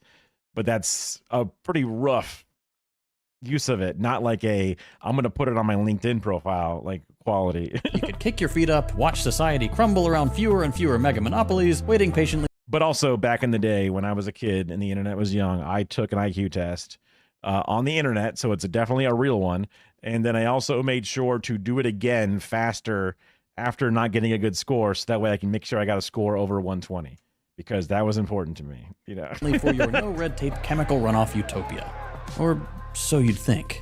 They must be feeling, you know, flushed with optimism and victory. But in fact, if you read their the articles they're publishing, the speeches they're giving in the 1990s, it's the opposite. They fear that they actually lost the Cold War. After spending 40 years building a world for global free trade, building the institutions that would protect and force it open, getting neoliberals into power, advising presidents, these guys thought it wouldn't actually work. Quote, "Were we tomorrow to have the political forces to dismantle the welfare state, and should we set about dismantling it, we would face a frightening but unavoidable fact. Behind the welfare state, there is almost nothing. The fuzzy and attractive promise that the private sector and the free market will fill the gap instantly, like Athena sprung fully born from Zeus, thus replacing the welfare state and making the new order acceptable to our citizens, is an utter chimera." They won, and yet they knew they couldn't do anything. People liked the New Deal. Social Security and Medicaid were good things, and if they started taking them apart, everyone would immediately see how destructive the One day ago, let's see where they talk about the BBB. neoliberal project actually was. So, they deflected. The current Office of Management of the Budget, Russ Vought. I think Genius is like 140-ish. 140, I think, is the cutoff, which is why when I got 120, I was like, well, I'm close to a genius. Maybe it's 120. Maybe that was the literal part I wanted. I've known people who were in Mensa. By know, I mean like know of. Like I talked to them very briefly. It was one of the hosts at HSN. That was like one of the weird little facts, that she was in Mensa, but now she's, you know, selling dresses on TV. So way to go, genius. You know. Also, they were a sex therapist. Was another one of their titles, like a relationship and sex therapist, which I thought was like a joke title, but I guess it makes sense. Just weird, I guess, to put sex in the title, because I just figured that would be like something you would see on like HBO's, you know, late night real sex with people where it's like, oh, this is a sex expert. All right, now you do the Kama Sutra or whatever. Well, I mean, she was white, but I guess that definitely doesn't change anything. It was a lady, so less gross, just because men are gross. just because, you know. But yeah, that could be. I mean, I don't. That was never a part of the story, but maybe that would be one of the, like, oh no, yeah, like right around that Nelson Mandela phase, we left, you know, like, oh, interesting, yeah. Describes the U.S. government as being overtaken by Marxist leftist radicals. They fear, and they say so directly, that the Red Menace has now. I can't say for sure because I don't know. They never mentioned it. Yeah. I mean, their name was Shannon Fox. Maybe the last name was changed if they took them through marriage or whatever. But brown hair, kind of a small build, thin. Now gone green. The environmentalists have now picked up where the Marxists left off. Feminists, gay rights activists, anti-racists, these were all now the new enemy. And they had, this is the important part, taken... That's their official name, and that is their... Oh, their kid. Interesting. Yeah. I think she was let go, but she may have come back. I forget now. I guess I can literally just look. UVC hosts.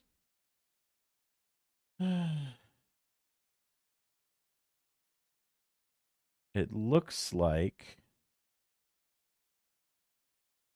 she's not on the list. So former HSN hosts would be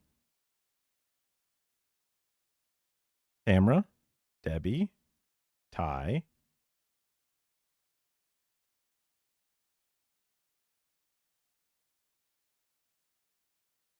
I think Melissa. There was a couple of new ones. And also, these photos are like super small. Is that it? That's crazy. I thought more went up. That's nuts. Oh, this is much easier to see who is who. There's a lot more hosts here too. Holy crap. Wait, what? There's none of the HSN ones here. Whatever. No, she wasn't that old. I mean, she's like, I guess technically she would be like 50 something.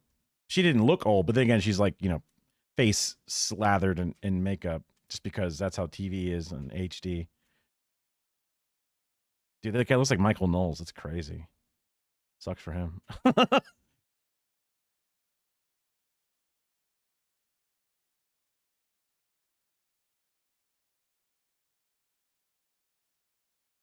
That's Shannon Fox. That's just who she is.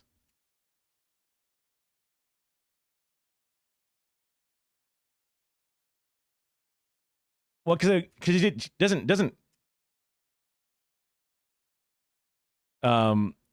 because it's like they don't look old, but they have talked about their age, and I go, oh yeah, like really, you're that old? But then again, they do their, they try to hide it. You know what I mean?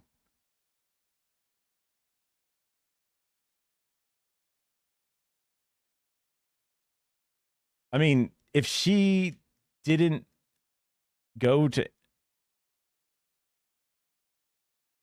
yeah, I mean, there's a lot of people that when I would work there, they would talk about this big brand coming in. They didn't get along. I mean, parents and family, they don't always, they don't always get along. Yeah. This is it. Well, why are there people talking in their kitchens? What the hell? Well, Shannon Smith and Shannon Fox both left the network at one point. That was like a big move. I was in the engineering hole at this point, so I was like not as in connection with like the crew and shit.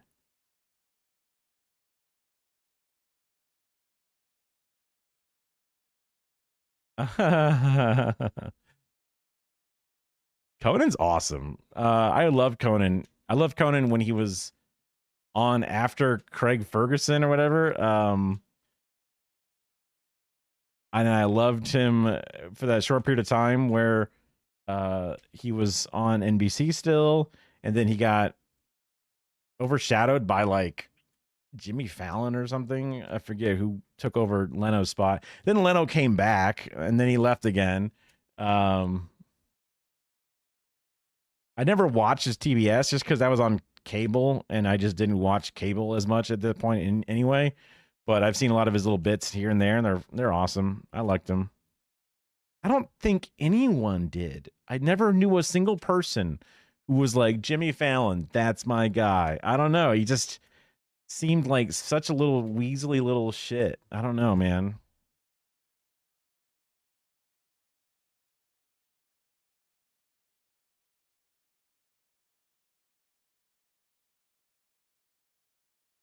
I was going through a lot of them, and I was like, I want something that like kind of reminds me of me. This one, it does. I think we made like another version of it where he takes the hat off and blonde hair comes out.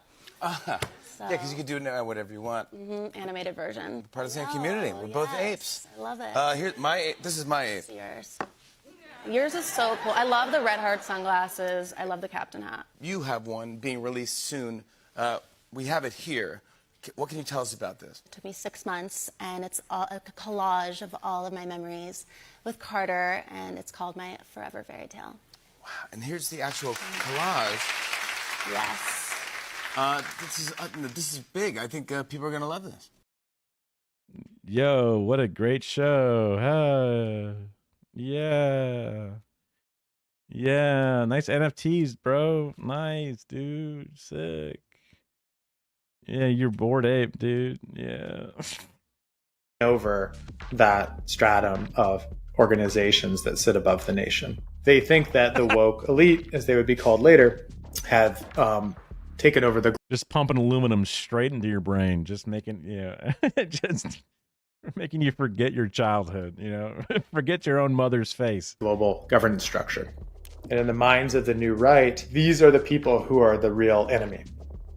Conservatives thought that even though socialism was probably not popular anymore after years of the Cold War, things like 401ks, civil rights, and environmentalism still made the thought of a government that's actually useful politically viable. To make it unpopular then, they latched onto the two narratives of their time. One, the government is getting bigger, meaning wealthy bureaucrats and college-educated socialist sympathizers. And two, new science is showing how all these efforts at making society better and more equal is maybe headed in the completely wrong way because some people are just inferior and therefore deserve to stay that way. Yeah. This meant that the war on the poor that neoliberals wanted to lead no longer needed to be justified on the grounds of efficiency or economic theory, because thanks to works like the bell curve, anything short of total corporate takeover was essentially an affront against nature. People are fundamentally unequal. Let the free market decide, or you're in the pocket of the woke elite. And to be clear, that's just not true. Spending money on programs that keep people out of poverty, giving them better access to food, to shelter, work, transportation, education, these things are not an affront against nature or subsidizing stupidity. Intelligence is relatively equal person to person, and the things that make your life harder, like not having access to those things, is a way better explanation of why your test results might be on the lower end. The best thing for society isn't leaving a bunch of people out to dry, it's giving everyone as high a living standard as possible. That's what civilization is supposed to be about. But that's just not the neoliberal or the race scientist project. Their project begins with finding ways to cut government spending in ways that help the 1% and ends with making sure that the first victims of that project are minorities. And when you strip everything away and leave only nature, and nature turns out to be the chaos of global markets, what can people hold on to? Turns out, not a lot. So times are rough, they're volatile, what do? Well, in the financial markets, you buy US dollars or you buy gold. You appeal back to something that seems to have either a natural or a quasi-natural value to it. Gold! I'm rich! And I think that was when we were still on the gold standard. I think the territory of the United States, the territory of Germany or Austria in those cases, have offered themselves as sort of rocks of stability in times of uncertainty. The attraction of Trump in the United States has been similar. I am with you. I will fight for you. Dude, that's young Trump. His neck pussy isn't even in puberty yet. I guess that means he would like it. I don't know. Epstein joke, yeah. And I will win for you. You feel the pressures of everyday price rises and, the insecurity of jobs. Then instead of saying, hey, let's build out the care economy and make it easier to organize the workplace so that you'll have less uncertainty now. Instead, it's saying we're going to create a new system where there's loyalists who are inside, who are going to get some of the spoils, and then there's other people who we're going to punish and extract those spoils from. They wanted to accelerate processes of neoliberal globalization. The destruction of the welfare state wasn't going to actually help people suffering under neoliberalism, obviously. Affirmative action, civil rights, social spending were never the reason people's lives got worse in the first place. So to make up the gap, nationality, one heavily equated with the culture and ethnicity of the superior people, became the solution that worked for both neoliberals and the race scientists in their coalition. We're now in the business of maximizing citizenship value. You have a green card. This is a gold card. We're going to be putting a price on that card. I've never seen the gold card. Beautiful. Of about $5 million, and that's going to give you... Is that the artwork from him on, like, The Apprentice? That's what it looks like. That's like the... We're going to be putting a price on that card of about $5 million, and that's going to give you green card privileges plus. To imply that Americanness is in itself an asset that can be monetized and given a cash value, and that part of the attraction of the far right, or the right in general now, is that it offers a certain set of things as haven assets in moments of uncertainties. So here we are, Trump won, on a program that not only pretends to be for the working class in spirit while actively making working class life more unbearable, but is based on the irredeemable idea that some cultures and ethnicities and races are superior to others and can exclude anyone who isn't assimilated or controllable. To try to make this pretty terrible pill go down a bit smoother, they're now acting like citizenship is going to save you from the rest of the horror coming down the pike. But if the last few months of accidental deportations and denaturalizations have shown us anything, is that it's just another fig leaf. American belonging is little more than blind fealty to Trump and the fictional white American ideal. Whether that protects you or not from the price hikes, detentions, and welfare cuts isn't a question. It won't.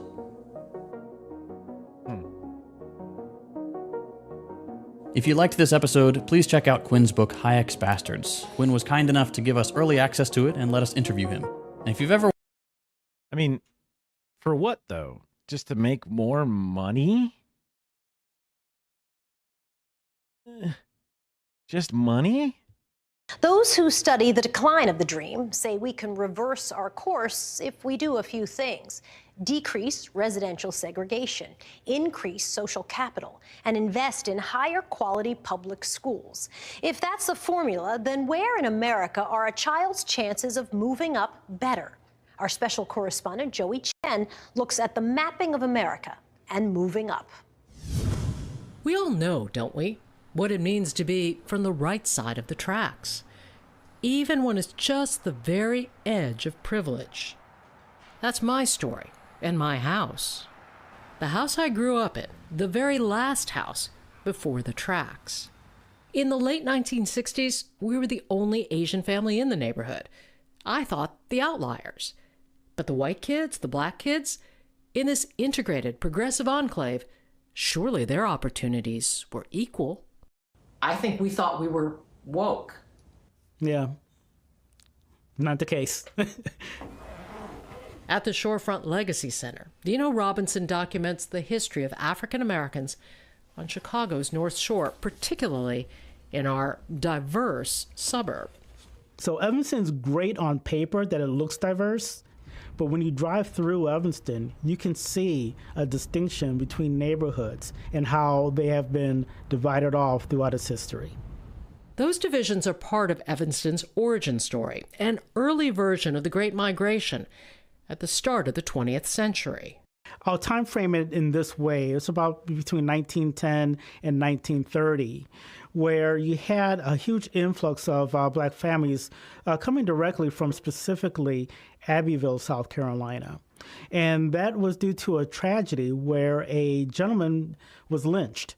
So there was a mass exodus of black families leaving that area of South Carolina to come north to Evanston. As the black population grew, so did the efforts to contain it.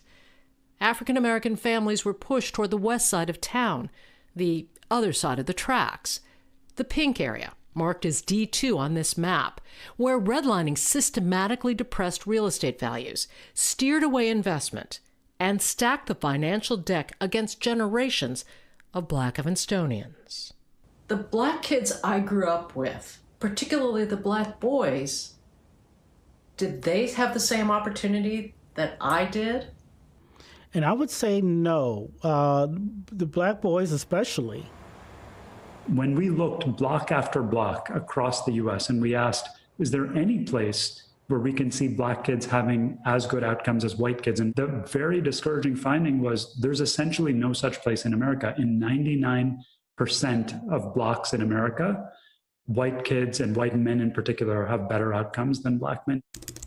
And Raj Chetty has the data to prove it. My dad feels like, well, actually, racism is fixed, so it's over. You don't need that stuff anymore. That was just a Band-Aid, and it's over now. Get rid of it. Get rid of all your affirmative actions, your DEIs, your critical race theories. His Opportunity Atlas breaks down America block by block. And my hometown exactly captures the story of inequality in America. That's what I think is striking about it, that you really see two very different pictures on two sides of the railroad track. Often seen as a model of social engineering through education, the city has just one giant public high school, Evanston Township, or ETHS, where enrollment reached nearly 6,000 in the early 1970s, with the same academics and activities promised to all. And yet, the numbers don't lie. That's exactly right. The numbers don't lie there, unfortunately. I mean, I think the truth is we may perceive that people are having similar experiences. We may perceive that they're integrated. But when you're looking at how kids are doing 10 years, 20 years after graduating from high school, their life trajectories look very different by race and ethnicity. That's just a fact. But that's not the whole story, Chetty says. Friends, mentors, social networks all play a role, as does that age-old question, where are you from? So what we've learned is where you grow up really matters for your chances of achieving the American dream. So basically where you live from birth to, say, your early 20s seems to matter a great deal. And every extra year that you grow up in a better neighborhood, a neighborhood with better schools, better access to opportunities, the better you end up doing in the long run. So depending on your childhood address, the journey to that American dream may be shorter and easier to travel. My first thought would not be, where are you from? As far as I know, you grew up in Evanston. You're an Evanstonian. Even when it's a little house, just on the right side of the tracks. For a matter of fact, I'm Joey Chen in Evanston, Illinois. I was looking for something that was just... I was just looking for the zip code being the thing, but the website didn't look that clean or whatever, so then that was a story or whatever that had it, but it was a long walk to get there, I guess, but yeah. Line of the dream, say we can... I guess it's nice to have the full context of everything. Because, yeah, even if you have the same high school, the home life's still different. In other places, they don't even have the same high school. So that was, one of the better chances they would have. But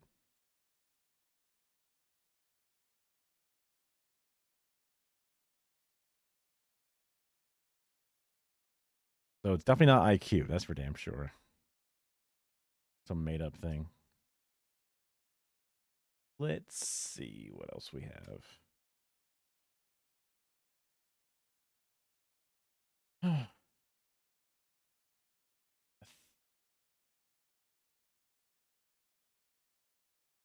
Weird that this, I think like the regular watch later playlist tells you stuff about like how old something is or how new something is.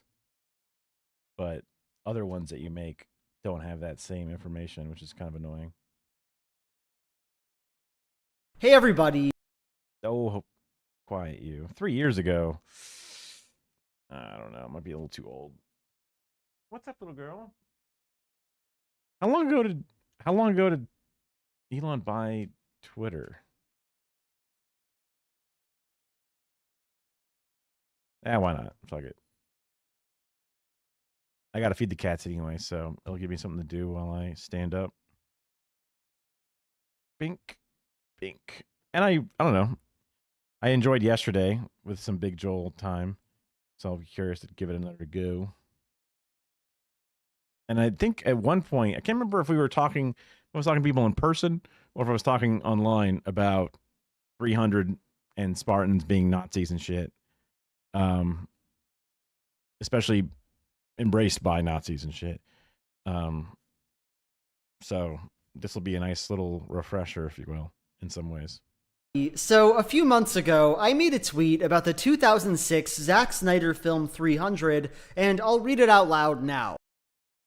Yeah, I mean, I also, in 2006, this is the year I graduated high school, thought this shit was sick. I thought it was awesome.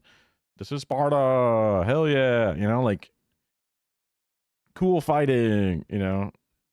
Yeah, I've learned more and more and more about the Snyder stuff. I never watched any of the Snyder cut or any of that stuff. I don't think I've watched a DC thing since, like, I don't know, Batman vs Superman, maybe? That might have been a Snyder one too. I remember it being pretty dark. I don't remember shit about it, honestly.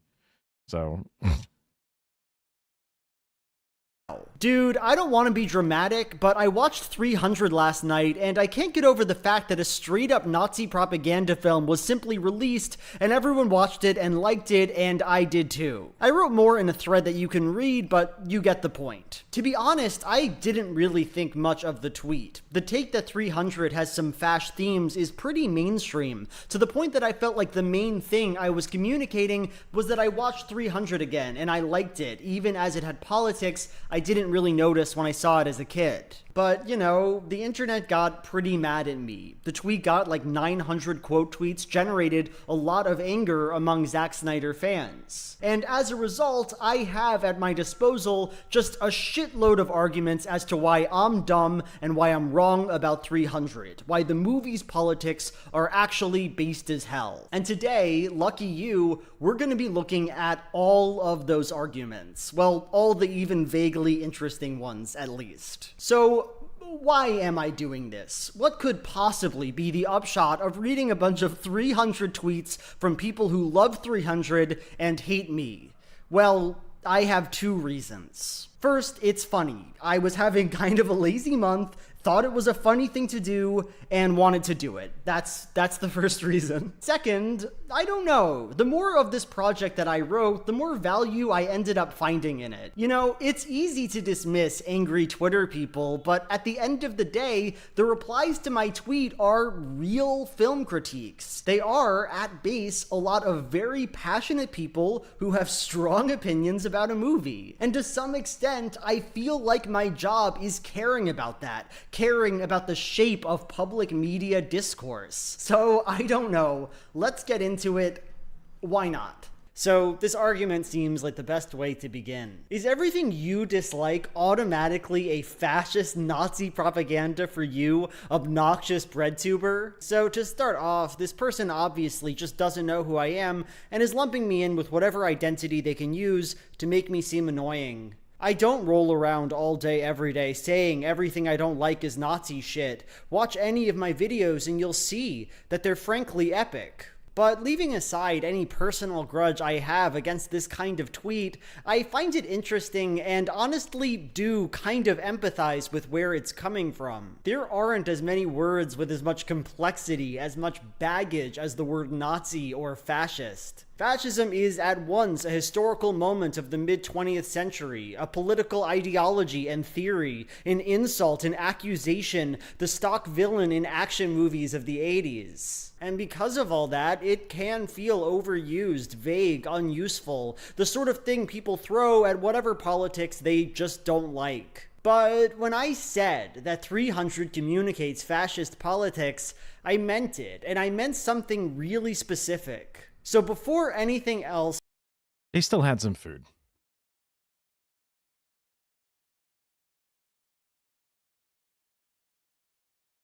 Yeah, I mean, I didn't really have much urge to watch it too much anyway, so. Also, apparently super long. Let me draw you a general, messy sketch of the ways that 300 feels like Nazi shit to me. 1. The film describes a crisis of civic structure and leadership. Throughout the movie, the Spartan Senate, faced with the threat of Persian invasion, is indecisive, greedy, and bought off by Persian interests. Persians will not stop until the only shelter we will find is rubble and chaos. This chamber needs no history lesson, my queen. Traditional, vaguely democratic civic structures are here unable and unwilling to stand for what is right and for what the people want. My good king, the oracle has spoken. The Ephors have spoken. There must be no march. It is the law, my lord. And the solution to this problem is not some rise of real democracy, an uplifting of the everyman. No, it's a strongman military politician who acts unilaterally. Leonidas illegally goes to war, risks the life of Oh, I didn't even know. I mean, I did not pay attention to that shit at all. every person of Sparta in the name of its defense. I will erase even the memory of Sparta from the histories. And in doing so, he embodies the will of the people. But, and this is important, no such will is actually ascertained. He and his military cohort represent the state because in a very real sense, they are the state, the part of it that matters anyway. 2. The film is not merely about the formation of a military culture, however. It is about the values that this culture comes to represent. The thing. Lots of gay sex. It's about men loving men. And probably lots of teenage boys. It was a long time ago, and they had some real fucked up shit going on back then, especially by today's fucking metrics. But yes, it was a lot of man love. I was taught that it was even to the point that the men loved having sex with men so much that they had to force a holiday where they, listen, we got to refill the ranks. You got to go home and you got to fuck your wife. And they'd be like, ah, damn it. And it was like, yeah, that was how it was pitched to me. Maybe that's not accurate, but yeah, they but I mean, like, and then like the idea was supposed to be like, not only is that your brother at your side, but that is your lover. You care about them as much as you can care about anything. They are your soul. They are everything to you. And it's like, oh, okay, I guess that's sure. I guess that's it. Yeah, I mean, personifying ancient scribbles that you can barely collect into full on, you know, pure, this is exactly why and why not things happen is like, yeah, you're just, you know, wish casting / guessing to some degree, I imagine. Is that our 300 men are fighting against. To put it plainly, Leonidas represents a conservative nationalist order. They probably liked all sex. All sex is pretty nice, right? That's the whole point of sex, is that, you know, hey, that's pretty good, you know? That rejects impurity, degeneracy, and the other. 300 hates anything that could be conceived of as sexually deviant or gay. Xerxes and his flamboyant, pierced body, the homosexual and depraved acts he allows under his regime. They're gay and burned. Lovers. The Athenians have already turned you down.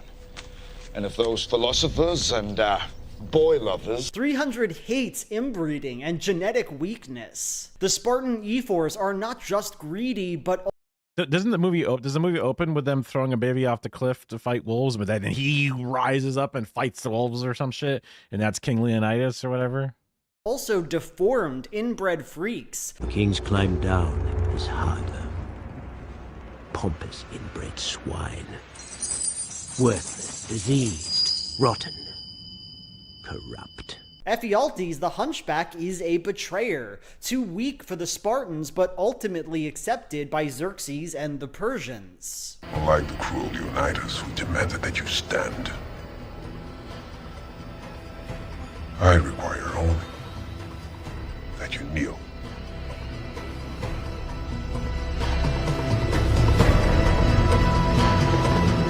And these two things, sexual degeneracy and genetic impurity, are then connected with the thing that this movie loves more than anything else in this world, sexual assault. Sexual assault is the price that Theron, a Spartan senator corrupted by Persian interests, asks of Leonidas' wife, Gorgo. It is, by implication, what Ephialtes is promised for his betrayal of Sparta. It is what the Ephors do to an 18-year-old girl. The Ephors choose only the most beautiful Spartan girls. Throughout the film, we come to understand one clear idea, that if the Spartan state, as embodied... It's aesthetic. It's dark. It's like the movie Sin City, but worse, you know? It's, you know, pop of color. But, you know, they did make a lot of really fucking cut men. I got a lot of dudes working out real hard. The number of P90X commercials that would air after this movie came out, like, you have no idea how much men lifting and muscle was like injected into like the brains of young boys. By its strong men does not succeed in its mission against... I could literally never watch this guy's name is a name I would remember, but I can't remember it. If I heard it, I'd be like, yes, absolutely. But like he, after this, was like in a dating movie with like a lady and dogs and like online stuff or whatever. Not Yes, You Must Love Dogs or whatever, but it was like some little like, you know, rom-com shit. And I was just like, Gerald Butler. That's it. I was like, what the fuck? That's so weird. I could never see this guy not being what is now, you know, a giant fascist. Invaders and against its own decay and greed and spiritual weakness, they will be ruined. They will not just be slaves to the Persians, but also forced to accept a degenerate, corrupting social project. Their powerful genes will literally be fucked away. 3. But perhaps most important to 300's fascism, it is a film about the mythic origin of the West. In the end, the man recounting the story, Delios, tells us that this is in some sense the point at which civilization begins, the point when mysticism and tyranny and the Oriental horde is destroyed by an emerging, unified Western spirit. And we, the audience of the movie, now... I think I remember asking my history professor, because he got us all hopped up and he loves Spartans and we love Spartans. And as a little boy, I'm like, yo, you know, Spartans are the best, right? But like, how come they aren't still around? Why did they lose? They were the best and they should still be the best. That's me being like, I picked the team, but that team doesn't win in the end. Like, they win here, but they don't win in the end. Why? What happened? That's so unfair. I was like heartbroken that we weren't all Spartans or whatever. And they were like, yeah, they kind of kept inbreeding or something, and that fucked them up and they weren't ready. And probably some technological problems or something later on. They weren't able to win the wars or something. And, you know, yeah, it just eventually just fell apart. I was just like, oh, okay. I was like, you know, just completely crestfallen, just completely let down by history, but yeah, for the better. Possess that spirit. We are the ones tasked with keeping it alive. We rescue a world from mysticism and tyranny, and usher in a future brighter than anything we can imagine. And with him, we can return to the beginning of everything good, the world that our modern, weak, sinful, impure society has denied us, but which we can still fight for. In all the countless centuries yet to be, may all our voices whisper to you from the ageless stones. Go tell the Spartans, passerby. I'll expand all of these points a bit more toward the end of this video, try to bring a little history into the equation. But for now, I think that should suffice. At the very least, it's what I was talking about when I made my tweet, and I think it's a reasonable and specific case. No, I don't think everything is fascist. Just some things. Just a few things. Okay, let's talk about a tweet that expresses a pretty important idea in 300 discourse. I can't wait to hear this guy's equally stunningly original takes. Low Ping, Minister of Propaganda. That must have been back when pandas were in the... This is 3 years ago, so... Also, it's Garfield art, which... This might not even be ironic Garfield appreciation. On Starship Troopers and RoboCop. Wait. I can't wait to hear this guy's equally stunning takes on Starship Troopers or RoboCop. Two non-political movies. My favorite. I have not seen the movie Logan. I watched a whole bunch of Marvel movies, but that was one thing that I just didn't watch. I ended up watching Wolverine and Deadpool, or Deadpool and Wolverine. And they alluded to the movie, so I guess I'm spoiled to it, but like, I heard it's a good movie, but then also some people say it's a shit movie. So I'm like, I don't know. I'm sorry. I don't know.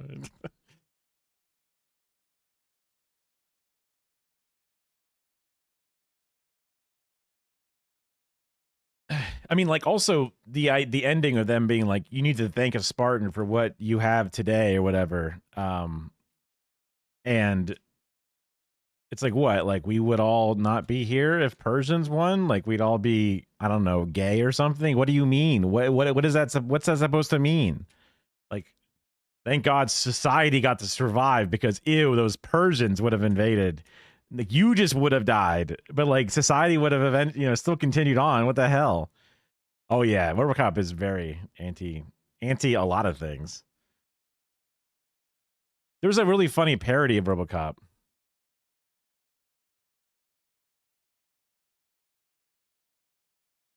Or have you seen the movie The Last Jedi? Even is that way? Oh, you mean like about like fighting it off or whatever? It's a big soft reboot type trope. The Last Jedi, is it the one with the last of the new trilogy? The Last Jedi is dog shit. Yeah. I mean, yeah. There's like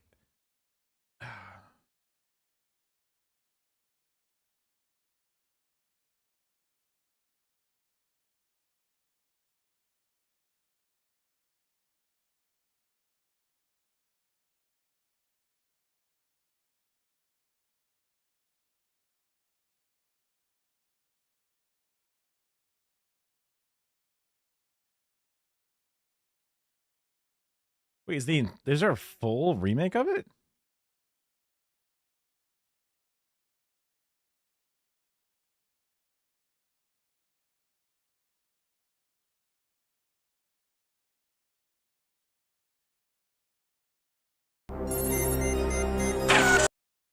There's this RoboCop remake parody is very good. It's very funny. It's good because it's stupid. it's I guess a deleted scene from this thing, but yes, it is. It's something I could literally not show on Twitch.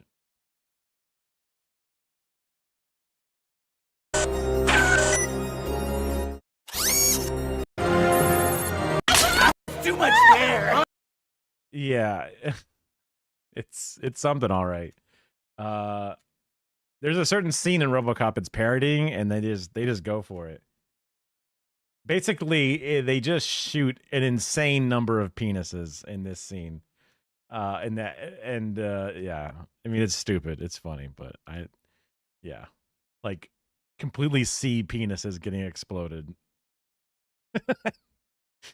So the point here is clear, right? This idiot doesn't understand that much like Starship Troopers, 300 is a work of satire and critique. It is not fascist, it is making fun of fascism. I'm doing my part too. I want to make it clear up top that this is by far the best way to the person was saying that they understood what Starship Troopers is supposed to be. A satire of fascism, and that's what 300 is, but definitely not. Disagree with my point about 300. It acknowledges the very obvious fascistic elements of the film and tries to interpret them in an... Maybe they're finding the best, they're steel manning their entire situation, right? Like, given, that would be the most charitable way that they could ever possibly represent themselves. Yeah. Interesting, clever way. What's more, satire is an ambiguous word. If you truly believe that 300 is satire, I don't think I have a perfect objective way of proving you wrong, and I don't think you're stupid. What I do think is that you're producing an ungrounded, extraordinarily defensive reading of this movie, and that for me, it just doesn't make any sense. So let's look at every tweet argument I've seen in favor of this position. Argument 1. You're told straight up that all of it is a fictionalized history from an unreliable narrator. These room temperature IQ takes are exhausting. Give it a rest, LMAO. Why does every person who disagrees with me about this have to do so in the most sneering, patronizing way possible? It's truly wild even imagining someone choosing to write like this. Give it a rest, LMAO. Like you're the little... Well, even if it does in a different way because of the... Like, thank a Spartan for your, civilization continuing. Nuh-uh. Policemen come to rob me of my 300 opinions. Anyway, the point here is that 300 is told from the Spartan perspective. It's told by Delios, a half-blind soldier, and so we could make the claim that the story is calling on us to question its stated beliefs. Sure, I mean, you can't be like, look, it's a narrator, therefore you never know, when the entire movie is nothing but a giant flag waving. Because, like, the other movie is much more clear that it's satire and it's newsreels and it's all that different things laced throughout. You couldn't just say, don't forget, this is just a narrator at the very beginning of the movie, and the entire movie is nothing but, like, blatant, glorifying of this cause or whatever, and then never showing another side of it. It looks like fascistic military propaganda, but it's being produced by and for the military. It's biased toward bad ideas, and with Delios, it's making us aware of that bias. So I don't... Also, Delios 100% was not, like, at home when the wife was talking to the other senators or whatever, and, like... There's so many other things this guy has no clue what was going on, right? Like there's obviously omnipotence happening, beyond. You can literally see the fucking Persians marching and talking to everybody. Like, it's what the fuck? There's no fucking way. Like, it's clearly, not just his retelling. I would say yes. RoboCop is not done in a satiristic way. Like, you're supposed to see this as, I mean, just going off my memory, but like it's played very straightforward, but the world is ridiculous and dystopian with the way the companies operate, the way the police state is, the way the crime is, all the different things are all cranked up to extremes, which is a critique of things and, the point almost comic bookish or silly, but it's not in its sense a satire on a style specifically. Yeah, it's not a mockumentary like This Is Spinal Tap creating a satire of something else that's out there, or this military propaganda film being the thing. It would, if it was supposed to be satire, it's so clearly not satire, or it's so bad at being satire that, yeah, it would have, yeah. By this argument. Yes, 300 takes the form of a myth, a storyteller who may not be sticking to the facts 100%, but that doesn't just innately mean we're supposed to understand its events as bad. In fact, I'd argue the opposite. Because the film positions itself as a legend, we come to understand Leonidas not as a man, but as a god. Someone who demonstrates virtue and heroism against impossible odds. Remember us. As simple an order as a king can give. Remember why we die. I have to imagine they wore breastplates. Like I just can't think that they just lit those pecs and abs just out there. I just can't. Like, I mean, I guess it would be cheaper and you would be more agile, but like just seems like such a bad idea, such a big target. Yeah, they wore armor. Yeah, I mean, I get it, for the stylizing of it, like it's sick, they got amazing abs. I'm sure everyone here was very dehydrated and they had, a decent amount of steroids in the water or whatever. Yeah, fun fact, none of this is accurate. What, they didn't have mages and they didn't have little gross demons or whatever hanging around?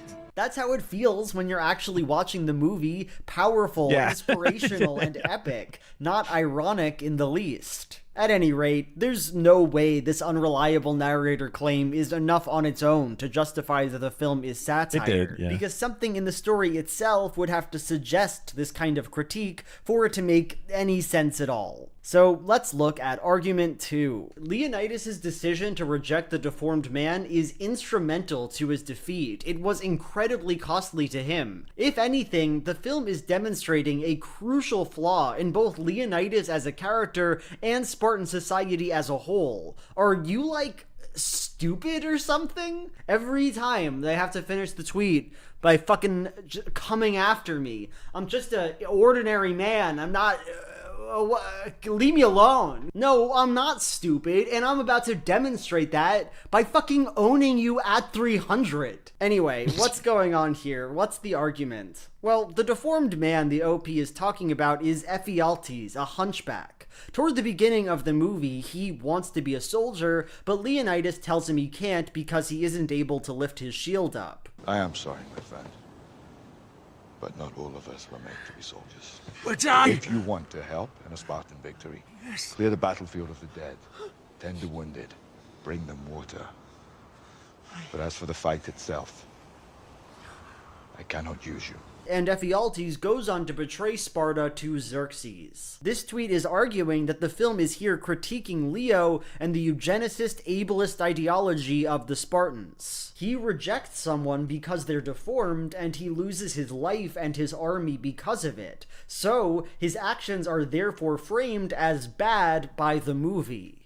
I think the movie frames the disgusting hunchback as the bad one, because they are clearly physically evil, and they betray. They see Leonidas as the So I think this point is really just extremely not compelling, and that's for 2 reasons. One, it's a basic misreading of this text, because Leonidas doesn't actually act bad or in an ableist way in this scene. It's not wrong to tell someone that they can't perform a specific task because of their physical disability. It happens. Leonidas...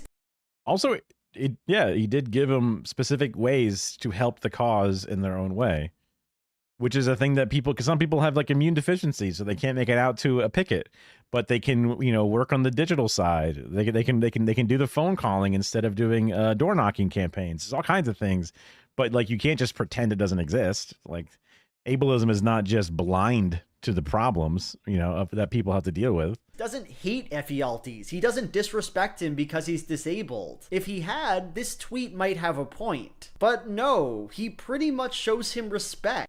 He'd be like, ew, get out of here. Ew, gross. What the, ew, gross. Ew, what the, like, that would be different, right? Yeah. Tells him to work as an on-field medic, acts normal. See, this arc isn't about the badness of ableism, but about the corrupting influence of weakness and pride. Ephialtes is so wrapped up in his ego that he will not tolerate the reality of his own disability. And for that reason, he goes to Xerxes, a man who accepts all manner of degeneracy and inbreeding so long as you submit yourself entirely to him. In other words, the narrative doesn't critique Leonidas, it actually gives him a totally plausible justification to throw a disabled man out of his army, and then shows us the bitter cowardice of that disabled reject. Not a great critique of ableism, in my opinion. 2, and maybe more importantly, this tweet seems to suggest that Leonidas loses, that we're supposed to see the end of the movie as some kind of defeat for him.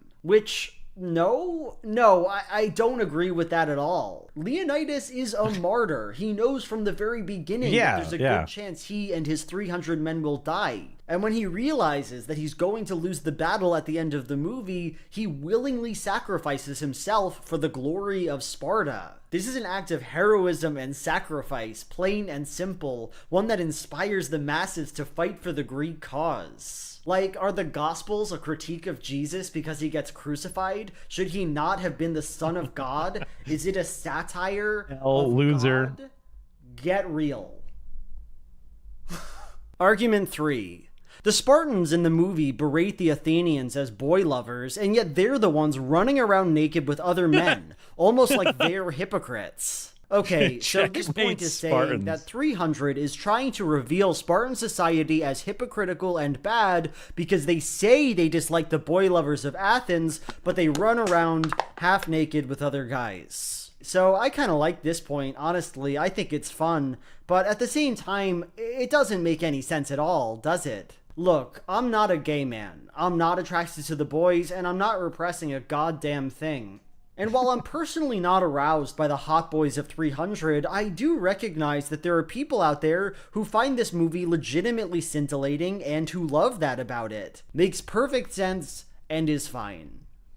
But that doesn't mean that the Spartans are actually gay, right? Leonidas doesn't have romantic chemistry with any of his fellow soldiers. There definitely was touch, and there was definitely no romanticism in this one. They were downplaying the gayness. Only affection to one another is very brotherly. It's not gay. It's not actually gay to be buff, or to not wear a lot of clothes, or to hang out with the lads, or to stomp out the degenerates together. As a broader point here, yes, the movie is clearly invested in the male force. It must have sucked having to film, because you'd be so cold all the time, just completely just exposed. And you're obviously in a green screen studio.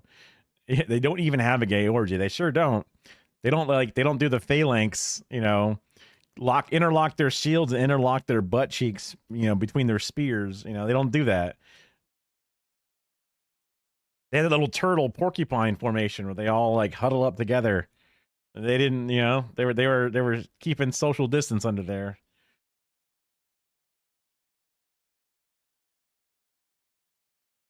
Not the kind of person to say add gay people to make it better, but I do think 300 making it more gay would have made it a better movie contextually.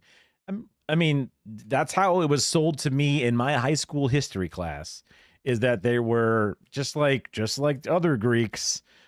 There's a lot of gay shit going on, not and it wasn't a bad thing. It was just the way things were, which then also leaded me towards my still very fascistic, but also, I believe gay people have the right to exist, obviously. So that's why I have to vote for Democrats. But that's where my framing, it continued to be formed along the lines, But does that investment actually feel sexual? Does the camera locate its heroes as figures to be ogled, touched, held, made love to?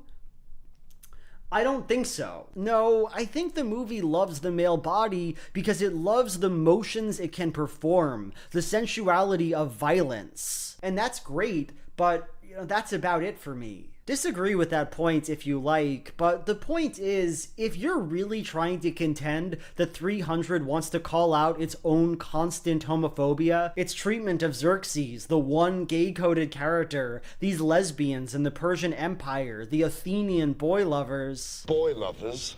The simple fact that the movie contains buff men is just a very silly, threadbare argument. The fact of the matter is that Spartans did do gay shit, Is it the comic supposed to be better, or is this basically the same thing? I forget who wrote the comic. Remember, it was kind of an important part of the thing. I thought there was the name of so and so's 300, Rob Chainsaws 300 or whatever the guy's name was. Was it the guy who made Sin City? In real life, if the movie really wanted Leo to maybe they just said Zack Snyder's 300 and I just thought that was the author. come off as a hypocrite, it should have had him kiss a man, kiss one of his own little dudes. Simple as that. This totally fake, insubstantial... Dude, that would have had a whole power dynamic. He's the king. I mean, that would have been... Oh, and their military leader? Oh, man, I don't know. That would have been a real rough. Substantial, not actually there, headcanoned gay shit does not a satire make.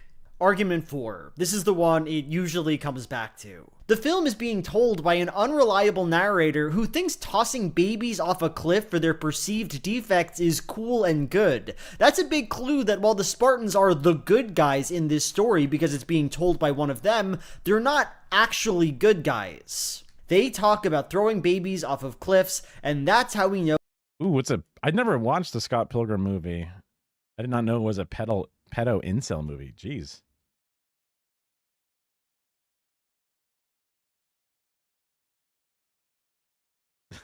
You think you should have kissed him right in his eye hole?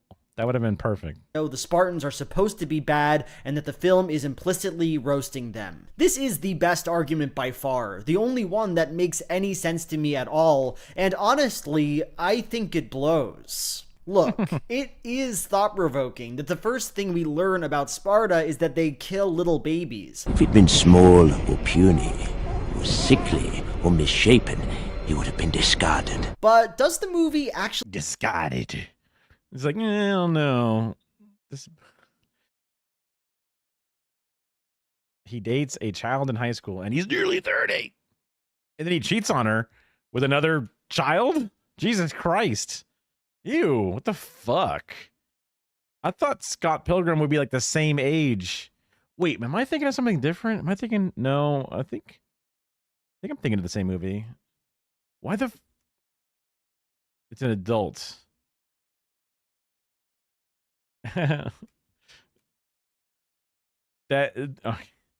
Yeah, so then no, I was like trying to think if there's a way to like leverage the adult versus child thing into it, like, oh, so he can date adults, so then there's no reason for him to date children. Not that he needs to date children, or like he's like particularly immature, but he's able to, you know, pull down adults as well. So it's like, what the fuck are you doing? But it's like, there's still no justification either way.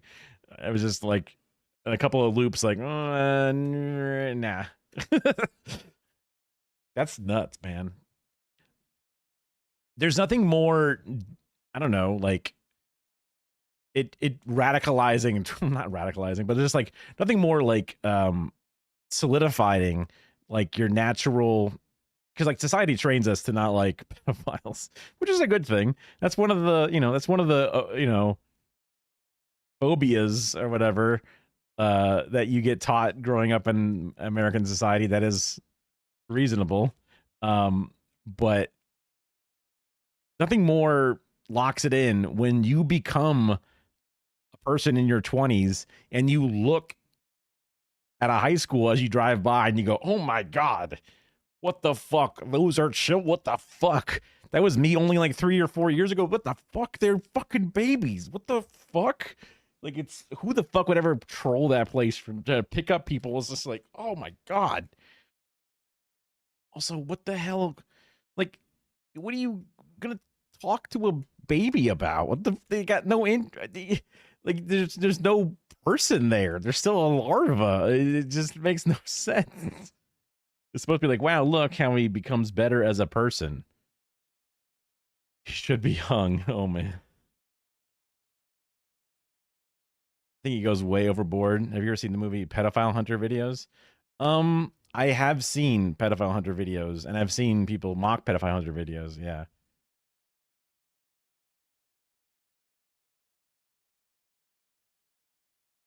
He doesn't change. He's still an incel loser. Just like the real pilgrims. Loser. Actually care at all about that? Is it reflected in any mistake the characters make? Any shitty thing they do? Any plot points at all? Well, no. Even looking at Leonidas, in his one interaction with a disabled man, he's meant to be understood as moral, upstanding, concerned only with his abilities as a soldier. As I said before, if the movie loved thinking about the badness of eugenics so much, why wouldn't the protagonist be a bad eugenicist dude who made us think about his politics? No, there's simply no way the movie works to comment on this moment. That's a great way to put it. Yeah, because if he really embodied that, especially in practice, because like the hunchback person was not tossed out. Like if they're looking over that perfectly fine baby, like, oh, I don't know, does he have a birthmark or something? You know, maybe maybe missing a pinky toe. Like, hold on, let's take a look. You know, like, but then like there's hunchbacks. You know, you think that would be the easiest, you know, yeet of their life.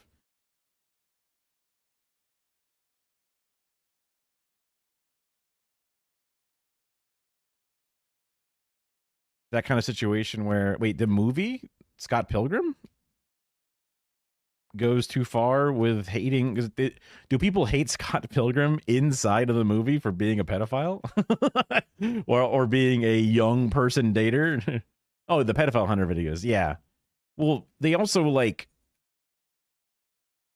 pose as children for the pedophiles and then impede upon actual investigations, and they make their entire life pedophilia. Just, you know what I mean? Everyone loves Scott in the movie. Great. Super. You want to make him a bad person, you need to be extremely careful. Otherwise, you end up just saying that the horrible shit they do is good. True. That makes sense. I mean, I watched Mad Men, and well, I watched the first, like, I don't know, half of Mad Men, and then I watched all of Breaking Bad, and I was like, you go, guys. So that's me and my media literacy. Oh, the ex-girlfriends are in the movie. Yeah. I think I remember that being a plot. Moment. There's nothing that I was here about because I didn't see it. So there. And at some point, we have to ask ourselves, can we look at one thing in a movie we think is morally wrong and just use that to call it satire? Can I call Birth of a Nation satire because it is a bunch of shit in it that I don't like? Well, no, because that's not how satire works. Satire has to satirize, work to deconstruct the bad ideas that it's working with. Like fucking Starship Troopers does to make this a callback thing. Zack Snyder made a comment about 300 that people who like to call it satire sometimes point to. I couldn't find the original interview, but this is from an article about it. He sought to place audiences in a tight spot by showing the Spartans' savagery in blunt terms, as people who are prepared to throw newborn babies off a cliff if they're insufficiently healthy, and posing the question, these are the people you're supposed to go on this journey with?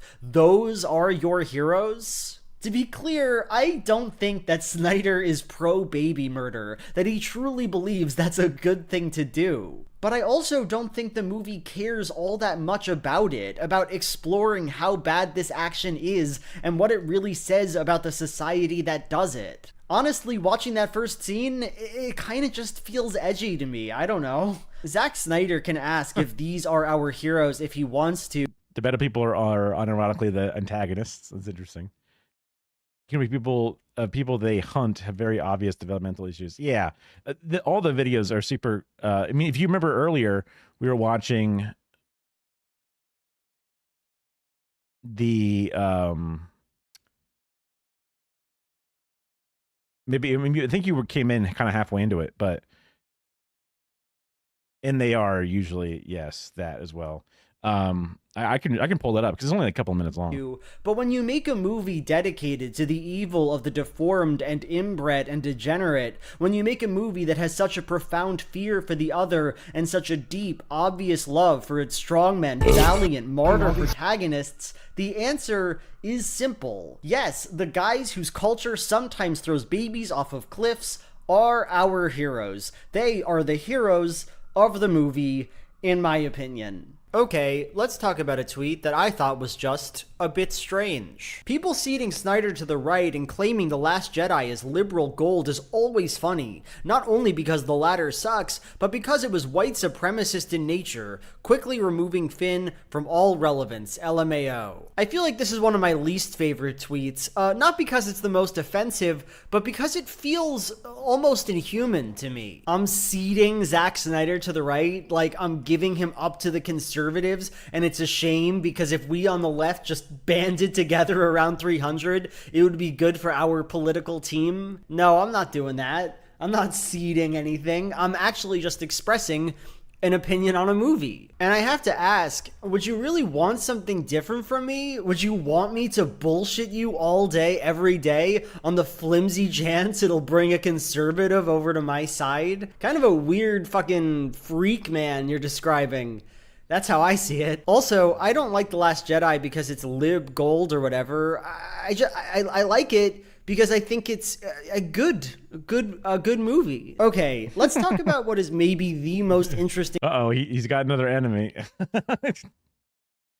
tweet I saw on this subject. The events of the movie predate Nazism by several hundred years. What the fuck are you talking about? I say tweet, but shockingly enough, I should have said tweets. Multiple people expressed this idea to me in one way or another. Overdramatic retelling of 300 Spartan soldiers facing a Persian invasion. Nazi propaganda myth. Fucking brain rot. Nah, I think it was a bunch of naked dudes fighting until they die. I don't remember Hitler in it. Wow, I can't believe an actual historical battle that was at least in broad strokes fairly accurately represented in the movie was based on the Nazis. Sad. Nazi propaganda is when people from modern day Greece repel an invading force of Persians. It's about ancient Greeks, dude. Legit, one of the most common replies I got to my take is that because the movie takes place in ancient Sparta, broadly accurate, they said. Broadly. And not Nazi Germany, I'm not making any sense. So I never expected this. I didn't ask for it.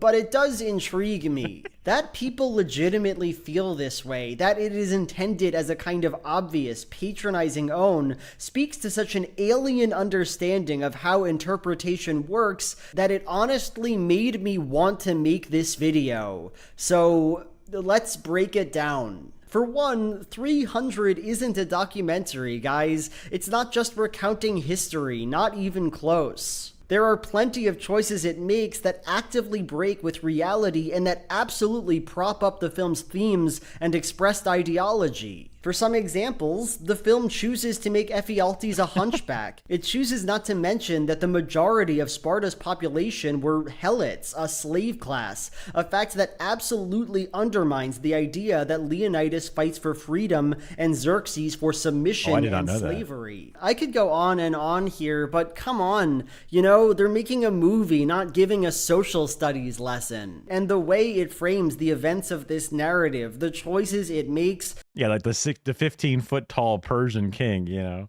with a inhuman godly voice. Yeah. Ta-da!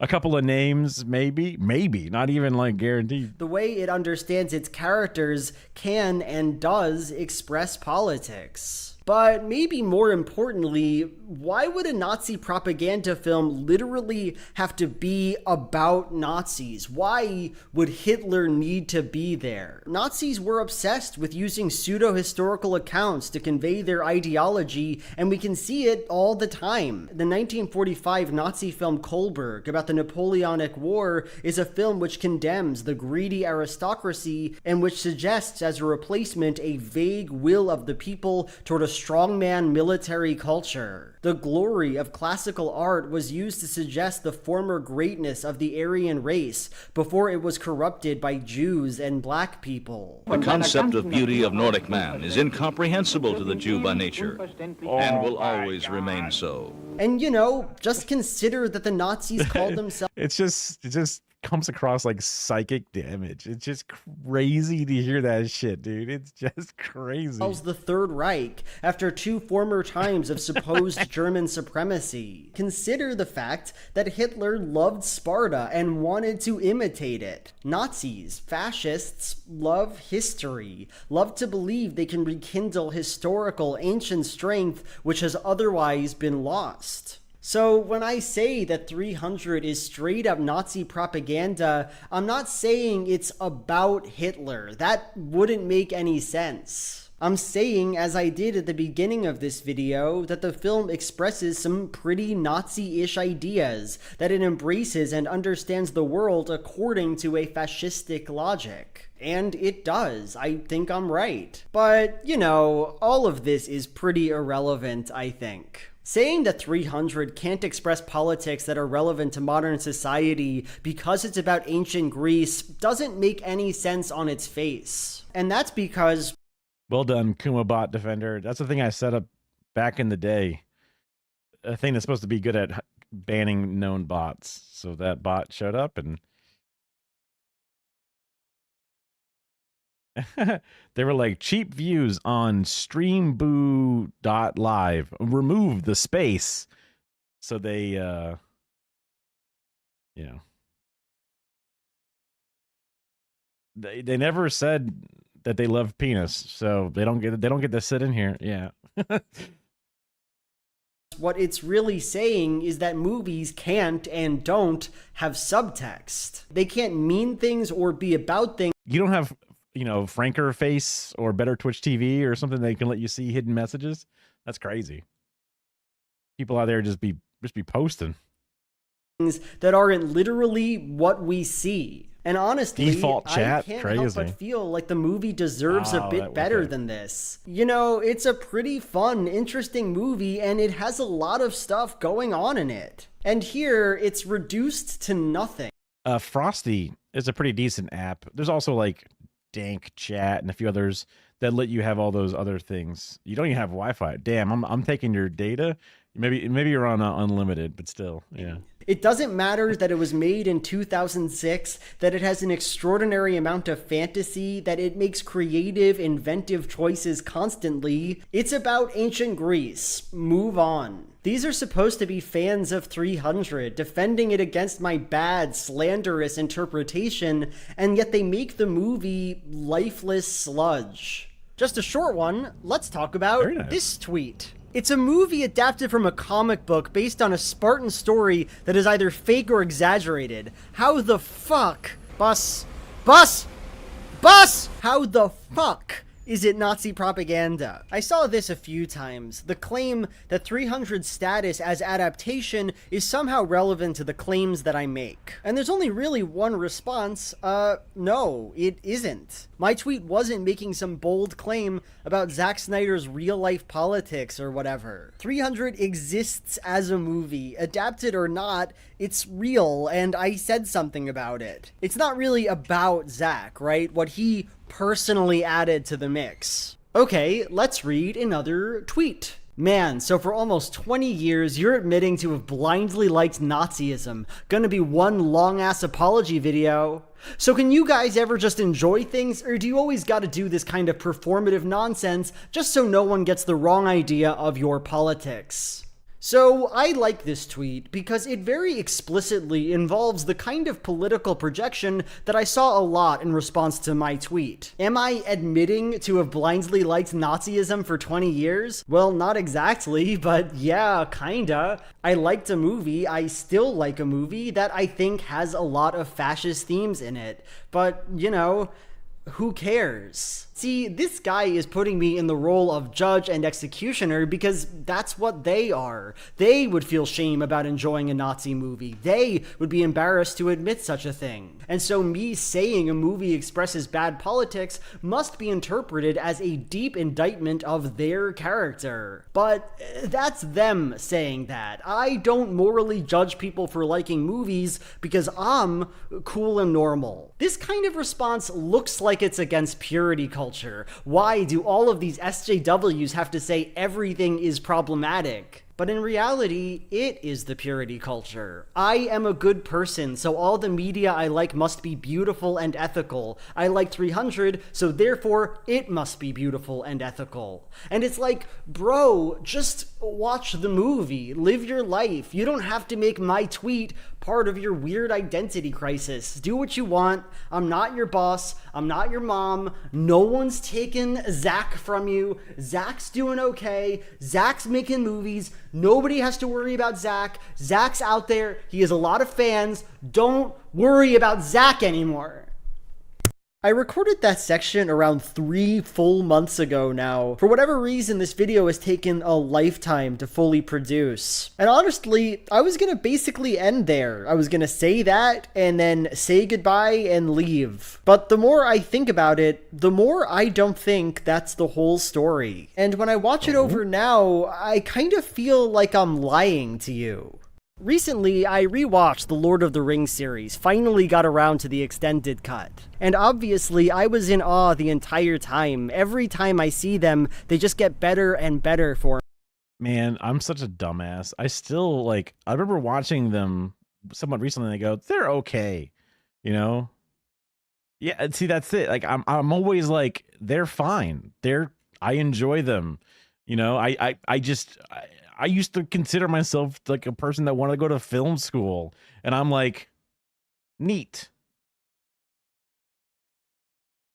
You know, I'm like, they're pretty average nowadays. And everyone's like, how could you? What the fuck is wrong with you? And I'm like, I'm sorry. I don't know. Like, you know, fuck, you know?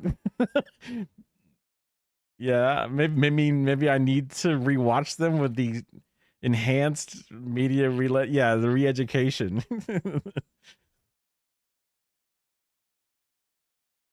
It's like Kara and I, we sat down and we watched the whole thing at some point. I forget how we did it. It might have been on like one of the streamers or whatever.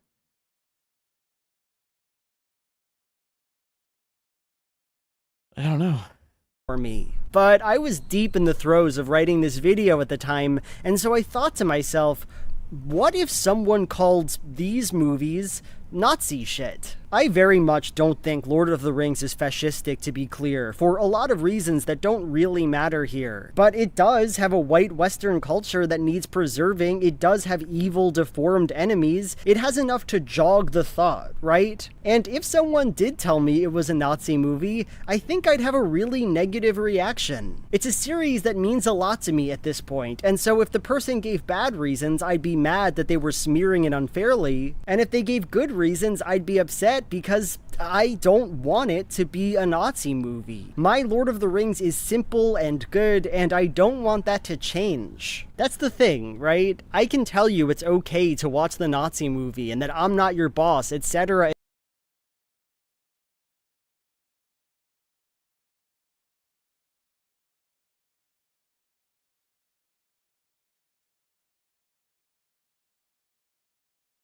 etc., etc. And that's true, I agree with that, but don't I guess it wasn't understandable that they had that, but I thought it was like you can understand that from the information is what I took it as, but undeniable makes more sense. Get it twisted. On some level, I might be costing you something with my interpretation of 300. Costing something to the person who wants it to be satire, to the person who believes Zack Snyder fans are bullied and that I'm bullying them, to the person who thinks of it as a simple action film totally empty of politics. And the truth is, I want it to cost you. I want to persuade you about this movie. No, I don't think you're a bad person for liking 300, but I believe thinking critically about it is important and worthwhile because I think media is important and worthwhile. And if you feel bad because I made your fave problematic, I'm okay with that, because it is. Well, that's it. Thank you so much for watching this video. I really hope you enjoyed it. It was fun to make, but it was a lot harder than I thought it was going to be. I kept on thinking of new things. If you liked it, feel free to like, comment, and subscribe, and give me money on... I don't know. I just think his voice is interesting. His word choice is interesting. But you were talking about the pedo hunters from before. This is just a great fun ride. I guess I'll just real quick throw it in there.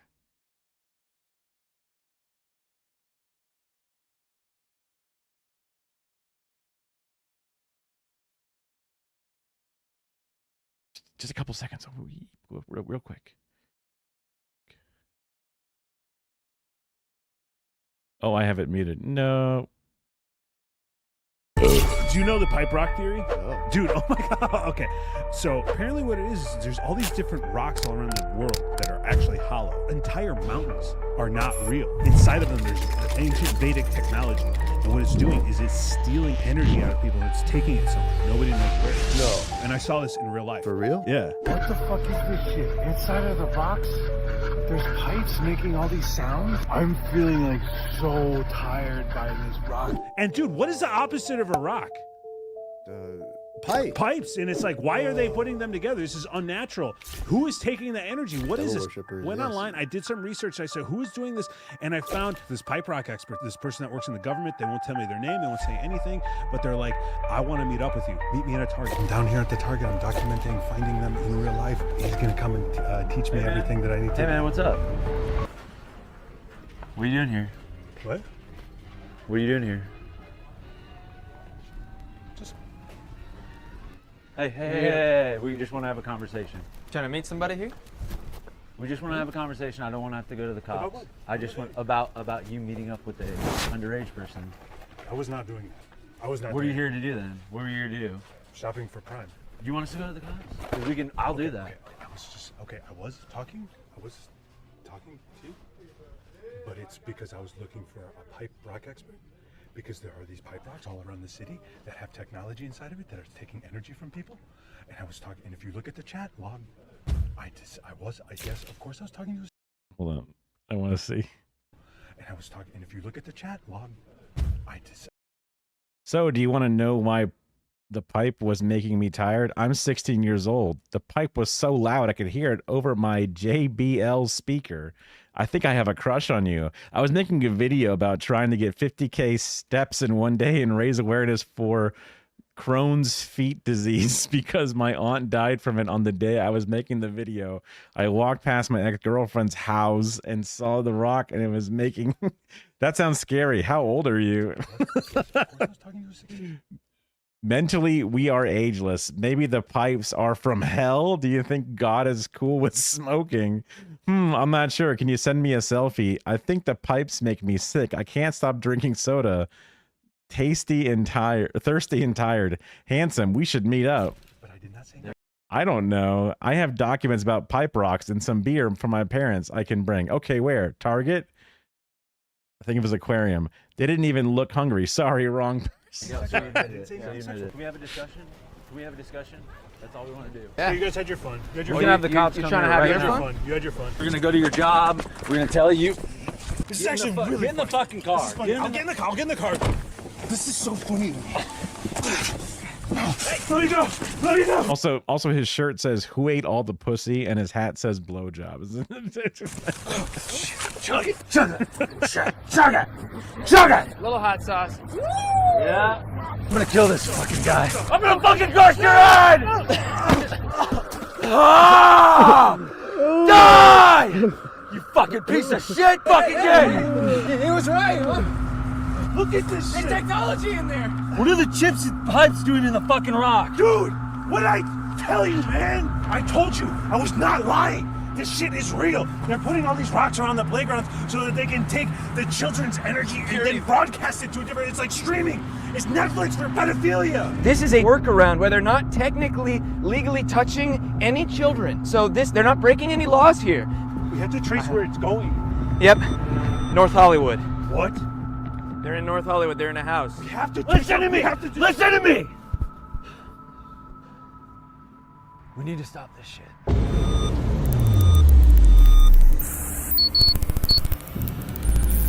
Loud beeps. This is where the energy is going. Yeah. They're sucking up all the purity vibes from the playgrounds and broadcasting it here. What are they doing with it there? I don't know. Yo, holy shit. That's fucking Tom Cruise, man. Yeah, you gotta get in. You gotta what? go in there. How we get in? How we getting in? Look, they're letting caterers in. We'll get you in as a caterer. You can use my old catering outfit. Here, and take this. What is it? A button cam. All right. We're gonna see everything that you're seeing. Hey, here for the catering? Yeah. What's the password? Buttfucker. Okay, wave him down. Stay station. Basically, it's past apps and drinks. Okay, you know what you're doing. Keep this on. If it comes off, you will be tased. I know you're going to talk to them out there. Would you like some more champagne? We got Top Gun, we got Jerry Maguire. Hello, hello. I'm in a place called Vertigo. Netflix. Pipe rocks around the city were picking up all this electronic, vibrational, sexual energy.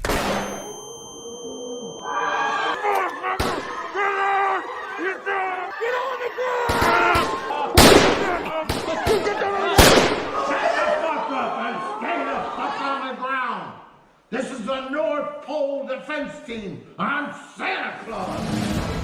We are getting news tonight that Santa and the North Pole Defense Force successfully took out a massive pedophile syndicate, all part of an operation that resulted in multiple high-profile arrests, as well as the death of Protestant singer Bono. Operation Pipe Rock was a joint effort with the Church of Scientology under the command of Lieutenant Colonel Tom Cruise. I'm not a pedophile. The stunning operation was all caught on video, thanks to a daring podcaster and one-time suspected pedophile named Kevin Podcast, who sustained an injury during the raid. President Trump awarded him with the inaugural Presidential Podcasting Medal of Informativeness. Nobody's ever done it like him. He's a warrior in every way, and we appreciate you being here. I'm not a pedophile at all. At the press conference, Mr. Podcast announced that once his cousin gets Audacity to work on his computer, he is going to be making an album of non-pedophilia covers of R. Kelly songs. I believe I can fly.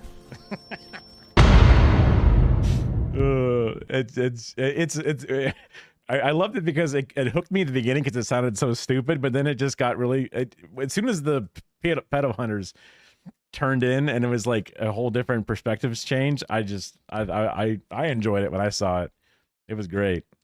A stupid ass thing, yeah. And obviously it got sillier and sillier, whatever, but. But also, I think it shout out to Santa. Yeah, I think it did a nice job of pointing out the bullshit of pedophile hunters, because like he wasn't even really being a pedophile. He was just trying to do something, and the pedophile hunters were really just setting out a wide net and then trying to get any sad, confused, lonely person. Not saying pedophile hunters don't catch pedophiles or whatever, but it's just there's a weird bad energy coming out of those guys in general. And I think that just while making fun of podcast guys and Trump and a bunch of other things, they took, they added a piece of this satire, actual satire, to make fun of that, which I thought was great. And it was also related vaguely to what we were talking about. It's a classic. Although the audio mixing is a little messed up. They fuck up cases and shit, and they do more harm than good. Yeah. Well, and also, weird situations where, yeah, they're almost like, it's almost like when the feds try and get, neurodivergent domestic terrorists popping off and stuff. Like they'll try to find some, Islamic kid who's just a little different, and then honeypot him or whatever it is with a bunch of insane things, and try and coach him into this and bully him into this thing for a super long time. No, it doesn't. Yeah, exactly. No, exactly. Yeah. I guess might as well. I mean, I don't love Liberal Eagle, but I was curious about this because at one point I brought this up, is that Mickey Mouse was potentially, if they ever sued AI, but he's saying that this is something that is happening. This was a month ago though, so maybe it's not all that relevant. But either way, I'm curious.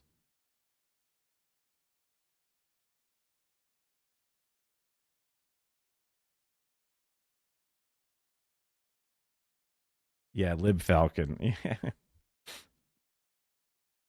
He loves covering Trump stuff. He is definitely a DNC riding with Biden kind of guy, right? He stands with her. He voted for Cuomo. Let's be real, right? If we had to think about it, for a fact. I don't even think he lives in New York, but still, he would. he probably donated to Cuomo. With the mouse and you get the horns. Mickey, Shrek, Elsa, Frankenstein's monster, Iron Man, the Minions, these universe. Oh, yeah. That thing for sure. Yeah, I know that one. That's one that Kara tells me about every time it comes up. Recognized characters have joined forces to take on a digital pirate more dangerous than Jack Sparrow, Midjourney AI. This is the entertainment industry's version of the Avengers assembling, but it's Disney versus AI, so maybe everyone is bad? Sort of a oops all Ultron situation? That's right, in a high-stakes lawsuit with massive implications for the future of generative AI, Disney Enterprises and Universal Studios and their affiliates have sued Midjourney for direct and secondary copyright infringement. The complaint accuses the AI image generation company of systematically exploiting some of the most famous intellectual properties in the world, including characters from Star Wars, Frozen, The Simpsons, and Marvel, without permission or compensation. Universal and Disney say Midjourney... I forget that The Simpsons is now owned by Disney. It's kind of a bummer. But what are you going to do? Is nothing. I mean, The Simpsons hasn't been The Simpsons in almost as like longer than I ever enjoyed it. So, you know. More than, quote, a virtual vending machine that spits out copies of copyrighted works on demand. And every time someone asks Midjourney to make a Yoda with a lightsaber or Elsa in front of an ice castle, the company cashes in. And anyone who's ever used a generative AI image generator is like, yeah, that's what makes it fun. But Disney and Universal's suit is a test case for the boundaries of fair use, the definition of derivative works, and whether AI companies can legally profit from training on and replicating protected content without consent. But what happens when your AI tool starts churning out images of Darth Vader, Elsa, and Iron Man, but you didn't pay a dime for the rights? Well, Disney and Universal sued Midjourney in the United States District Court for the Central District of California, that is the federal court that's located largely in Los Angeles, alleging both direct and secondary copyright infringement under the Copyright Act of 1976. The complaint accuses Midjourney of blatant piracy, quote, by helping itself to plaintiffs' copyrighted works and then distributing images and soon videos that blatantly incorporate. I mean, it's not wrong. It definitely did this. It definitely just scrubbed it, didn't ask to do it, didn't pay to do it, and is now using it every time it makes something. So, yeah. And copy Disney's and Universal's famous characters without investing a penny in their creation, Midjourney is the quintessential copyright free rider and bottomless pit of plagiarism. Gee. I appreciate, and it's one of the first times I'd ever seen it, at least be so described. I'm sure it's been done before, but like when Hassan's like, hey, I don't want to monitor my IP. I allow anyone to make fan channels and monetize them. Obviously, it's win-win because the more his vids or whatever it is and his presence is known, the better it is. I think he said that like if people like purposefully misedit things or try to misconstrue stuff, he would then be concerned because that would be just doing the opposite of good. But he thinks copyright law shouldn't exist at all. There shouldn't be copyright on anything. But then people would bring up the needs for small creators and small artists, that you would worry that if I ever made something, like we watched some Big Top Burger earlier, we ended up watching an episode that made sense not to me at all, so I'm sure it made no sense to nobody else because it was way too late in the franchise.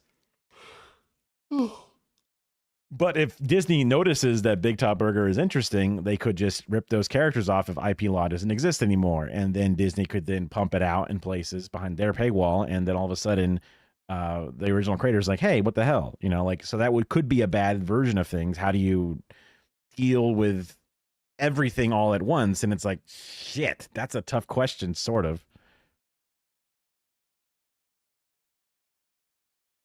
Nobody cares about small creators 20 years after the fact? Yeah, for sure. Sued a family for putting Spider-Man on the tombstone of their dead child.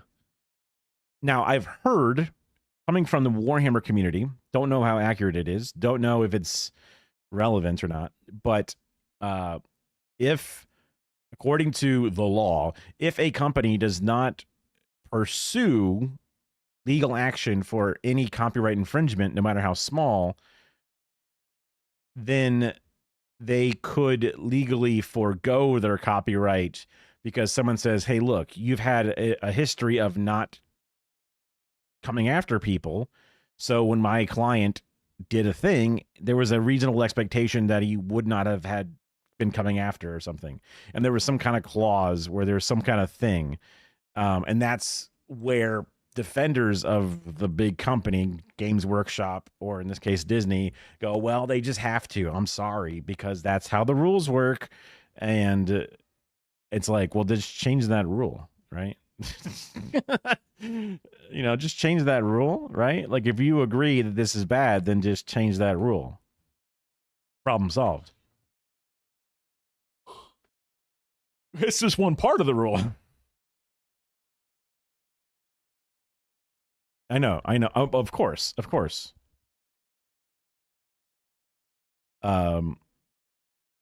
Artist Alley at any convention. Someone, oh, look, I stitched a yarn plushie of a little Lilo or Stitch or whatever.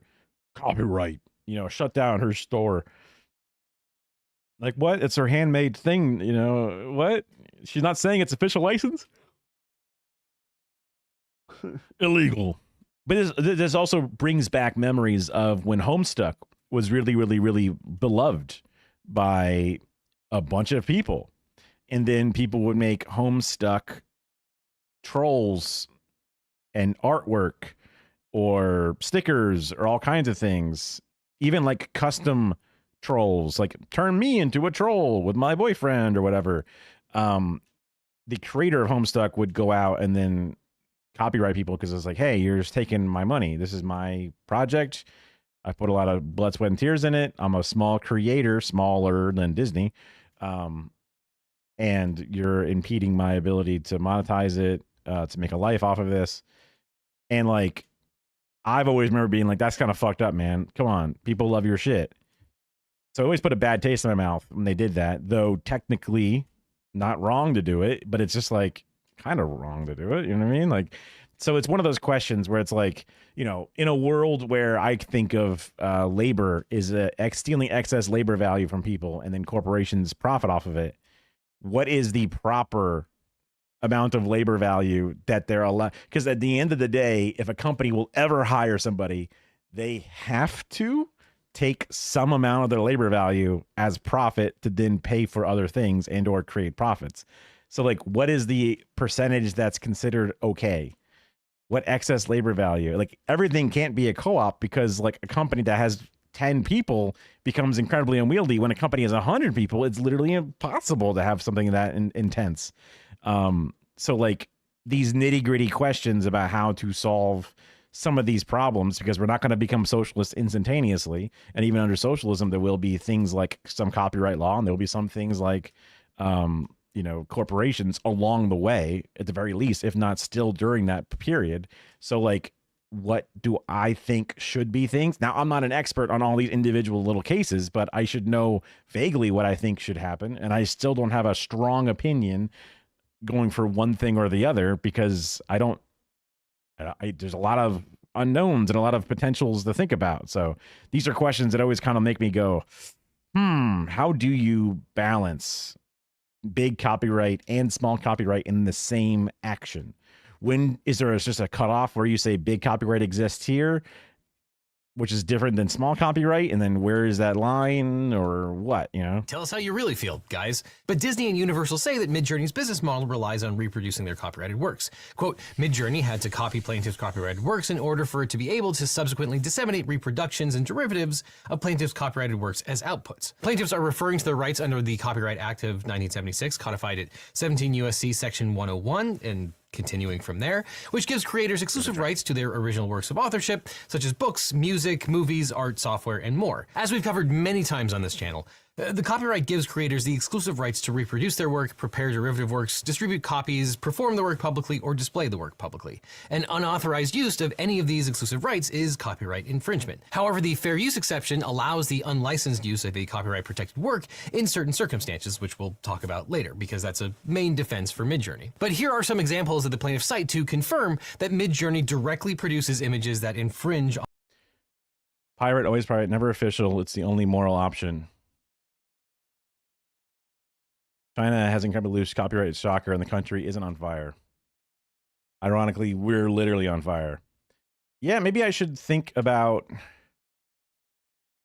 their purpose of it, or their execution of it, I'm sure, Radio Free Asia would tell you about all these poor, sad, small businesses that get their copyright stolen. But I'd rather find a better source for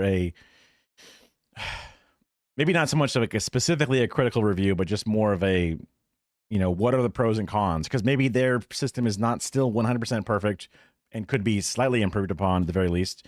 But it does sound like they would have probably a better thing to start with, because once you get the ball rolling, it seems to work out just fine one way or the other.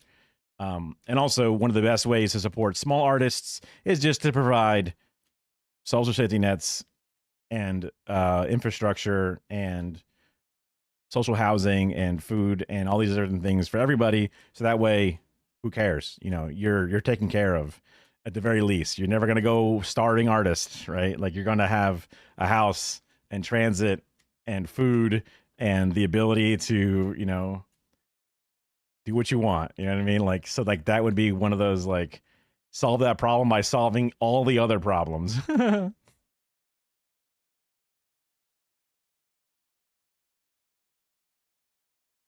You remove the profit incentive. You remove the incentive to steal it. True.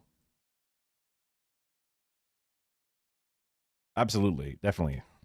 On their copyrighted characters. Quote, in response to the prompt, Mandalorian carrying Baby Yoda, movie still, screen cap, Midjourney accesses the data about Disney's copyrighted works that is stored by the image service and then reproduced, publicly displayed, and made available for download an image output that copies Disney's Mandalorian and Baby Yoda, as shown in the screenshot. In response to the prompt, Olaf... I'm worried that the output of this is going to be content-aware YouTube style, where, oh, look, it pulled images from things we know are these things. So now this image is demonetized. Or something stupid like that. If you use it at Disney art style, if you do, that's going to be their solution to all this.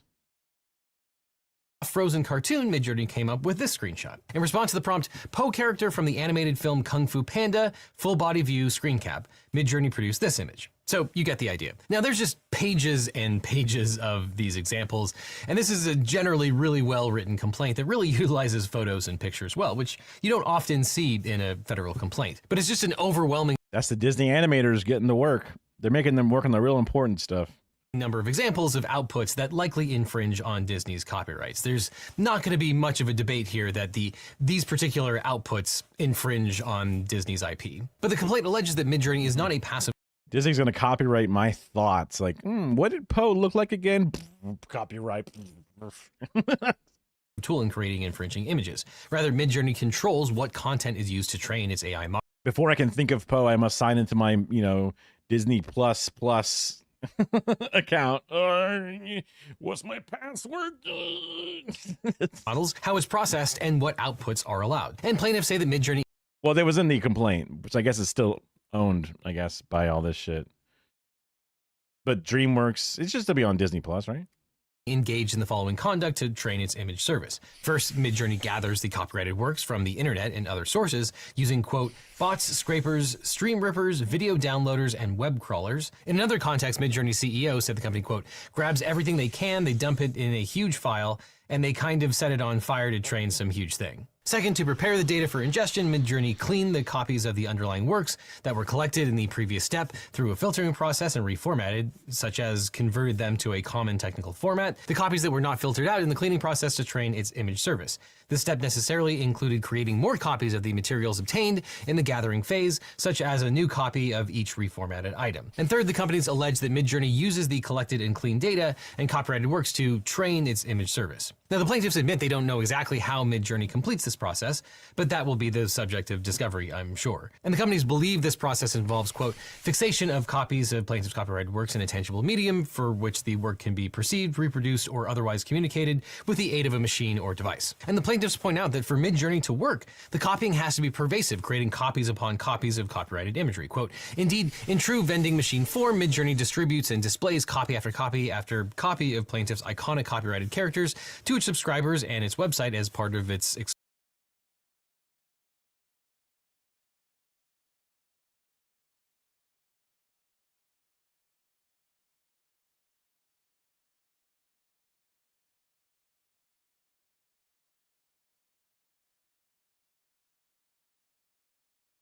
character from the animated film Kung Fu Panda, full body view screen cap. Midjourney produced Universal's copyrighted characters. I see. Yeah.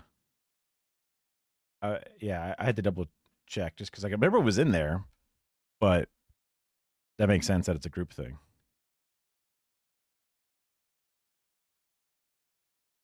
Did I pull this up? Well, quote, Midjourney's infringement of plaintiff's copyrighted works is manifestly willful. Oh my God. Does that work? Does that just take you back? I guess you leave the game, right? So you don't like exist there for a little while. Good to know. Counsel for plaintiffs sent Midjourney letters detailing Midjourney's extensive infringement of plaintiff's copyrighted works, attached as Exhibits C and D. In this letter, Disney put Midjourney on notice that its image service was generating images of Disney's iconic characters, including The Simpsons, Spider-Man, several Guardians of the Galaxy, characters including Groot, Drax. Yo, Lisa looks fucked. Characters including The Simpsons, Spider-Man, several.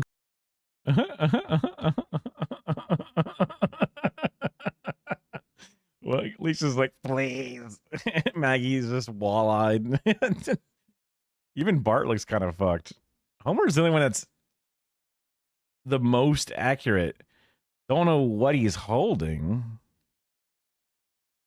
Some kind of box of like chef shrimp with like nachos in there. I don't know what that is. Even he still looks a little twisted. I think his underbite is a little short. And his face is a little thin. And his head is way too big for his fucking shirt. So, you know.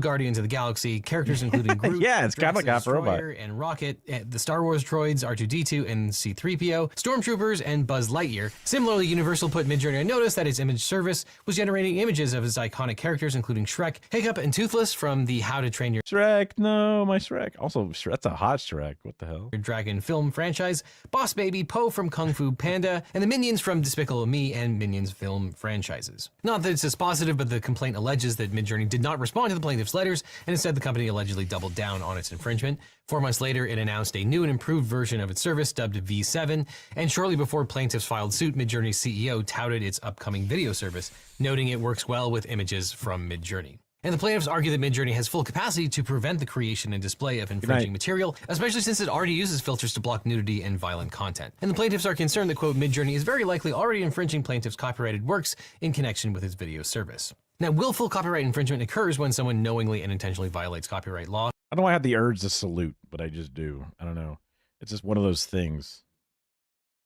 I'm definitely not a military person. In case you couldn't tell, I'm not a military person. And this means that they are aware that their actions are infringing on someone else's copyright, and they proceed anyway, either with knowledge or with reckless disregard for the copyright holder's rights. Now, the legal claims here aren't that different from the many lawsuits that have already been filed against AI companies and are currently in process, though there is an emphasis on the outputs of the AI and not just the claimed illegality of using the copyrighted material for inputs and training. But what is different is this is Disney and Universal. This represents the entertainment industry going to war against AI. And the first claim is for direct copyright infringement. This occurs when a party violates one or more of the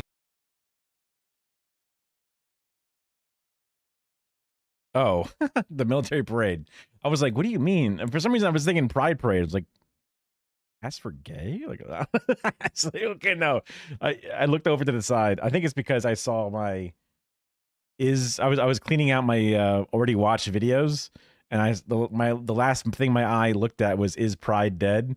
And I looked over, have you seen that parade? And I went to a Pride parade. So so one of the things that I used to get mildly perturbed about when watching streams was when the context to me as a chatter is very clear what a previous chatter or me in my chats would mean. And then the streamer's like, huh? I don't know what you're talking about. And it's just like, and now I've done it many times. And it's like, okay, just keep the frame of what I last said, you know, in front of mine. So then when I read something, that should be most likely the first thing I should think about. But I got there. It just wasn't the first thing I thought of. The exclusive rights held by a copyright owner. And to prevent Pride is protest. Pride ain't dead. Oh, I'm sure it's a clickbait title, Adam Conover. Although sometimes he's a little lib and not as progressive.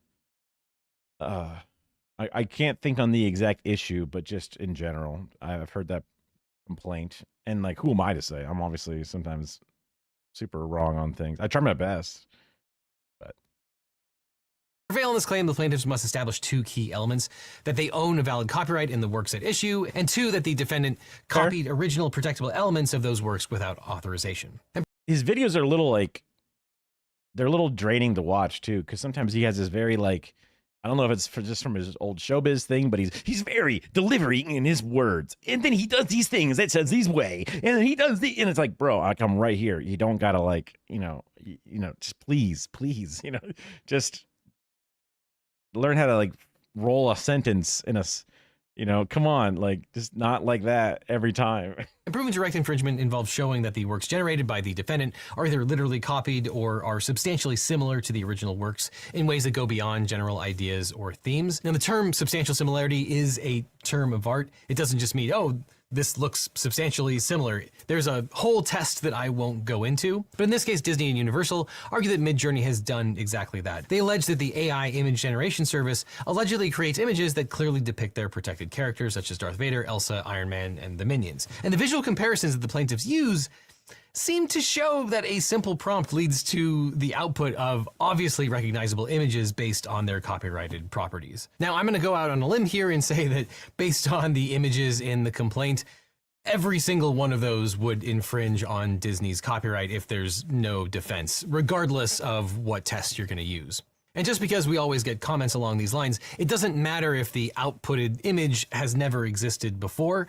It's very, very similar to images that do exist and would almost certainly qualify as copyright infringement. And based on that, the plaintiffs argue that because the pride around us is very corporate. It's Florida pride, I guess. But I mean, there was a lot of really cool people when we were doing our walk. But the Pride Parade day, which is the day before, it's a lot of like companies throwing out their merch, the rainbow vomit merch that they have. A bunch of banks, I think there's even like, there's like some weird like landlord union thing that came out. They were trying to get like Raytheon and shit not to come, and different like military contractors. But they had some blind spots still. But they apparently took that information down, and we're going to look into it next year. Look into it. Yeah. Midjourney controls a system that generates, displays, and distributes those images, the plaintiffs claim that Midjourney is directly responsible for that infringement. And since Midjourney will probably argue that it's not responsible for what its users do with the datasets, plaintiffs also sued for secondary copyright infringement, which is a broader legal category that includes both contributory and vicarious infringement. Unlike direct infringement, secondary liability does not require the defendant to have personally created the infringing content. Instead, it applies when someone facilitates, encourages, or profits from another party's infringing actions. And courts recognize this kind of liability as a way to hold accountable those who, while not directly copying the works themselves, play a critical role in enabling the infringement. To establish contributory infringement, the plaintiffs have to show three elements: that there's been a direct infringement by a third party, such as Midjourney, took no meaningful steps to prevent it, and instead the company promoted its copyright infringement. The court held Napster liable for this guy's just going insane. Contributory infringement because the company knew or should have known that its users were engaging in copyright infringement by sharing music files without authorization. I get, what you're going with. I just want to hear, like, I guess the potential ramifications or whatever. Napster itself didn't share copyrighted music files itself, but Napster materially contributed to that infringement by providing the software and infrastructure that enabled users to find and download copyrighted songs themselves. And the plaintiffs also allege vicarious infringement. They claim Midjourney had the Disney adults, they would argue just have fun or don't take it so seriously or whatever. But yeah, I mean, like the guy kissing the sleeping princess, but he had to do it to save her. Like, okay, yeah. And also, like, half of the stories that the Disney ones are based off of have much darker connotations and lessons. I guess some of the other ones are, they can have fun with your fist.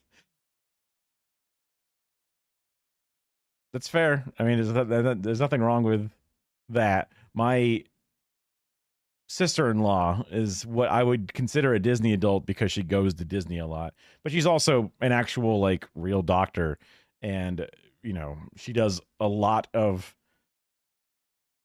incredibly rough, you know, life-saving shit.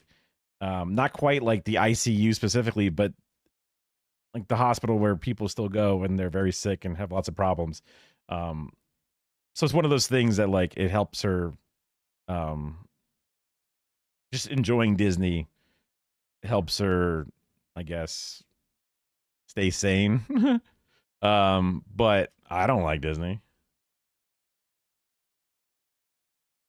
I didn't mean they were less pedo from the 1500s. I just meant like the stories that they use are bad stories. That's all I meant.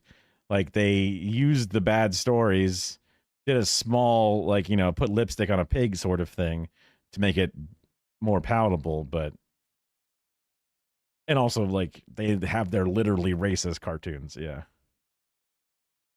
You like a lot of Disney stuff, yeah. Finding Nemo is one of the newer things that doesn't have the same weird backstory roots. Toy Story, I guess, is a newer one. Just thinking of some of the newer things that come out of the Disney entire. I guess some of those are Pixar. Nemo was mid. I mean, sure, but it's not like, you know, colonizer shit, right? Like it's, you know, it's not Pocahontas. You know what I mean? Like had both the right and ability to control the infringing activity and had a direct financial interest in the infringing conduct. Vicarious infringement doesn't require the defendant to have actual. Damn, these are all Pixar movies. Like Inside Out, no, that's Pixar. You know, Encanto, wait, that's Pixar. What's an animated one that's good? They made Princess and the Frog. That's a thing, you know. Yeah, Kara loved Encanto. She loved it. And, you know, every time you watch one of those movies, you get the I think I watched Encanto and I didn't cry. There was a couple of things. Encanto was full on Disney. Okay. I assume animated, boom, Pixar, right? That's just me. I'm just I didn't cry in Inside, or I cried like crazy in Inside Out. That was when they got me. Just like when the pink elephant part was specifically, that was what did it for some reason. There's just a certain couple of like important strings to pluck, and then it's like, fuck, you know. And I even know like the voice actor who voiced the elephant, and it's like he's a goofy dude, and then like him be acting in that very specific way at the end, it was just like, fuck, you know, it just hit me. I imagined it wouldn't have been a good execution, and also it wasn't that recent. Well, that's, you know, that's also kind of what Big Joel was saying, where like he's like, hey, look, the movie is fascist, but he can still like it for being the movie it is. It doesn't mean he can't like it. It doesn't mean that it's not still, you know, interesting as an art form in whatever it's worth, but also you can understand other things about it. Although he said vehemently that Lord of the Rings is not fascist. And he would fight you on it. Actual knowledge of the infringement, and in this case Disney and Universal say that Midjourney fits the bill. It controls the terms and functionality of its AI platform, has the technical ability to block infringing prompts or outputs. It just sounds like they've got a full open and shut case, so I'm just like, how the fuck could Midjourney ever defend this? And make substantial revenue from subscriptions that give users access to the image generation service. More like the frog and then the princess a little bit, is I guess what the movie should be titled. They allege that Midjourney not only enables but profits from widespread unauthorized use of their copyrighted material. So based on this, the companies seek injunctive relief to stop the alleged infringement and are also asking. I know, that seemed like a complete, like, couldn't you have done something different with the plot? Like, is it based on a story that's specifically about a person being a frog for such a long period of time? Like, is that such a heavy part of it? Why did they have to do that? Why would you want the amount of screen time your brand new first black princess to be is such a small period of time? why did you do that? Like, is that really a part of the story or something? I don't fucking like. It just seems like a purposefully done thing. Wow. Wait, wait, you mean like there's an original story? You mean, or was there? Yeah, because it wasn't like a remake of a different Disney story, but it's like a story. So yeah.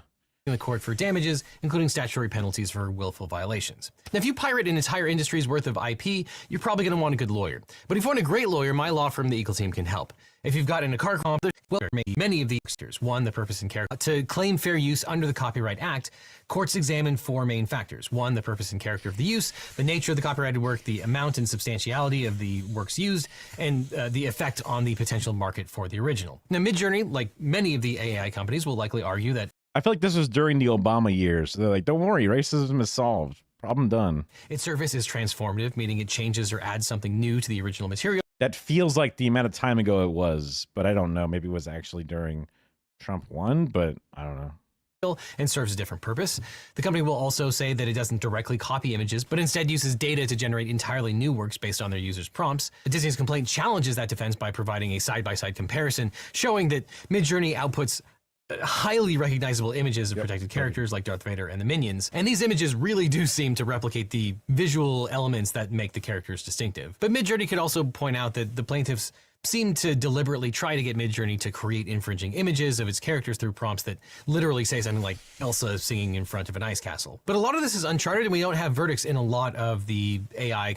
Like, it's weird to make one, have it kiss frogs, which girls don't generally like, young girls, and then also have it be barely on the screen in comparison to all the others, and then everything you make after, like Frozen, they're white as fuck, you know, like, and then they, you know, when they finally do it again and they make, you know, the live action Ariel movie, you just get nothing but like right-wing Daily Wire ass fucking posts about it. Copyright cases yet. Though I assume the movie was bad because it's a live action remake, but I have never seen it, so I have no idea. One case in 2023, the Supreme Court added an additional dimension to fair use analysis when it decided a case called Andy Warhol Foundation versus Goldsmith, which turned on the first fair use factor. And that case is really interesting. In 1981, photographer Lynn Goldsmith took a portrait photo of Prince, and a few years later she licensed that photo to Vanity Fair for use as an artistic reference. Andy Warhol then created an image of Prince based on that photo without further licensing or Goldsmith's permission. And after Prince's death in 2016, the Warhol Foundation licensed one of its images to Condé Nast for $10,000. Now, I've also heard that Andy Warhol was kind of a weirdo, and he was in that The Apprentice movie. Right? He was in that thing at that party. Now, I don't know if being at the party is, you know, damnable or not at the time. Goldsmith didn't when the party receive was. anything and sued the Warhol Foundation I thought I heard for it was copyright done. infringement. And the Supreme Court ruled that may the have had a bad Warhol layer, but we can always Foundation fix that infringed on with Goldsmith's some copyright. The court held that the licensing processing. of the resulting Warhol image for commercial use as basically a magazine cover was not protected under the fair use doctrine. And writing for the majority, Justice Sonia Sotomayor explained that, quote, if an original work and secondary use share the same or highly similar purposes, and secondary use is of a commercial nature, the first factor is likely to weigh against fair use, absent some other justification for copying. And the artwork Warhol made from Goldsmith's image, dubbed Orange Prince, may be visually distinct and carrying a different enough artistic message to qualify as fair use, but that did not mean the Warhol Foundation could license Orange Prince to a magazine where it would be used in the same context as the Goldsmith photo it was based on. And that decision carried major implications for AI-generated content. Like Warhol, Midjourney creates works that may look different from the copyrighted materials used as inputs, yet those materials still form the backbone of what's being generated. And crucially, Midjourney has built a commercial product on the unauthorized use of copyrighted material. And arguably, if you compare a Midjourney image to a screen grab from a movie that share the same characters, arguably they both share the same purpose. Now, the second fair use factor, the nature of the copyrighted work, might favor the plaintiffs here. Courts generally protect highly creative works like movies, characters, and animated visuals more vigorously than factual or functional works. And since the characters at issue are... They highly defend rich companies. I guess Midjourney and those also have a lot of money, and they're like new money, but they can't really compete, as far as I'm aware, with the dosh of legacy money like this. Expressive fictional creations, that factor is But also, new money might be able to make a deal with old money because it's got like Musk and Teal and shit behind it. So who the fuck knows? Well, I guess OpenAI has the other goobers, but like this would be an affront against all the different AIs because they all do the same shit. So it's probably going to cut against Midjourney. On the third factor, Midjourney could argue that it doesn't store or reproduce the original images outright, but rather processes them into abstract mathematical patterns. However, so far courts have been skeptical of this kind of argument, especially when the AI outputs are nearly indistinguishable from the copyrighted source. The fact that Midjourney's service allows users to generate images as iconic characters on demand makes it difficult to claim that only a small or insubstantial portion of the copyrighted work was used. And the fourth factor, the market harm, could be one of the strongest arguments for Disney and Universal. They maintain that Dear Midjourney, please recreate the entire Shrek movie. Thank you. Here you go. Thank you. You've just, you've encoded the entire thing into your brain. Just spit it out to me right now. But technically make it a new one, Thanks. That Midjourney enables unlicensed, unauthorized use of their characters in a way that competes with or devalues the licensing of their own images. And their licensing business is huge. You could kind of do it 8 seconds at a time or whatever, but yeah. If you were the type of person who wanted a painting of Star Wars in the style of Thomas Kincaid, you can buy that from Kincaid, who paid a license. And even if users aren't selling the images, the availability of free AI-generated character art may reduce the market for official merchandise, content licensing, or derivative. Maybe DeepSeek can do that, the Chinese one, maybe. Works. And as with the Warhol case, the courts ask not just whether the new images look different from the copyrighted works. Although I don't think it makes images yet or whatever, I'm not sure, but it's like, whatever. It's just a thing. Just a chat GPT like thing. But whether they compete with or substitute for the original in the marketplace. And if it does, the fair use defense starts to look a lot weaker. Now, the fourth factor was also decisive in one of the few cases on AI that we have a result. It's a case called Thomson Reuters versus Ross, where the court found that Ross Intelligence harmed the potential market for Westlaw by using its proprietary editorial content to build a competitor. But that case did not involve generative AI, and as so often happens in law, the new technology is moving at warp speed, while the law is stuck in traffic. So that means that the law is currently in a state of flux. And there's no single settled legal standard in US law that applies to generative AI.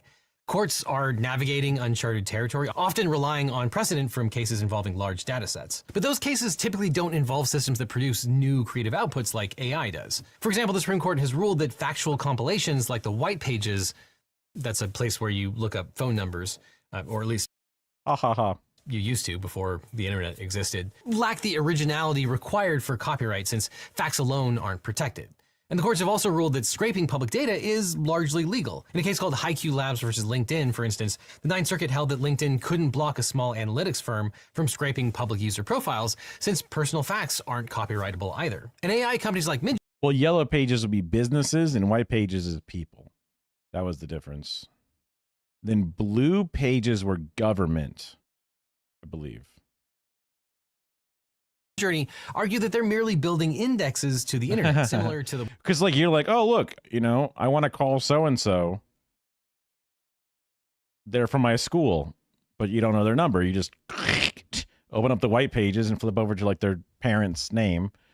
But you could also say, please, dude, I would like to be an unlisted number in the white pages. You would call the phone book company or the phone company and tell them that. And then you would be unlisted, which is what used to save you from being telemarketing called because your number was not on the book. So no one knew where your number was. Oh, what a thing we used to have. Oh, what a thing. The white pages are public LinkedIn profiles. And if that analogy holds up, then AI companies are really going to rely on cases that involve data mining, like the Authors Guild versus Google, which was a landmark case over the Google book search.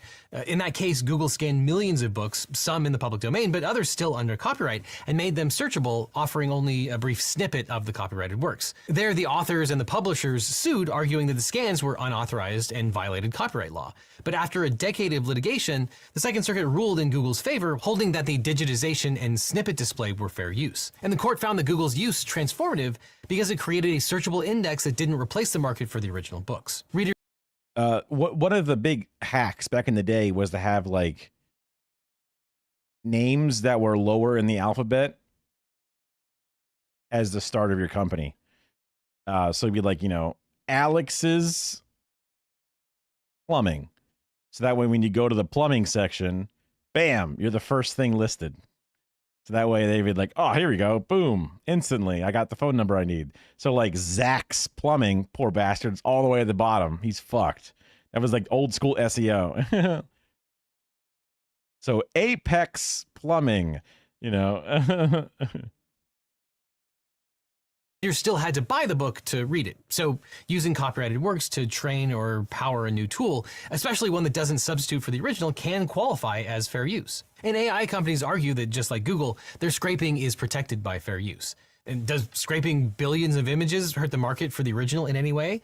No. Oh shit, yeah. In the beginning of Terminator 2, the Terminator goes to a phone book. Or Terminator 1, Aaron Suppositories. Aaron, yeah, perfect. That's the best. It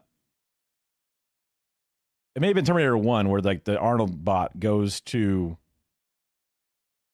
a phone booth, hilarious, but also opens up the little phone book that's inside the phone booth and then looks for Connor and then calls those places, figures out where they are, and tears them out of the book. I think they might have even had addresses at one point.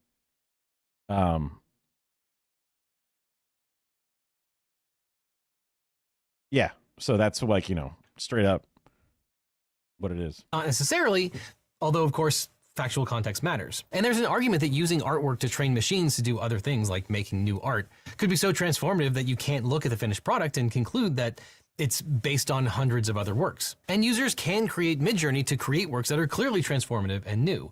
But the problem with Midjourney is that it can also be used to create knockoffs of the plaintiff's characters, and that Midjourney profits from that. So we ultimately don't know how the courts are going to come down and view this new technology, but the stakes are obviously huge. These cases could lead to the end of AI as we know it, but it's also possible that the case could lead to some kind of settlement where Midjourney agrees to pay a licensing fee to Universal and Disney. But AI is obviously incredibly divisive, and when news of this lawsuit broke, over 375 sources covered it, with about 35% of the sources reporting from the left, 50% coming from the center, and only 15% coming from the right. But when you examine the headlines, you see some very different frames emerge that shape how readers interpret and understand the events that are unfolding. From the right, the most common themes are to emphasize the potential copyright violations of Midjourney, often referring to them as pirates. On the left, we see a focus on the unfairness toward individual artists. And from the center, we see one of the strangest media biases we've ever seen, deference to how Midjourney might affect Darth Vader and Shrek specifically. But the headlines that you read first have immense power to shape how you understand the news, and that's why I like to see the news from as many angles as I can, which I do with the help of today's sponsor, Ground News. Ground News is a website and app. Okay, I guess I regret watching the video because it's just a bunch of mumbo jumbo that explains what we know, but then just gives like the case law for why we know, what we expect, and then says, I don't know, they might just like pay a settlement or something, or maybe they'll just like, pay a fee to use their shit. Anyway, and I was like, okay, that was a long walk to that. And I was even trying to skip some of it. I guess I could have skipped more, but okay. Yeah. I mean, I know a couple of lawyers, a few of my, Warhammer friend are lawyers, and then there's the blue hat lawyers, green hat lawyers, the ones that like go to protests and like help protesters and shit. No, don't hate them. They try to help people at protests and like legally observe and then, help them with their cases as they get arrested or whatever or something. But there's always some, public defenders are awesome, and it's a brutal job. Yeah, hospital doctors are one, EMTs on a different but similar, but a professional level, public defenders. There are definitely a lot of, and then, soon in New York, social workers, obviously, who are going to be like, better than cops, obviously, like the ones going out there doing most of the good work. There's a lot of different ways to really help.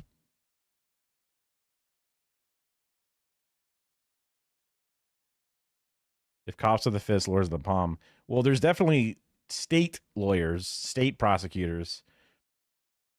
I don't like state prosecutors because I want them to be better at fighting corporations and fighting for our rights as people. They're supposed to be fighting on the behalf of the entire citizenry, you know? So like when a corporation does something wrong, the state should be using its attorneys general and its lawyers or whatever to then prosecute those criminal white collar entities.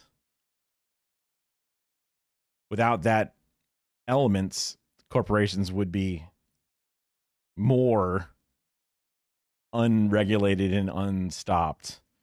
Not that they're stopped anywhere nearly enough as it is, but that would be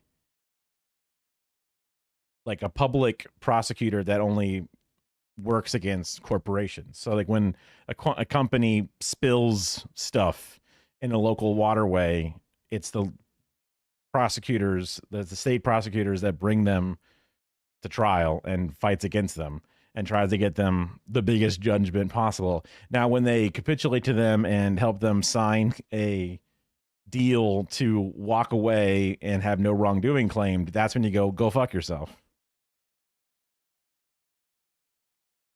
This looks like a very long series. It's like, because like the first one was long and it said episode 1. I'm like, oh no, that's gonna be a lot. I mean, we're talking about how like IP law and the other, and like how to make businesses cooperatives to what degrees and all that stuff. So like, I don't think we're gonna get away from lawyers instantaneously, but it's gold. You drive a hard bargain. I'm not necessarily a pro cop person, that's for sure. In general, I'm trying to think of all the different times I've had to deal with a cop. Sure, yeah.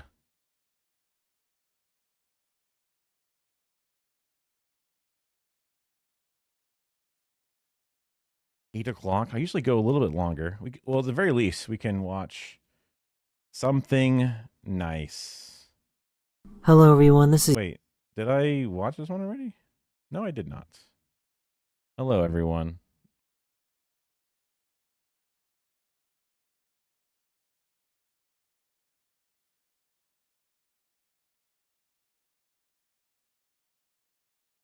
Title looked familiar.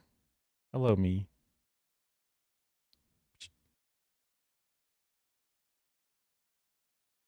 Daily Dose of Pets. This is your Daily Dose of Pets. I took the top off to my fish tank because he keeps jumping up there. So we're gonna see if he messes up. Dude, that thing could have fucking dropped the whole goddamn tank. Oh my god, was that a chinchilla? Feel untight. Oh, it was an old fat dachshund. What the hell? Good thing it's got that blanket on its back or that little vest. Don't do it. Oh. Dog's paws don't hold a candle to cat beans. I don't know. Maybe dogs are in different sizes or different ages, but like my dog's paws were always just sandpaper, rough, hard, sharp. It's just Sink. Oh my.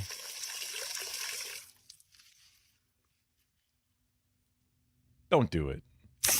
No. I've been dog sitting with this dog for 4 years. What is this? Are you okay, buddy?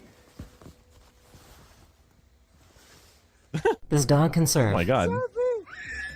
surfing. Interesting. Okay. I can see that. That dog looked like it saw its owners have sex or something. Yeah. It's a boogie board. It's a boogie dog. Oh, get in it. Oh, it's like a Lego cat.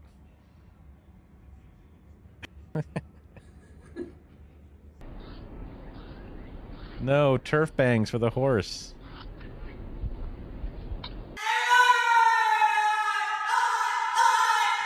Hey, hey! Walter,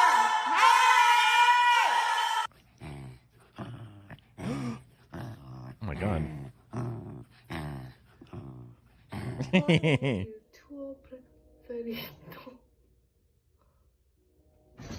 This dog is testing sparkling water. No. You don't like that? Oh my god.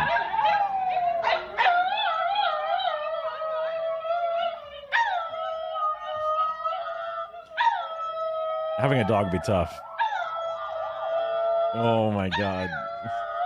It sounds like the fucking like little beasts, the little eye beasts from like Half-Life.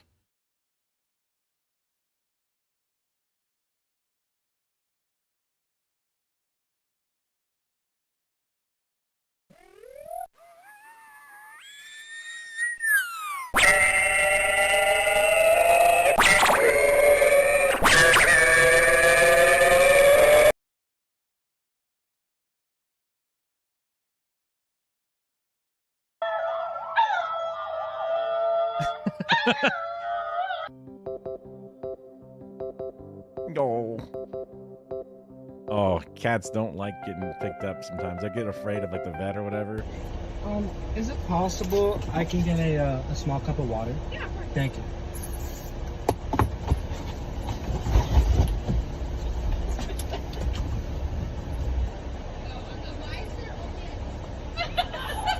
Why did they spray their arm with sunscreen when they did it?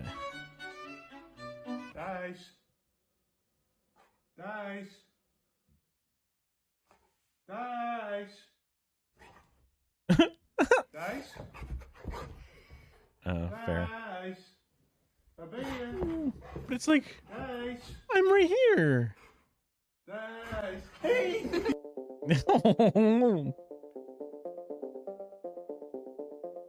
Nicely done. Is this your elbow? Or is this your elbow? Oh, what a pretty dog.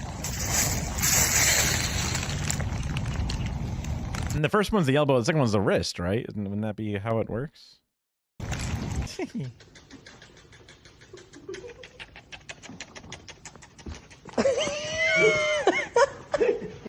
No. Ooh, that's an old golden. Boyfriend. No. But you're a white girl. No, what do you mean? He hasn't quite grasped the technique in swimming.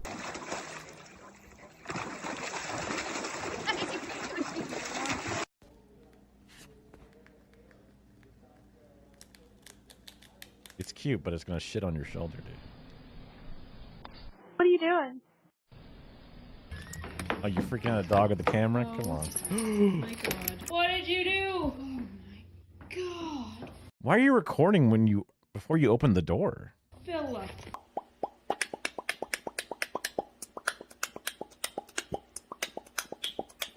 Well, I don't know enough about birds. I don't know if this is it might be a natural molting thing or whatever, but I'm worried. But I'm sure it seems like the owner cares about their birds, so.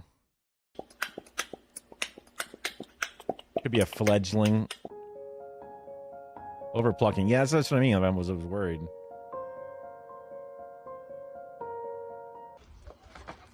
Good luck. No. Okay.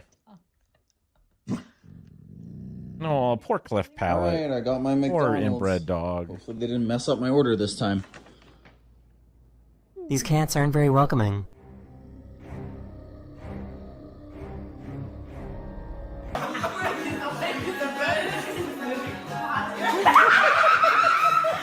Axel. Follow my voice if you want Impressive. to live.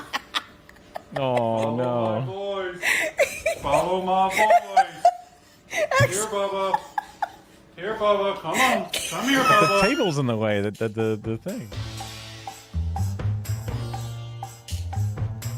Aw, it's cute, but it's, yeah. That's, well, fair point with the rescue thing. Yeah.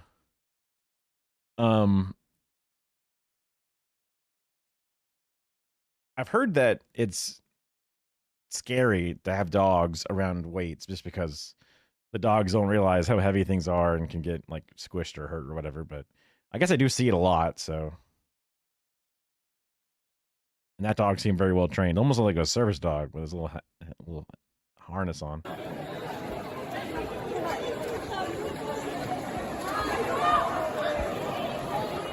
Oh.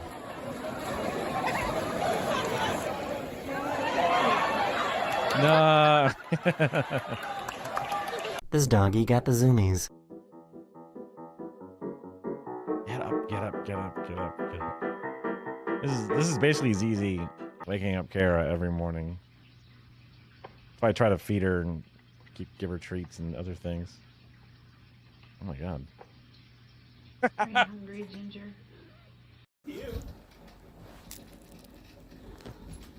They must have noticed like food got stuck up there once or twice and they were able to like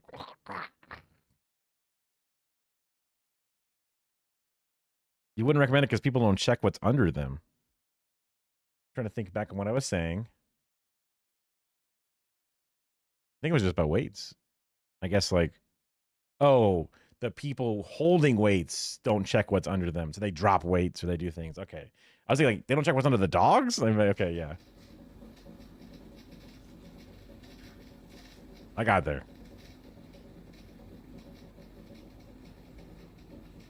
That one's an automatic food dispenser. Away from him. Look at him. He's so distressed.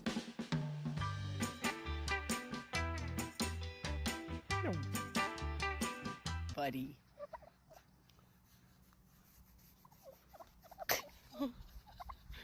Hi, Bubby. Oh.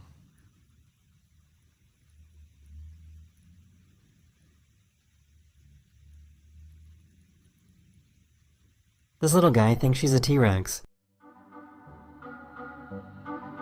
Apex predator. What That was is it? that, Duke? Oh no. Soulless husk.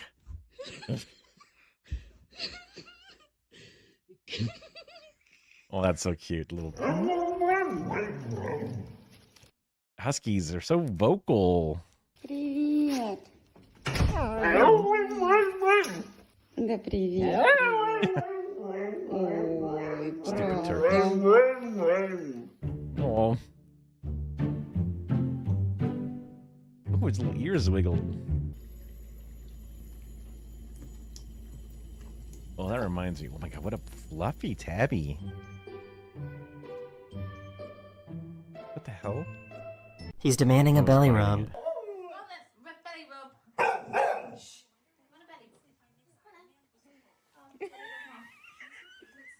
Yeah.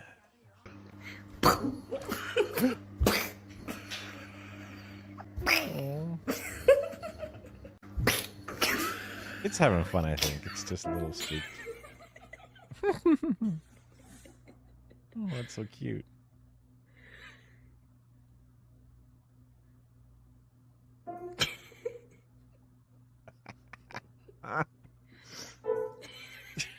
He put himself in jail.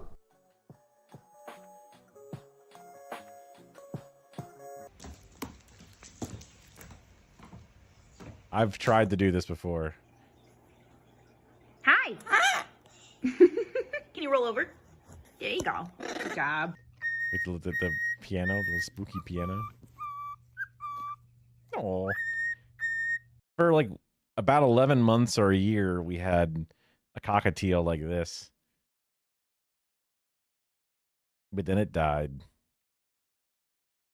I think there was stuff about it maybe not being fed, you know, when we were away or something. and someone didn't feed it in time, or I forget what it was. I was such a little kid; it didn't matter. Sweet bird liked drinking coffee and eating pasta, so that couldn't have been good for it either. So let's be real. This guy just wanted a nap. Come here, Paco. Oh, yeah. What you doing? It happens. Hey, poquito. Up the nose. What the hell? Did you just take a shit? Why are you doing that, dude? Do you just feel like there's something on your ass, maybe, or something? Ooh, what a chubby little kitty. They call him Spider Cat.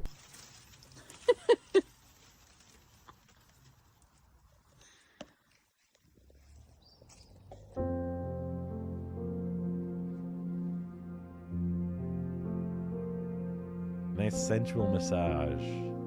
What are you doing?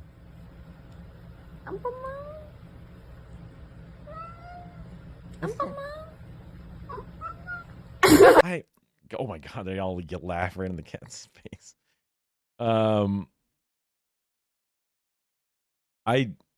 It would like, my mom would have coffee and then it would like just kind of like, not like get like a whole gulp in, but it would kind of like lick at it or whatever. So, and then she'd be like, no, but like it'd be cute. So she'd let it do it for a second. It was like, I don't remember exactly how many, ounces it drank over the years or year. But yeah. What the f are you doing?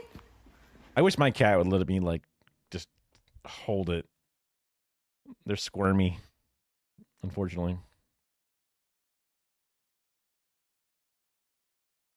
Yeah.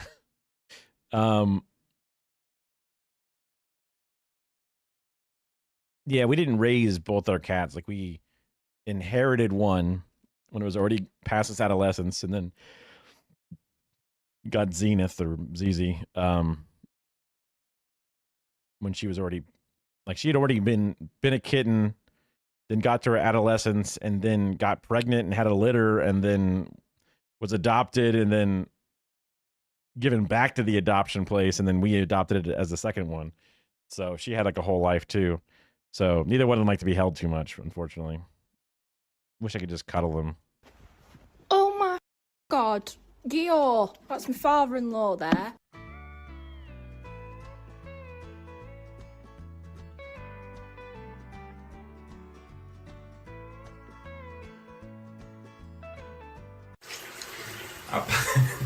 Não quer sair não, ó. Já tirei they take baths. Emu. It's not going crazy in there. I know that they need socialization and they need attention and stuff. And now I'm doing that thing on Twitter where it's like, you might think that's cute, but actually that's a sign that is under stress. It's like... That's my Murphy? Wave? Oh, little footy. Little footy. What are you doing? In my purse. Shitting in my purse. No. Oh god. They're casting spells.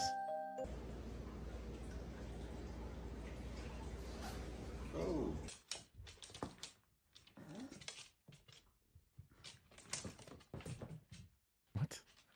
Is it trying to pick up the ball This and cat the thing at the thought his same owner was a time? ladder.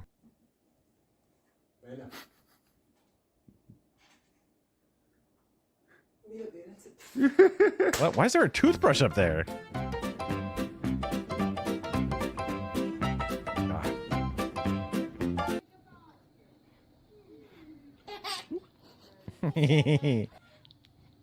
Gentle. He's really... Yay! That's sweet. Uh-oh. Oh, shit. That is the end of this video. I hope you enjoyed, and I'll see you guys again very, very soon. Later. Later. Hey, the stop the auto playlist thing happening worked. Neat.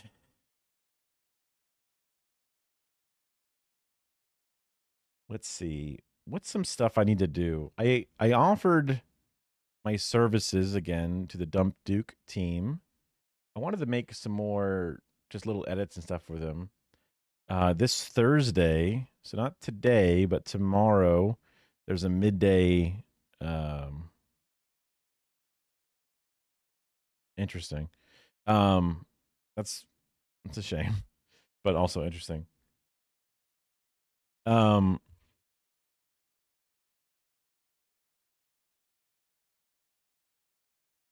tomorrow around like 1:30 is like the meetup, is the actual like town hall, and then the meetup is a little bit before, so I'll be like probably getting ready to move out by like a little before noon or whatever. Then I'm not sure how long that's going to take. Probably a few hours at least, just because there's some things before, and then we'll stay for the entire meeting, and then try to get some more comments after. Because it's the crunch time to get the first phase down, which is please let us get a feasibility study. There's a lot of it's interesting to watch people who are smarter and better at organizing and doing stuff, like just physically organizing papers and data, but also organizing people and stuff. But watching them work and learning from them and asking them questions, and they're reading up on things and then reading books and reaching out to different organizations and figuring out what organizations even exist, because there's no official guidebook to how to do this. Thankfully, there are a few organizations that do reach out, or you can reach out to sort of get some kind of like good steps to do some of these things. But even then, it's an open world. It's whatever you decide to do will be done, and whatever you don't do won't be done. So it's like a whole, it's just up to what you do. It's not like damn it, those damn Democrats didn't do it right. It's like, okay, now it's time for us to do things. Like I was asking them, like, what about the not civil asset forfeiture, the eminent domain? A thing that cities can do to just take your shit. But it's like still not just taking the shit. It's like still like getting a certain price for it and buying it out, which I'm thinking, like, what a bitch made, like, what? There's no government thing where the government says it's ours now. We say it's ours. Nothing you can do about it. I mean, maybe that's a federal only thing or something, because then you would just make a claim that you would sue them or something and then try to get it back.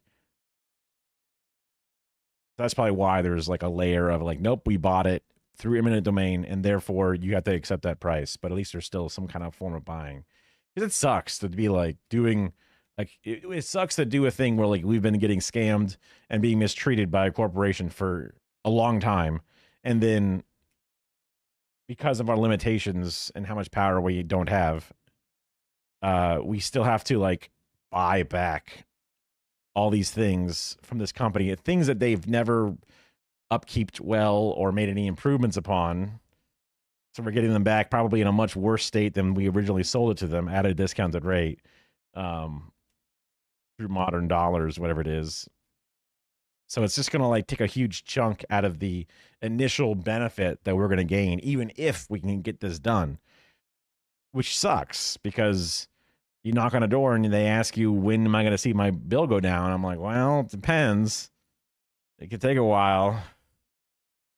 So, but it's an important step to make our presence known. And then there's going to be some meetings with individual council members that will be talking to them and saying, these are our demands, or these are the things that we want from you, and this is why we want you to vote for us in this way. It was encouraged not to stand up there and call them fascists and to swear, not to do certain things. Why does this think I'm doing an exercise? It thinks I'm doing an elliptical. I'm doing nothing. Stupid watch. It could feel a little bit underwhelming, certain things that you can achieve and how slow they might take. But at least it's actually getting something done. So even though the world around us might turn more and more and more to shit, we are doing what we can where we can. And we might even get some pretty big wins. So that'll be pretty awesome if we can do that. And these are the steps to take, and we'll learn along the way as we do it. And hopefully I can grow my video production skills, grow my streaming skills. Yeah, so tomorrow will be really interesting to see how that process goes. I've never been to a city council meeting before. You know, I've never been to my public library. There's a lot of things that I have never done because I just sit inside, play Dota, and, like, you know, jerk off. I just, you know, then I would go to work or go to school, but I would never, like, do all these other things or whatever. So it's like, okay, shit. There's a whole world out there. And there's a whole public world out there. And now there's a whole world that we can shape possibly with our political ideas or whatever, which is an incredibly empowering thing, even if it is slow and perhaps marginal or perhaps even roadblocked by something. One of my fears is state legislature or the state governor making some kind of law or action that then makes it illegal for municipalities to run their own things. I've seen it happen enough times where after a lot of hard fighting, something comes in and then stops it. One a while ago now was when Florida had the bill or the referendum to say we want felons in Florida who have finished their sentence to have their voting rights returned. Luigi? That's a Luigi there. Yes. Who doesn't love a nice little Luigi? One of my favorite Mario brothers. Luigi Mario. Unlike his brother Mario. Because they're the Mario brothers, you see. Which means their last name, their surname is Mario. Which is really dumb when you think about it, but whatever. It's fine.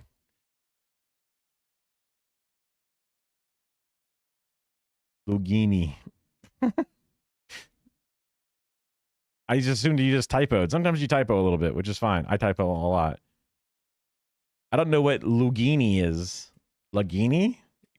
I'm just as question mark as the little kitty cat is. Also, all those little kitty cat emotes are super cute. Me? Never. Yeah.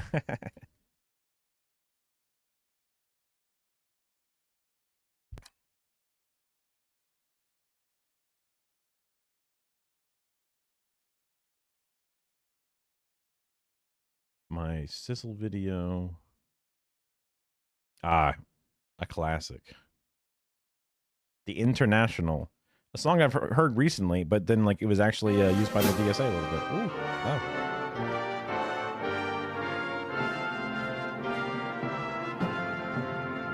Stand up, all victims of oppression. It's the British version. Be your might. Cling so hard to your possessions, for you have nothing if you have no rights. Let racist ignorance be ended, for respect makes the empires fall. Freedom is merely privilege extended, unless enjoyed by one and all. So my brothers and sisters, while the struggle carries on, the international I should probably read Lenin before I start just... so comrades come rally, for this is the time and place. The international ideal unites the human race. We love Lenin here, yeah. No one built walls to divide us. walls of hatred nor walls of stone. Stone. I just cannot get over how three-head that shit is. Stone. Poisoned by exploitation, those who have taken, they must give. And then the vanity of nations, we both one earth on which to live. Some brothers, sisters, And also, because like the French Revolution happened, but then I guess I've been told that there was a lot of confusion about how to actually run things, perhaps a little too many executions, and then they were kind of weak, and then that's how Napoleon came to power. I don't know the timing. I don't know if the logistics, if any of that is actually real, but that's what I've been told. But it seems like Lenin was able to run the revolution and then immediately install working things instead of it being bad stuff. So, yeah.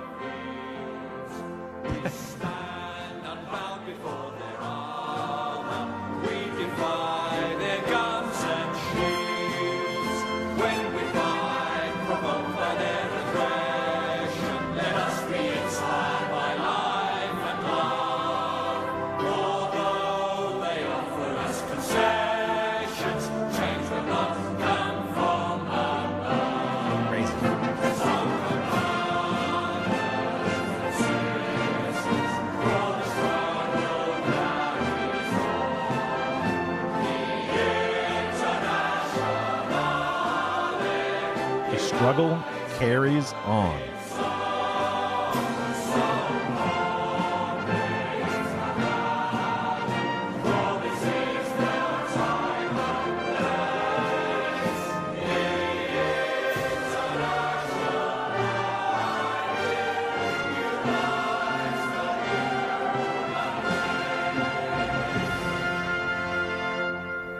I like the unites the human race thing. I guess that's the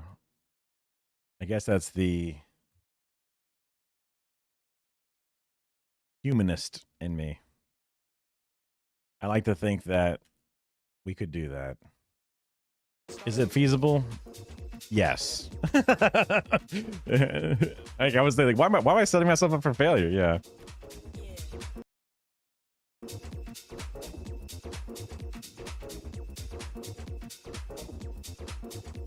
Who's to say he didn't? I don't know. I don't think of Napoleon as a positive thing, but also I was taught to think that Libya was not good. I was taught to believe that what's his name? Gaddafi was bad. When Gaddafi's regime fell, my dad celebrated the bayoneting. He laughed. He thought it was awesome and told me he was a bad guy. So I'm like, oh, okay, cool. I was probably like middle school, high school-ish age.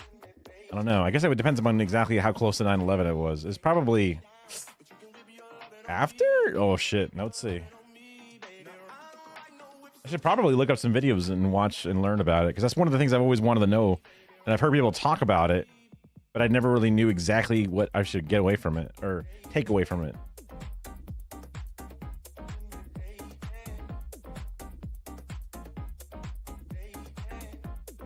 (2011) Okay, wow. So that's 10 years after. So that would have been, bro, I would have been in college.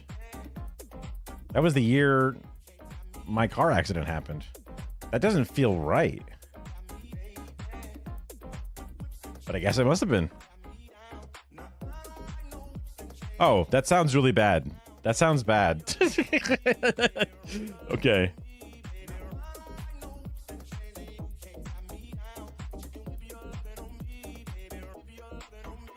The revolution didn't fail. I guess, let's see. Date of...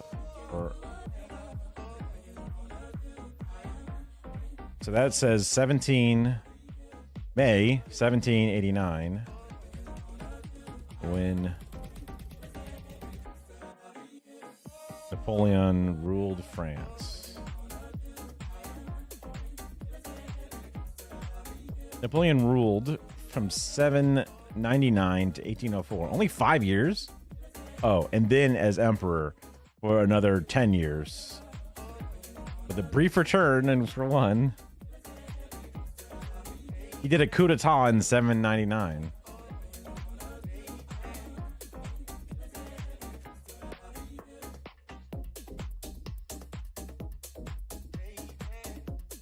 Oh.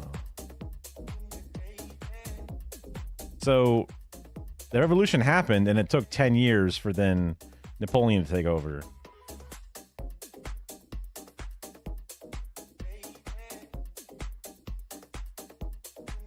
Wait. The French Revolution began and end. Lasted from 89 until 99. Revolution precipitated a series of European wars forcing the United States to articulate a clear policy of neutrality. Right, I remember that was a big part of Hamilton, was like, yo, I'm the French guy helping you guys win. High five. You guys beat the British. Well done. All right, I'm gonna go fight my own revolution. And you'll help, right? Sure, brother, sure. Actually, we're neutral, you know. Ooh, who knows? Who knows?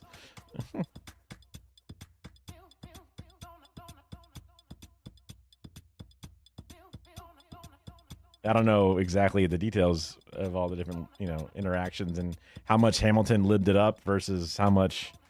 Dude, the revolution took 10 years? I guess it was just fighting slowly for territory for 10 years? Damn, that seems like a long time. I figured revolutions would take a year at most, but I guess not.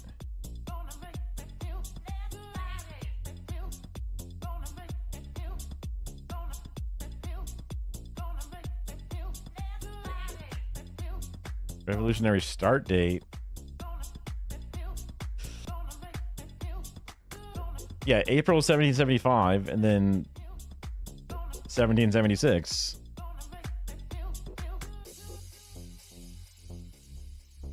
I guess the Boston Tea Party started in 73.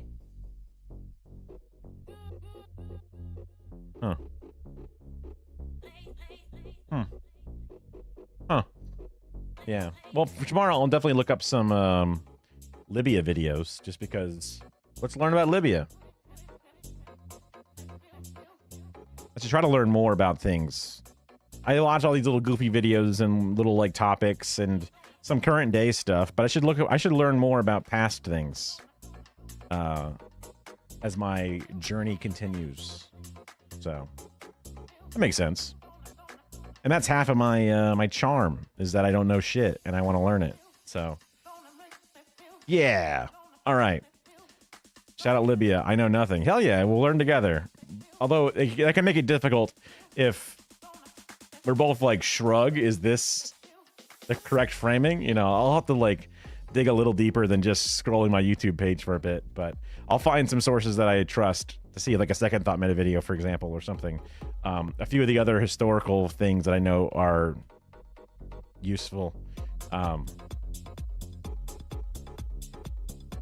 Yeah. We don't got Jack for viewers, so I'm not going to worry about rating today. Obama. Again, that cat is just so damn cute. Enemies 10. Oof. I'll have to see who that enemies 10 person is. I think there's a way to do it. Oh, is it just Twitch? No, it's a Twitch emote, not a. But that's just to be enemies 1. Oh, I see. Oof. Yeah. Okay.